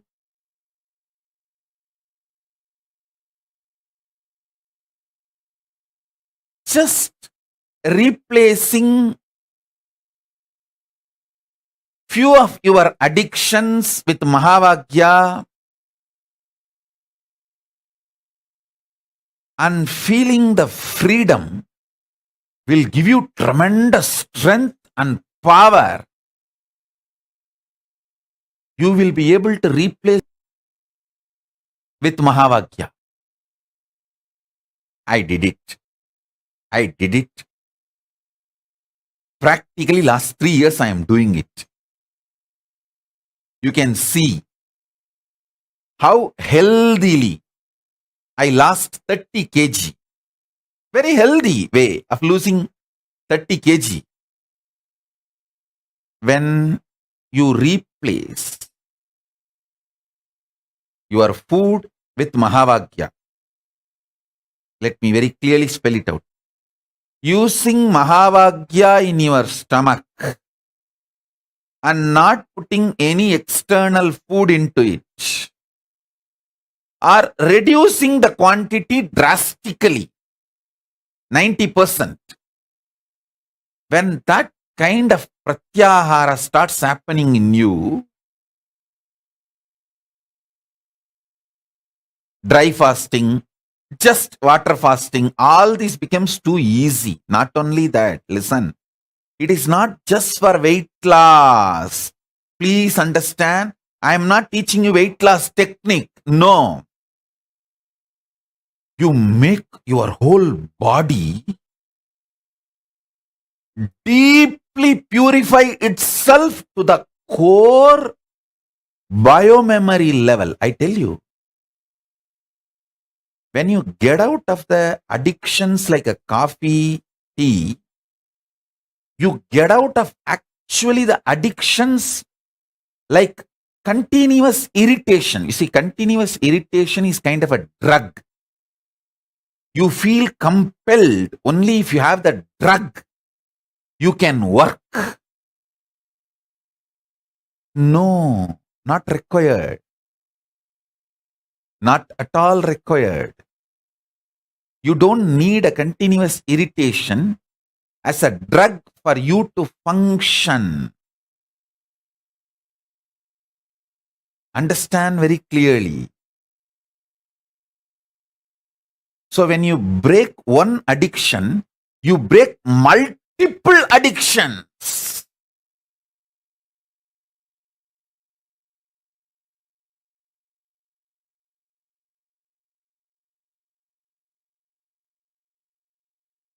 Liberate yourself from all addictions by declaring your conscious sovereignty over your senses. I tell you, betel leaf and betel nut can be a powerful de-addicting herb. People try to tell, oh, Betel leaf and betel nut is addictive. No. Cigarette is addictive. Alcohol is addictive because they destroy your health. Betel leaf and betel nut never destroys your health.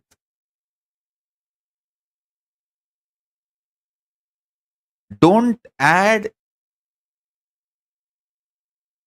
any items like lahiri or the other drug type of items. No.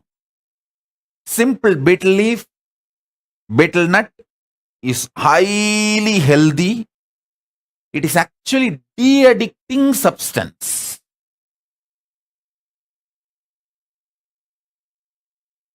Listen.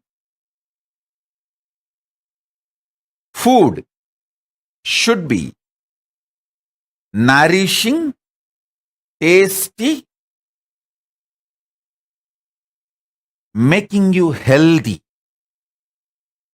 Nourishing means you should feel fresh after eating. Tasty.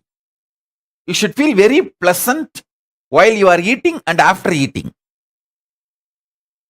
Healthy. It should keep you health for a long time.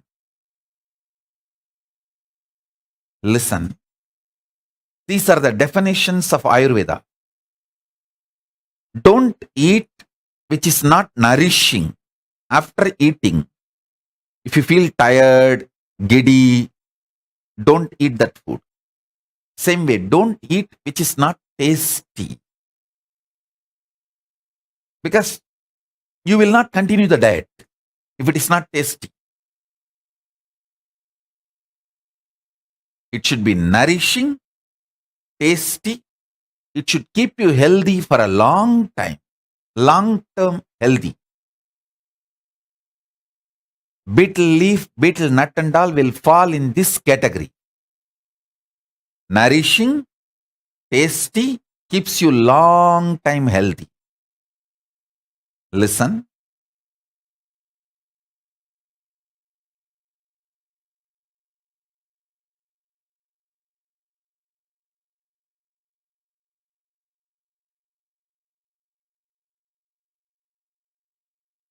De-addict yourself.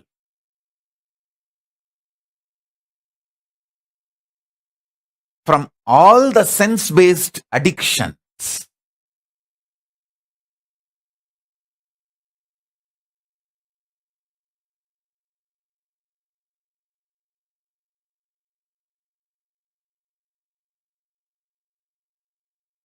I'll give you a very simple tip. Drumstick juice and Tooduvalai juice. These two will make men, women both very strong physically. You will get out of porn addiction. Understand? Men, women, both. Whoever has pornography addiction, take these two juices. Drumstick leaves, Moringa leaf. Moringa leaf juice and Tooduvalai juice. These two makes you highly potent and highly strong. Understand? Don't try to understand. Don't try to be brainwashed by the modern introduction ideas about sex. Listen. Almost all of you in the modern world, you got the introduction about sex from pornography industry, pornography and soft pornography industry. They introduce about sex to you only to make you as their customer. Not for you to have a healthy sex life. Hinduism is interested in your healthy sex life. Neither it addicts you using sex, nor it gives you wrong introduction about sex. It gives you enlightening ideas about sex. A person with high potency and stamina will not be addicted to pornography. Listen. These two, Muringe leaf juice, Toothuvela juice, can absolutely de-addict you from all porn addictions.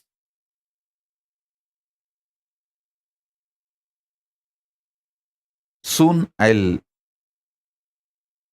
speak, at least for selected group, detailed understanding about the Hindu biology.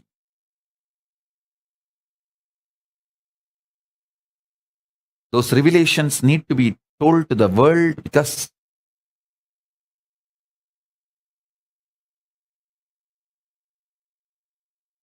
world needs to have right knowledge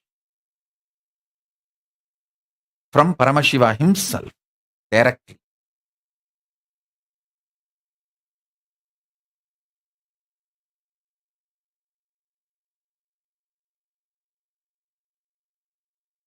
In every level, de-addict yourself. I tell you, de-addicting you in biomemory level will simply make your whole energy focused and make you genius. To become genius, you don't need to do anything special. Just if you de-addict yourself from all the addictions, your whole energy will be so focused, alive, awakened. You will simply become genius.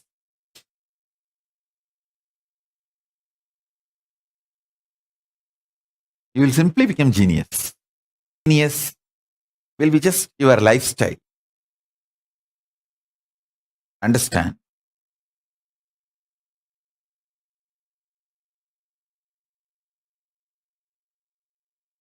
I'll give you now one simple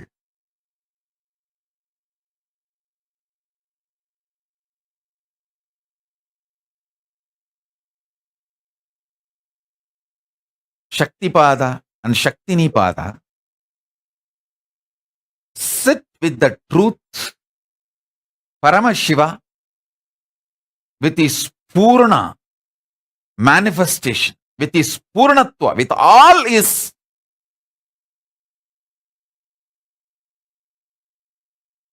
auspicious, with all his manifestations. He is sitting inside you and celebrating himself, enjoying himself. Listen. Listen carefully. Listen.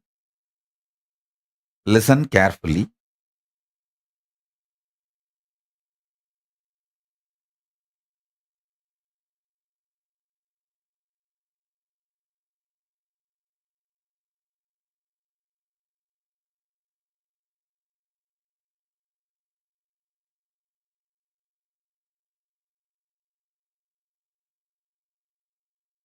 End of the day,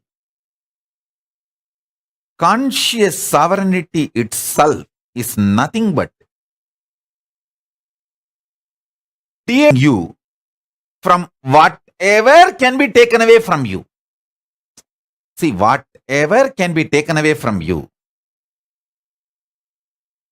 you don't need to renounce them, give up now itself.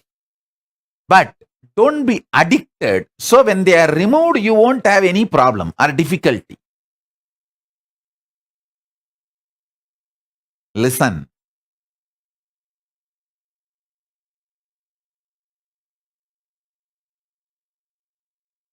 Whatever can be taken away from you, only remove the addiction.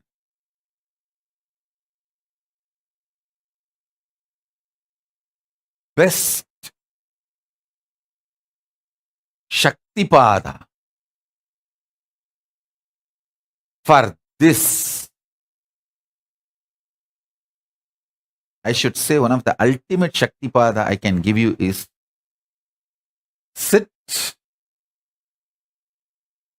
with the truth, reality, Paramashiva manifesting with all his glory, completion, powers, Purnatva, in his complete form, Purna, celebrating himself. Sit with this. Let this continue to be the source of energy, excitement, bliss, your very identity.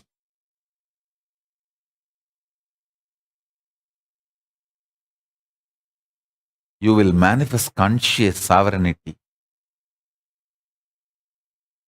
Because when this reality is asserted by you, means cognized by you, everything else drops automatically. They lose its power over you. Anything which binds you loses its power over you.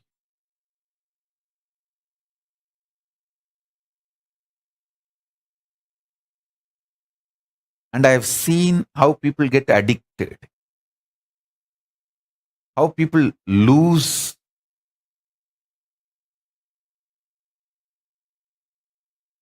themselves, how people get disturbed from their existence, how people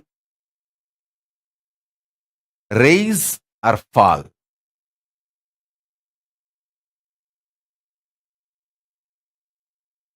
Just remove addictions, you will become genius. That is why our Gurukul education insists on not getting addicted to anything. Actually, the real education you need to have is not getting addicted to anything, keeping your consciousness alive, vibrant. You just need only completion signs when you grow up, not any information or facts.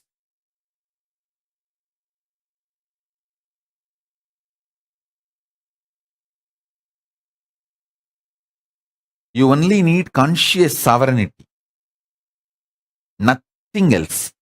Especially after the advent of the internet, Google, people who are studying, reading, trying to object are fools, stupid.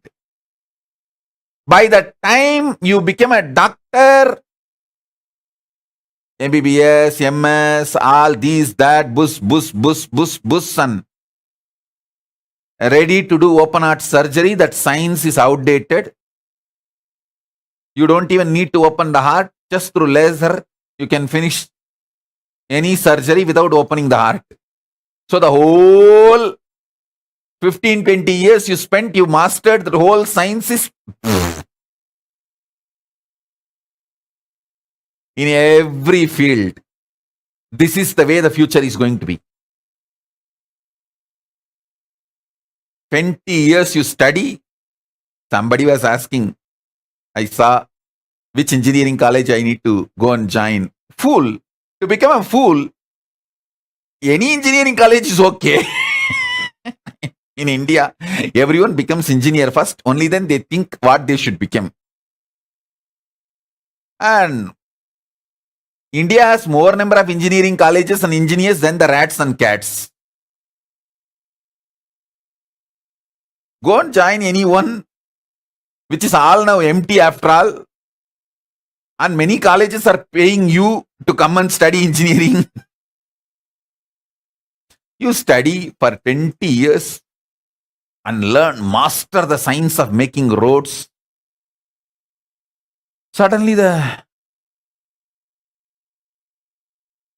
cars which can fly 20, 30 feet high is invented. Over. The whole idea of the roads will become useless in next few years. And you will put your 20 years to learn how to make roads. I'll actually prove to you guys how I will make my Balasans as best doctors and powerful surgeons.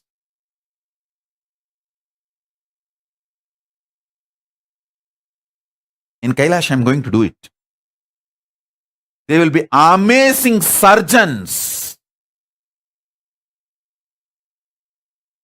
Precisely. They will diagnose using the powers and they will do the healing, the Hindu medicinal methods. In every level, I am telling you, the conscious sovereignty is the real education you need to have. Sarvanyatva is the real education you need to have. Becoming genius is the real education you need to have. Not the facts, figures, numbers, details. All those things are going to be, all that system itself is going to be outdated. What a doctor who studied for 10 years and practiced for 20 years can't give you. That solution, you can get it just by Googling in 3 seconds. The whole system has become different. So don't waste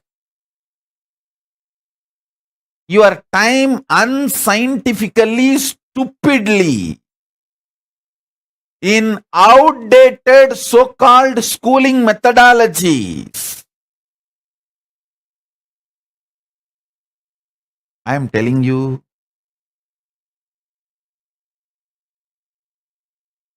I'll give you one example.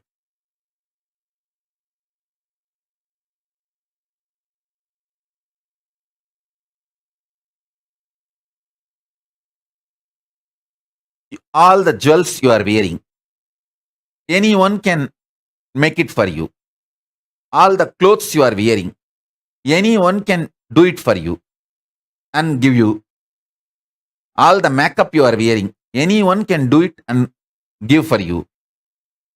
But the internal organs you are having, keeping them healthy, only you can do it for you. Building your body healthy, muscled, the way you want, only you can do it for you. Focus on that which only you can do it for you. Everything else will be easily, freely available to you. This is the core value of life.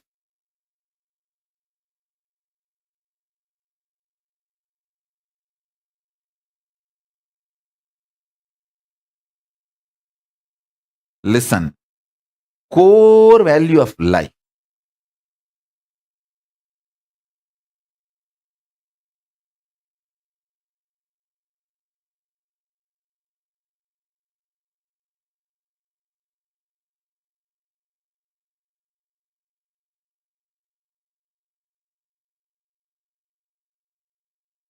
Sharpen your consciousness, your ability to stay in higher states of awareness, your ability to run the life without the drug called fear, confusion. Understand, greed is not a drug actually. I'm not saying greed is right, but at least greed is not a damaging life negative drug. Fear and confusion is the life negative drug. Stop taking the fear and confusion, which is life negative drugs, to run your day-to-day life. Understand? Don't come and tell me, no, Swamiji, I want to get out of the fear, but I am not able to get out of the fear. That is an absolute cunning lie. That's absolute cunning lie. Listen. Inside you, you are convinced your fears have a utility value for you. Because of your fears, many times you saved yourself from many problems, and only with your fears you can run your life and you can be alive, active. All these wrong convictions have gone into your system. You convinced yourself wrongly that fear is needed or a part of life for you to run your day-to-day life. No, it's a lie. It's a lie. It's a lie.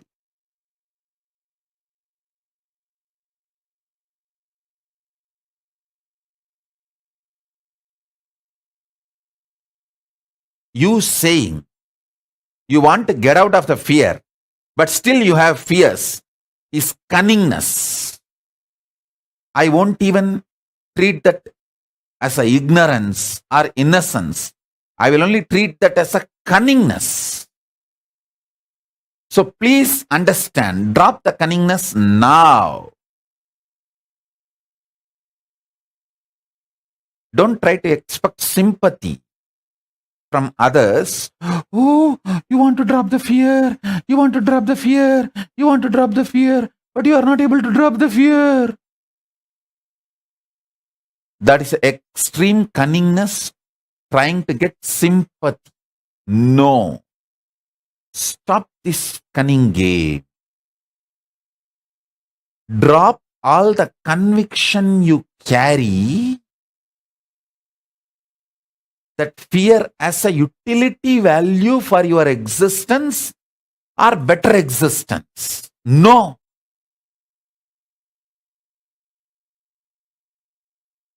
At least greed, I will approach with a little tolerating, okay. May not be accepting, I won't accept greed, but tolerate. But the fear and confusion has no right to exist in you. Both of them are life negative drugs. That is worst addiction.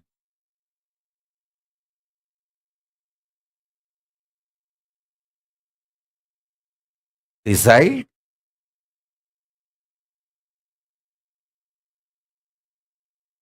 to declare your conscious sovereignty. Allow the Guru to work on your mechanism. I don't work on your mind. I work on your mechanism. I don't work on your mind because I don't work on shit. I am not scavenger.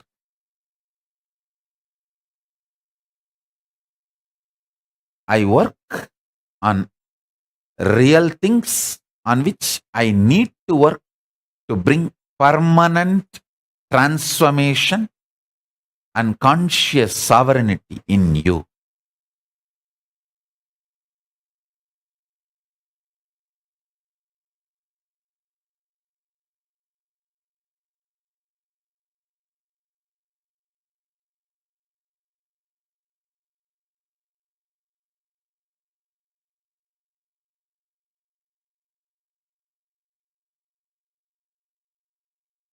This one Shaktipada of Paramashiva being in his Purnatva, in his complete manifestation, Purna, ultimate, and celebrating his own existence. Use this Shaktipada and Shaktinipada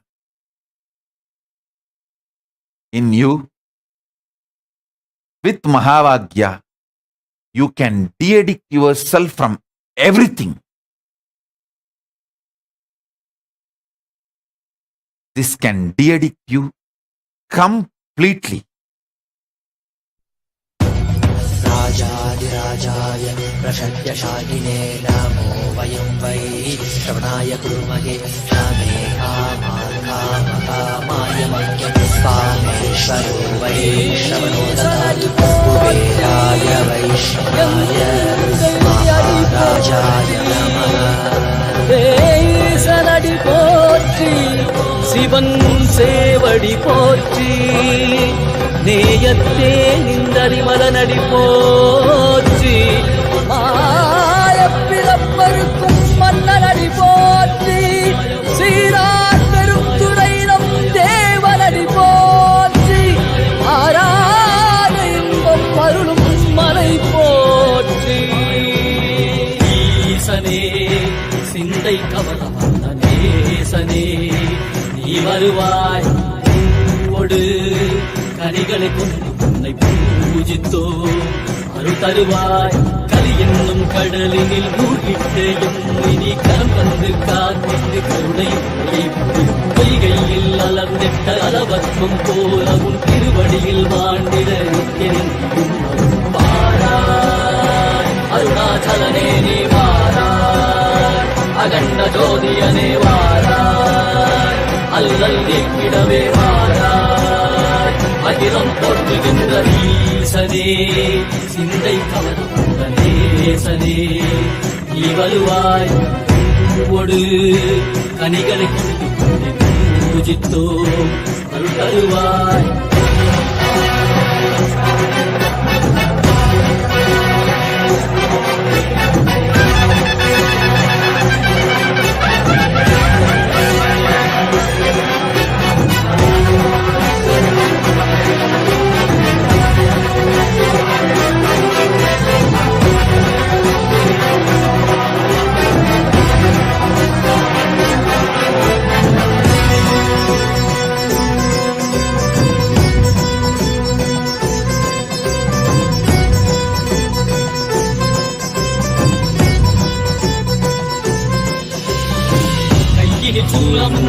வெயிலில் வில்வமும் நிறையா கடல் நீர் குடியோடு தரிசனம் அல்லவா சிம்பொன் மாட சிற்றவை தனிலே சிந்தை கவர்ந்த உன்னை சிக்கன பிடித்தேனே வந்தும் புகழ் பெறும் நான் வரை நாயகா மதியில் இழைந்திடுவாய் மதி உணராதவர்க்கு மதி உணர் செய்திட வாழ்மொழி நீ அறவாடிட சூழ்ந்திட சேர நீ வருவாய் அகம் உணர்ந்திட புறம் மகிழ்ந்திட புலித்தோலோடு நீ வருவாய்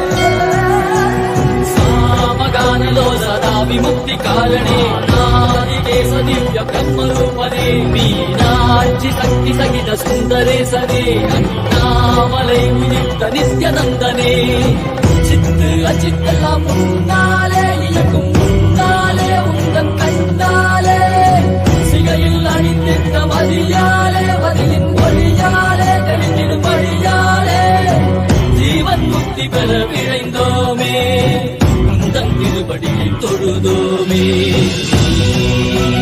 வெள்ளியாகினாய் கேள்வியாகினாய் கேள்வி காண பதிலுமாகினாய் ஒளியாகினாய் உலகமாகினாய் அதுமாகி அறுபடை தருக்கல்வ விதைகள் தீர்க்கும் காசிநாதனே எங்கள் கல்வம் போக்கி எவ்வையாலும் நேசனே ஏகாந்தமாக ஏக பாதம் தூக்கியே மணியாரை காக்க வேண்டும் நித்யானந்தனே சிந்தை கவர வந்தனே சனே நீ வருவாய் நயே கதியல சரணதையோ நயே காத்திடவா நீ வாராய் அகண்ட ஜோதிகளே வாராய் அகிலம் போற்றிடவே வாராய் நித்யானந்தனே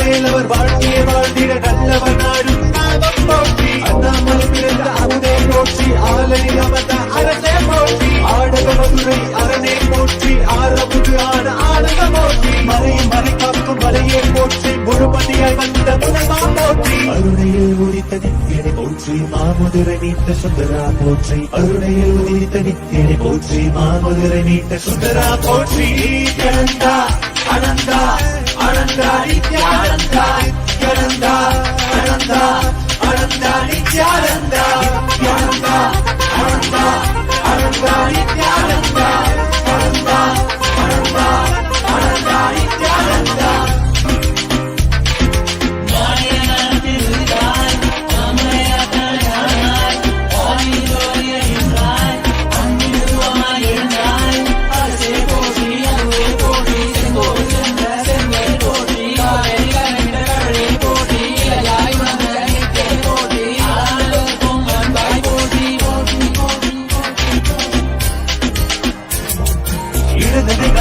என் தாய் போற்றி அருவமை உருவமை ஆனாய் போற்றி முழுவதும் இருந்த முதல்வாய் போற்றி முத்தமிழ் மொழி கண்ட முகிழே போற்றி அஞ்சல் என்கிற அருள்வாய் போற்றி அத்தா போற்றி ஐயா போற்றி நாதமனாவிலே நின்றாய் போற்றி கீதமவானிலை ஆனாய் போற்றி நித்யானந்தா நினைத்தால் நெஞ்சில் நிறைவாய் நித்யானந்தா நினைத்தால் நெஞ்சில் நிறைவாய் நஞ்சிய முதாய் நயந்தாய் போற்றி கனவிலும் அன்பற்கு ஆனாய் போற்றி கலியுகம் காத்த காலமே போற்றி உணர்வில் ஒன்றான உயிரே போற்றி உயிர் தாண்டி வந்த துணையே போற்றி அருமையில் எளிய அழகே போற்றி கோடியில் என கொண்ட நித்யனை போற்றி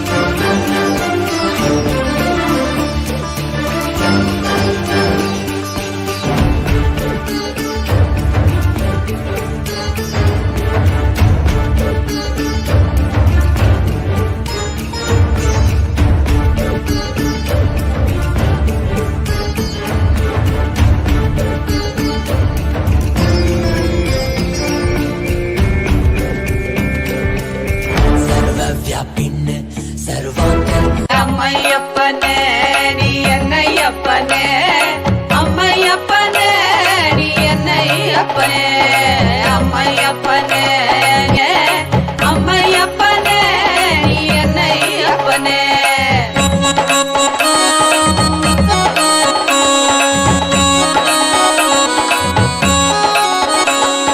மக்களுக்காக மறுமுடியும் நீ அவதரித்தனே மக்களுக்காக மறுமுடியும் நீ அவதரித்தனே அம்மையப்பனே நீ என்னை அப்பனே அம்மையப்பனே நீ என்னை அப்பனே அம்மையப்பனே நீ என்னை அப்பனே அம்மையப்பனே நீ என்னை அப்பனே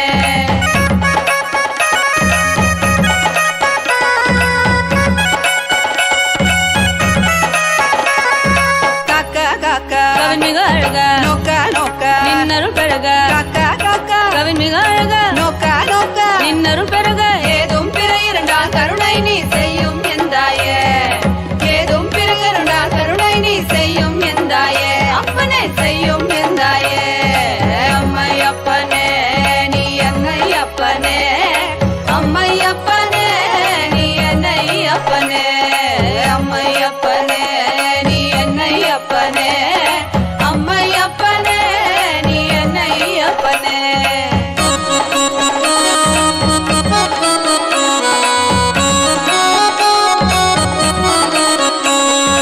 மக்களுக்காக மறுமுடியும் நீ அவதரித்தானே மக்களுக்காக மறுமுடியும் நீ அவதரித்தானே என்னை அம்மையப்பனே அம்மையப்பனே நீ என்னை அப்பனே அம்மையப்பனே நீ என்னை அப்பனே அம்மையப்பனே நீ என்னை அப்பனே அம்மையப்பனே நீ என்னை அப்பனே அம்மையப்பனே நீ என்னை அப்பனே அம்மையப்பனே நீ என்னை அப்பனே நீ என்னை அப்பனே அம்மையப்பனே நீ என்னை அப்பனே மாமலகே மணிகே மாணிக்கமே மரகதமே வைரமே பொன்னே புகழ் சேர் பொன்மலகே சோதி வடிவான ரூபனே என் குருநாதா என் குருநாதா என் குருநாதா அஞ்ஞான கடல் நீங்கி கணக்கு ஆத்ம ஞானம் அளிப்பாய் குருநாதா நித்யானந்தா ஆத்ம ஞானம் அளிப்பாய் நித்யா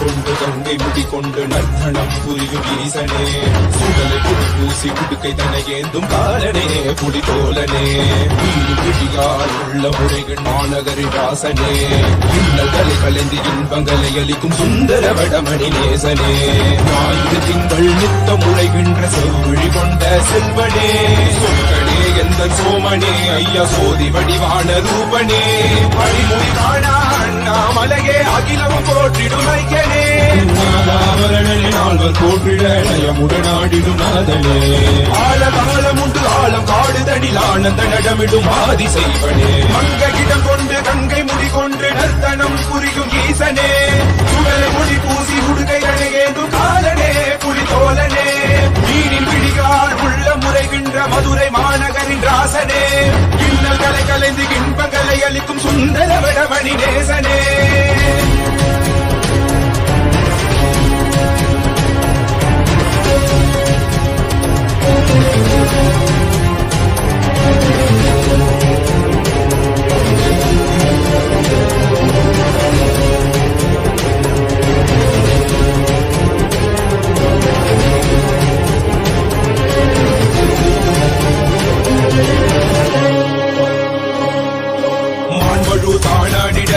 மங்கையவளிடம் நீயாடி வாடியாடு வினைகள் தீர்த்தருளவே நித்யனே இடவத்தின் மேலேறிவா என்றென்றும் ஈசனை தானாடிட புவிதனில் சுந்தரனே நீயாடிவா தினமும் விசும்பு தந்தருளவே தேசனே மலனே நீயாடிவா இவையோர்கள் கிண்ணலை கலந்திடும் தேவா தேவாதி தேவா சதா சிவா பாபா குருவாக வந்து திருவருள் புரிவாய் நித்யானந்தனே முக்தி தரவாவா இடதுகில் உரைகின்ற பிரமணே நீயாடிவா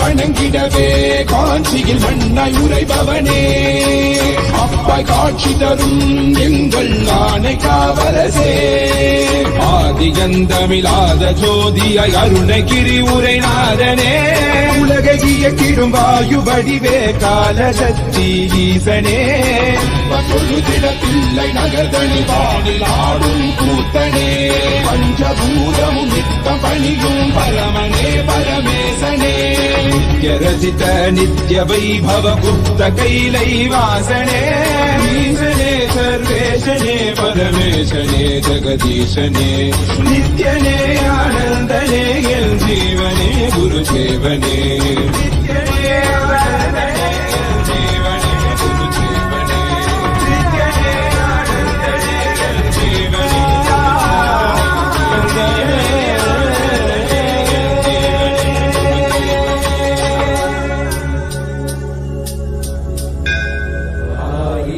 சிரசினை கொண்டு அருந்தரும் சிவனே போற்றி ஆயிரம் கைகள் கொண்டு அழைக்கின்ற தூயா போற்றி உன்னத சத்தியத்தை உரைக்கின்ற தேவனே போற்றி என் நாட்டு ஜீவனுக்கும் இறைவா போற்றி ஔஷதம் தந்தருக்கும் சதாசிவா போற்றி பர்வதம் இருக்கின்ற பரமேஸ்வரனே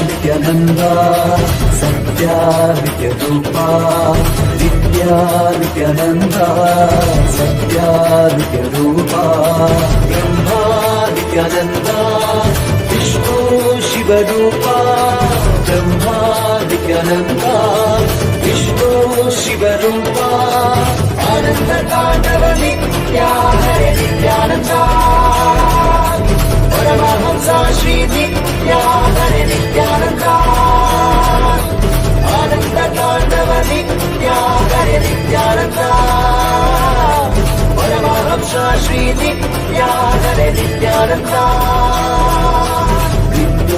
Nityananda Satya Nityarupa Nityananda Satya Nityarupa